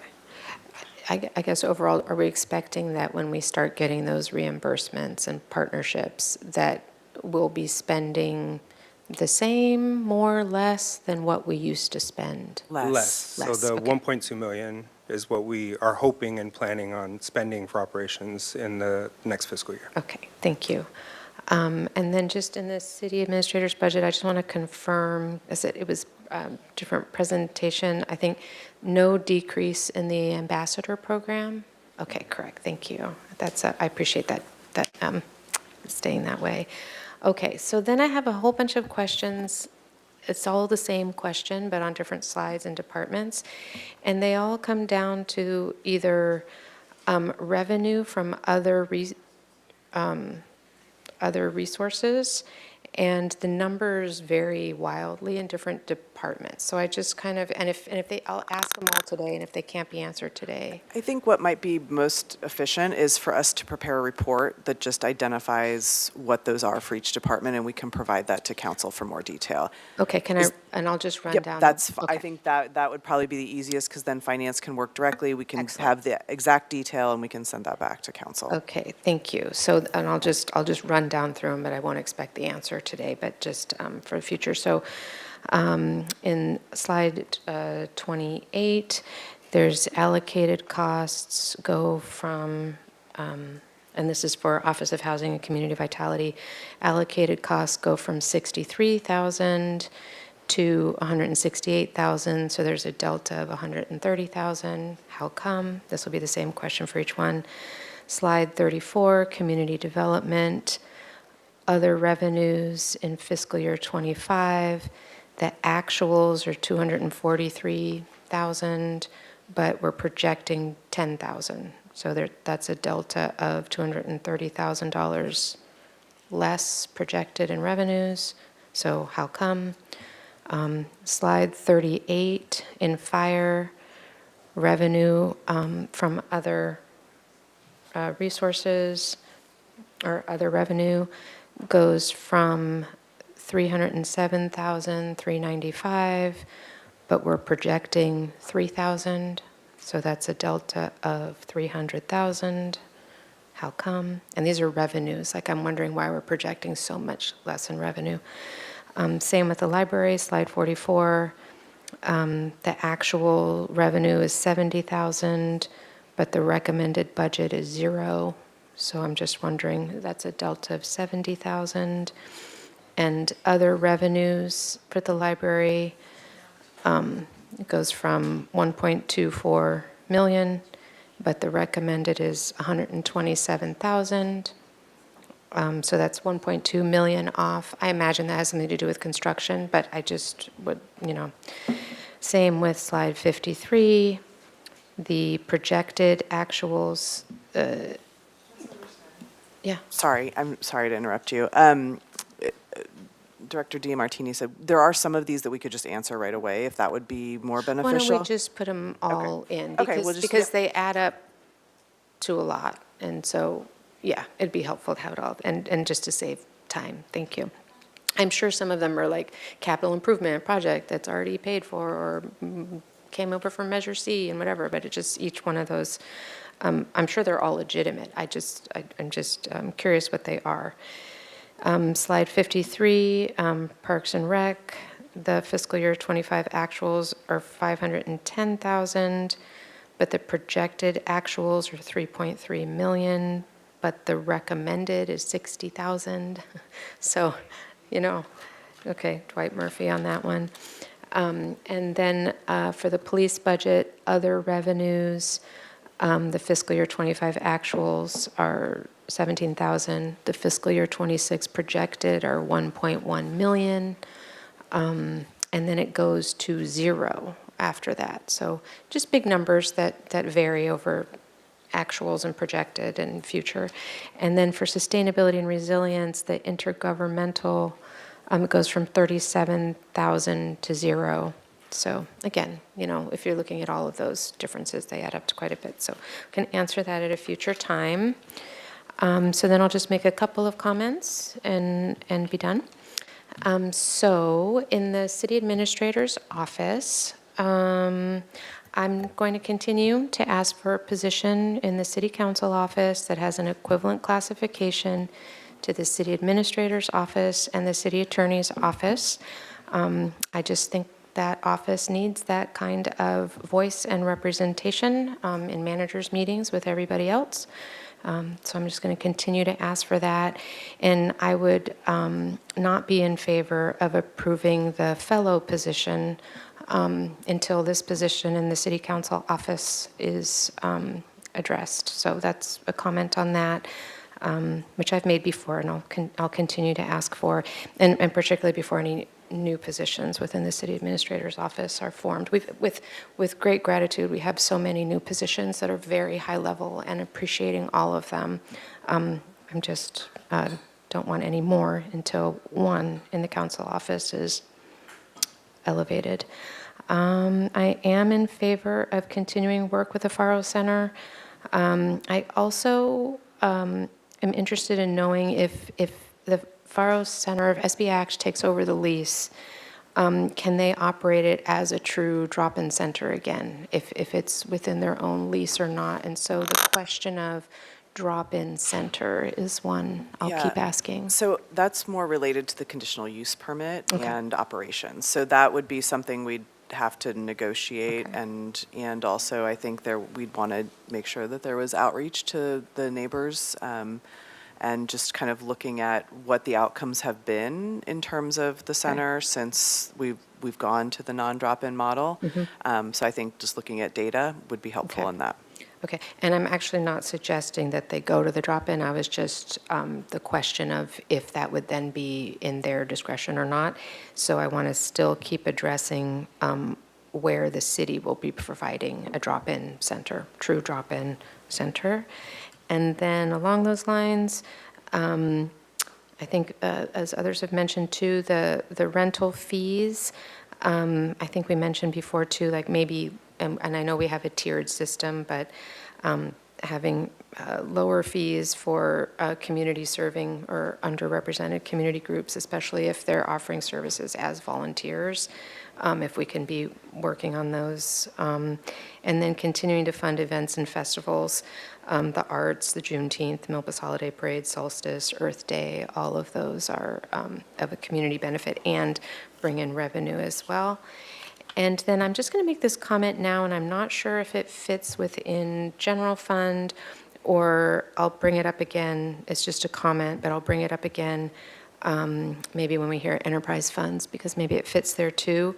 But I think as we keep having community outreach, we give direction, well, I'll say I give direction a lot of times to consult with the Chumash community, or consult with a tribal consultation. And I just want to put this comment in here now that I think it's time to maybe formalize that mechanism for communication. Maybe it's a commission, maybe there's a formal position within the city. I think this has come up maybe with sustainability, but this is general fund today, but I want to mention it now as it's moving forward. And I know we're mid-cycle and this isn't about creating new positions, but I thought I would mention it now because it's come up with the De La Guerra Plaza revitalization, State Street District naming.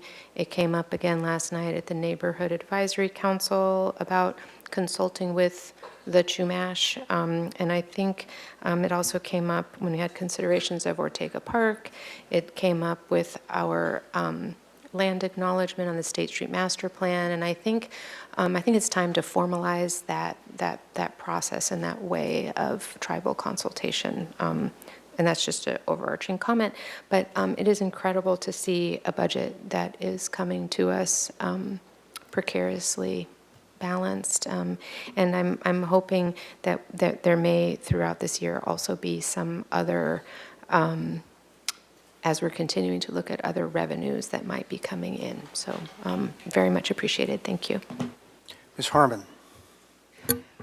Thank you, Mr. Mayor. Sorry, I just have one quick question to confirm. We are currently all the way through our contingency reserves, or we will be at what date? Councilmember Harmon, we have fully depleted our contingency reserves.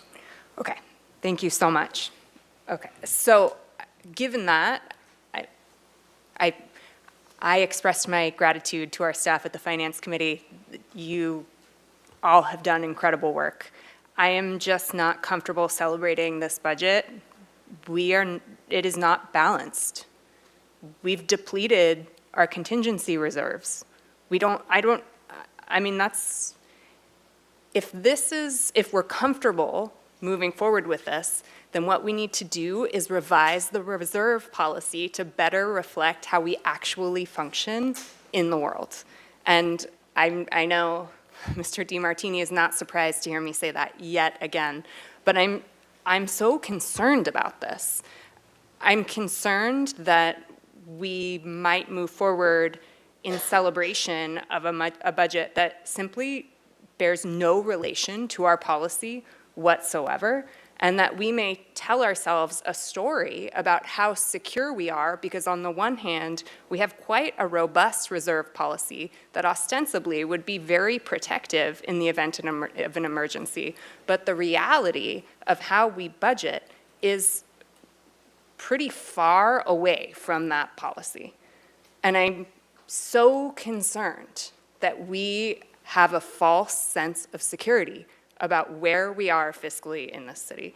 I think that we either need to make quite serious changes, and I agree with Councilmember Jordan, really the lever that we have to pull here is to reduce our operating budget. That's a way to lower what we are supposed to move into reserves, or to change the policy and live with the reality of what we actually have in our account, not what we say we want to have or what we think we're going to replace at some point in the future, but the reality of what we actually have and how we actually spend our money. So I had to put that out there. I know that is not a popular stance, certainly not up here, but I'm quite concerned about what this will mean for us if the worst happens, and how safe we are or not financially going forward. So I will just leave that there and make a couple additional comments similar along the lines to those that I made on finance at the Finance Committee when we saw this. One of the things that I am concerned about and continue to be concerned about every time we have a budget is how we fit in our salary increases for employees, and how we can think about that in the context of the budget. It's such incredible work to get us where we are, but there's not a lot of room here. And it's important to me that we become an employer of choice, and that means paying our people above market. So that's something that I am thinking about as I look at this budget and trying to find opportunities or room to make those moves when those conversations are ripe, which is not going to be in the next month, but will be in the months and years ahead. And I guess the only other piece I would add, just so that I'm on record here again, is about the Faro Center. I strongly support continuing operations there. I want to see them stay open. I want to see the provision of services downtown continue.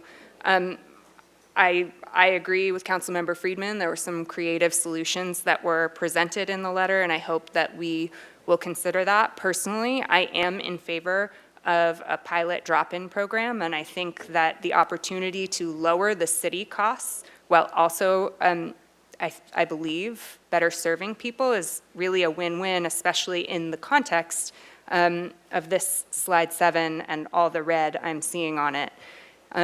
So yeah, I guess I'll just leave it there on that really positive note. Thanks, Mr. Mayor. Ms. Santa Maria. Thank you, Mayor Rouse. I'll start with the bad and then end with what I would consider slightly more positive. But like my colleagues, I continue to be very seriously concerned about our reserves. I think we all share that concern, and we all know and sense the urgency of coming up with a plan to replenish them. As we move forward with our budget, I do think it's important that we plan ahead for some of the things that have been identified as potential, I don't want to say blind spots, but potential increased expenses. So I'll say, for example, I'll start with our housing and homeless services department. I am concerned about the allocations of, essentially all of the money that we are considering allocating in fiscal year 27 is already spoken for. And we have a rent stabilization ordinance that is coming before us. It's going to happen, and we need, as it's been identified by staff and my colleagues, we need to have funding for the startup costs. The program and the fees that we will collect and that are associated with the program will eventually kick in, and we'll be able to sustain the program. But in the beginning, we're going to need startup money. This is not necessarily a question to answer now, because I know that there's going to be a lot of work that needs to go into this, but we need to think very seriously about how we're setting up our staff for success or not. Because if we are not providing the adequate funding to get this program properly off the ground and to function the way it's intended, we're only going to create more costs for the city.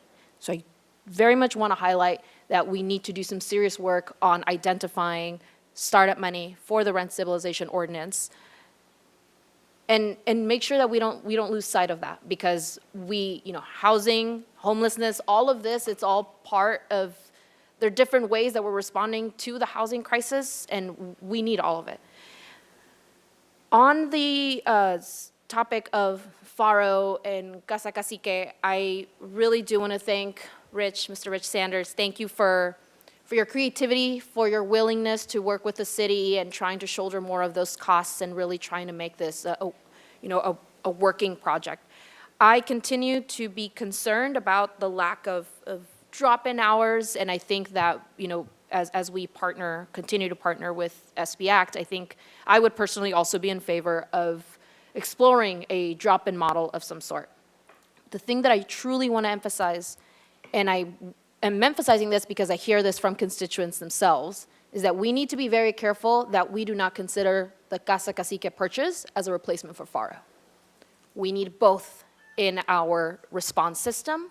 We have the FARO Center where folks can not drop in anymore, but where they can get services. Ideally, hopefully one day they can drop in again. But we have that place is not meant for folks to sleep in. And likewise, Casa Cacique is a place for folks to spend the night and get services, but that's not centrally located. And if we remember the history of why the FARO Center is even there, we had our unhoused population at Alameda Park. We didn't want to see that happen. This was a step forward in creating the FARO Center and making it a reality. And I want to encourage my colleagues that we keep moving forward with that. I don't want to lose that piece of the response to the housing crisis, because, like I said, we need all of it. Let's see. I heard Mayor Pro Tem Sneddon mention about the positions, especially with in Mayor and Council office and City Administrator's office. I echo that sentiment in that as I've been in council and I'm the newest member, the one thing I can continue to be amazed by is by how our one staffer is able to staff 7 elected officials. I think that is an incredible feat, but there is some support needed in that office for things to, so that things don't slip through the cracks. And I do think that it's important that where we're keeping positions vacant, whether it's city administrator's office or whether it's somewhere else, we need to make sure, A, that we're not creating issues for our staff in terms of being overworked, and especially with certain departments not having the class and comp study applied.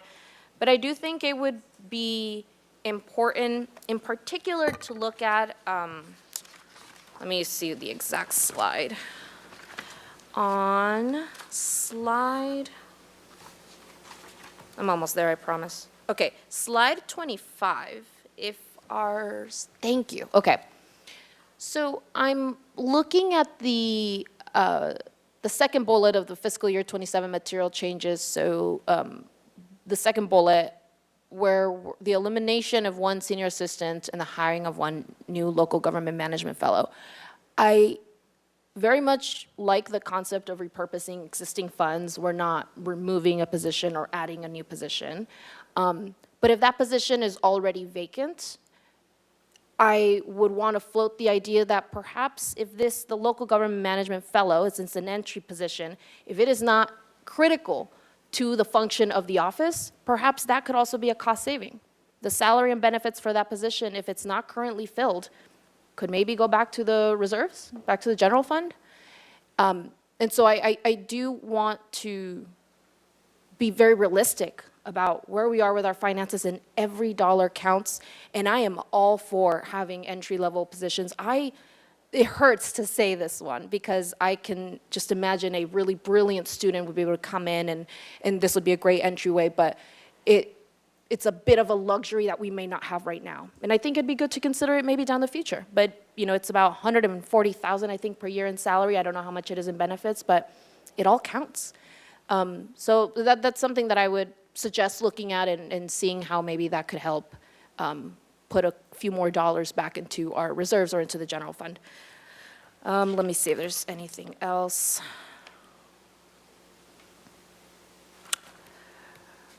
I think my colleagues mentioned most of everything else, most of the other departments. I am also curious about the deltas that Mayor Pro Tem Sneddon mentioned, so I would also love to see that data. But I think just overall, we need to plan ahead when we're talking about looking years ahead. We're talking about reserves, but we're also talking about the really big projects that are coming forward, rent stabilization, State Street Master Plan, all those big things. I just want to make sure that we're setting ourselves up as a city, but also our staff. I want our staff to be set up for success because otherwise I don't want to see our own staff spinning their wheels without the resources needed to implement this. But I will leave it at that. Thank you, Mayor. Mr. Gutierrez. Thank you, Mr. Mayor. I just want to say that when it comes to Parks and Rec, if there's anything in the budget that's being allocated for building of fences or walls or gates, I've yet to meet one member of the community that's asked for that in the 8 years of being on council and the 42 years of just living here my entire life. Never met anybody asking for that. So if we're looking for something to cut, I would recommend that immediately. And the other thing would be just charging for parking. I've said it dozens of times now. If we just stop charging for parking, I want to see how much that will contribute to the economy. Thanks. All righty. I really wasn't going to say much, but I have to note that I agree with Megan on one thing. For once, this is not a budget to celebrate. That's where we stop agreeing right after that.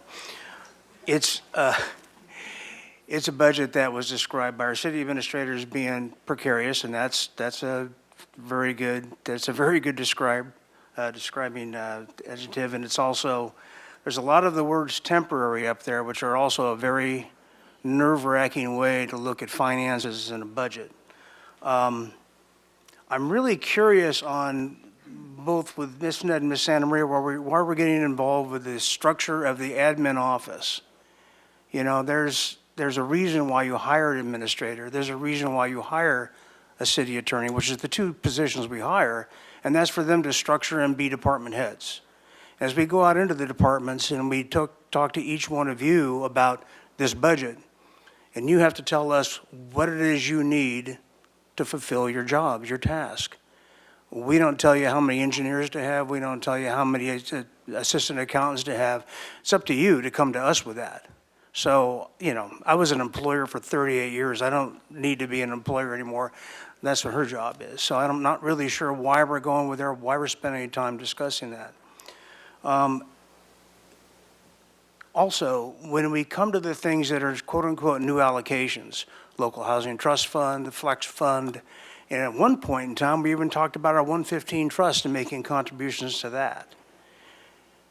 Those are all the extras we had when we come down to having a surplus. They're not necessarily a structural part of our general fund. We're talking about them as if they are. But fulfill those funds last year, we broke into reserves to do so. And the way to refill the reserves isn't to simply move the goalposts and lower the number. It's to do what Mr. DeMartini talked about earlier, Mr. Jordan talked about. You actually have to reduce expenses, or you have to support the businesses that supply the taxes that pay for all this. And you hopefully increase revenues in that way. That would be the preferred way to do this, not through policy, not through extra taxes, and certainly not through moving the goalposts on what our discipline and our award-winning, by the way, fiscal systems have had. So we need to be really careful. We've asked our departments to make really, really hard choices. We need to make hard choices up here. We have to make really uncomfortable choices. We have to look at people who are advocating for certain things to say, we can't do it. It's out of reach. We have to stay within our budget. If we don't stay within our budget this year, which is not within the budget from last year, I mean, we don't have a future unless we make tough decisions right now. And these are the kind of decisions we made when I first got on council in 2010, geez, to do exactly that. And those are the things we had to do, and the bargaining units had to play ball with us. They were great. They made a lot of sacrifices. We did furloughs. We did all sorts of wacky stuff. But to sit there, if we're going to be an employer of choice, which I would like to be as well, then we have to make the hard choices up here. And that means we can't dip into those general fund reserves and spend money we just don't have to get through the next year. We're gonna have to be the mean guys up here. We're gonna have to learn some discipline. Ms. McAdoo has put forward a budget that is remarkably better than what we first saw, but it is quote-unquote temporary. And it is very, quote-unquote, precarious. So I'd like to back away from that, get back on a solid footing where we can once again contribute to our 115 funds and be able to do things like our flex funds and the local housing trust fund. But the local housing trust fund was put in to take care of what we did with surpluses and to attract other kinds of funds, like what we're going to do with the in lieu fees and certainly some philanthropy from time to time. We do have, as Mr. Friedman mentioned, that $1 million coming off the Garden Street project. We hope there's some more out there very soon. But if there's not, there's not, and we just can't pull them out of reserves. We have to quit doing that, and we have to quit doing it this year. So later on, I'm going to be proposing exactly what Mr. Friedman said, deferring even the $1 million that was saved into the local housing trust fund for this year, but it was from reserves. Doesn't make any sense. So with that, I want to thank finance staff who did a fabulous job of presenting a whole bunch of information to us. You get to do it again pretty soon with the enterprise funds and whatnot. But we know it's I know it's Keith's favorite time of year. He loves this kind of stuff. With that, thank you very much. And we are, does anybody have any council member engagements they'd like to share? Well, you did, but I mean, the council member assignments and just engagements. So if you don't want to do it, we're good, and we are adjourned. Thank you.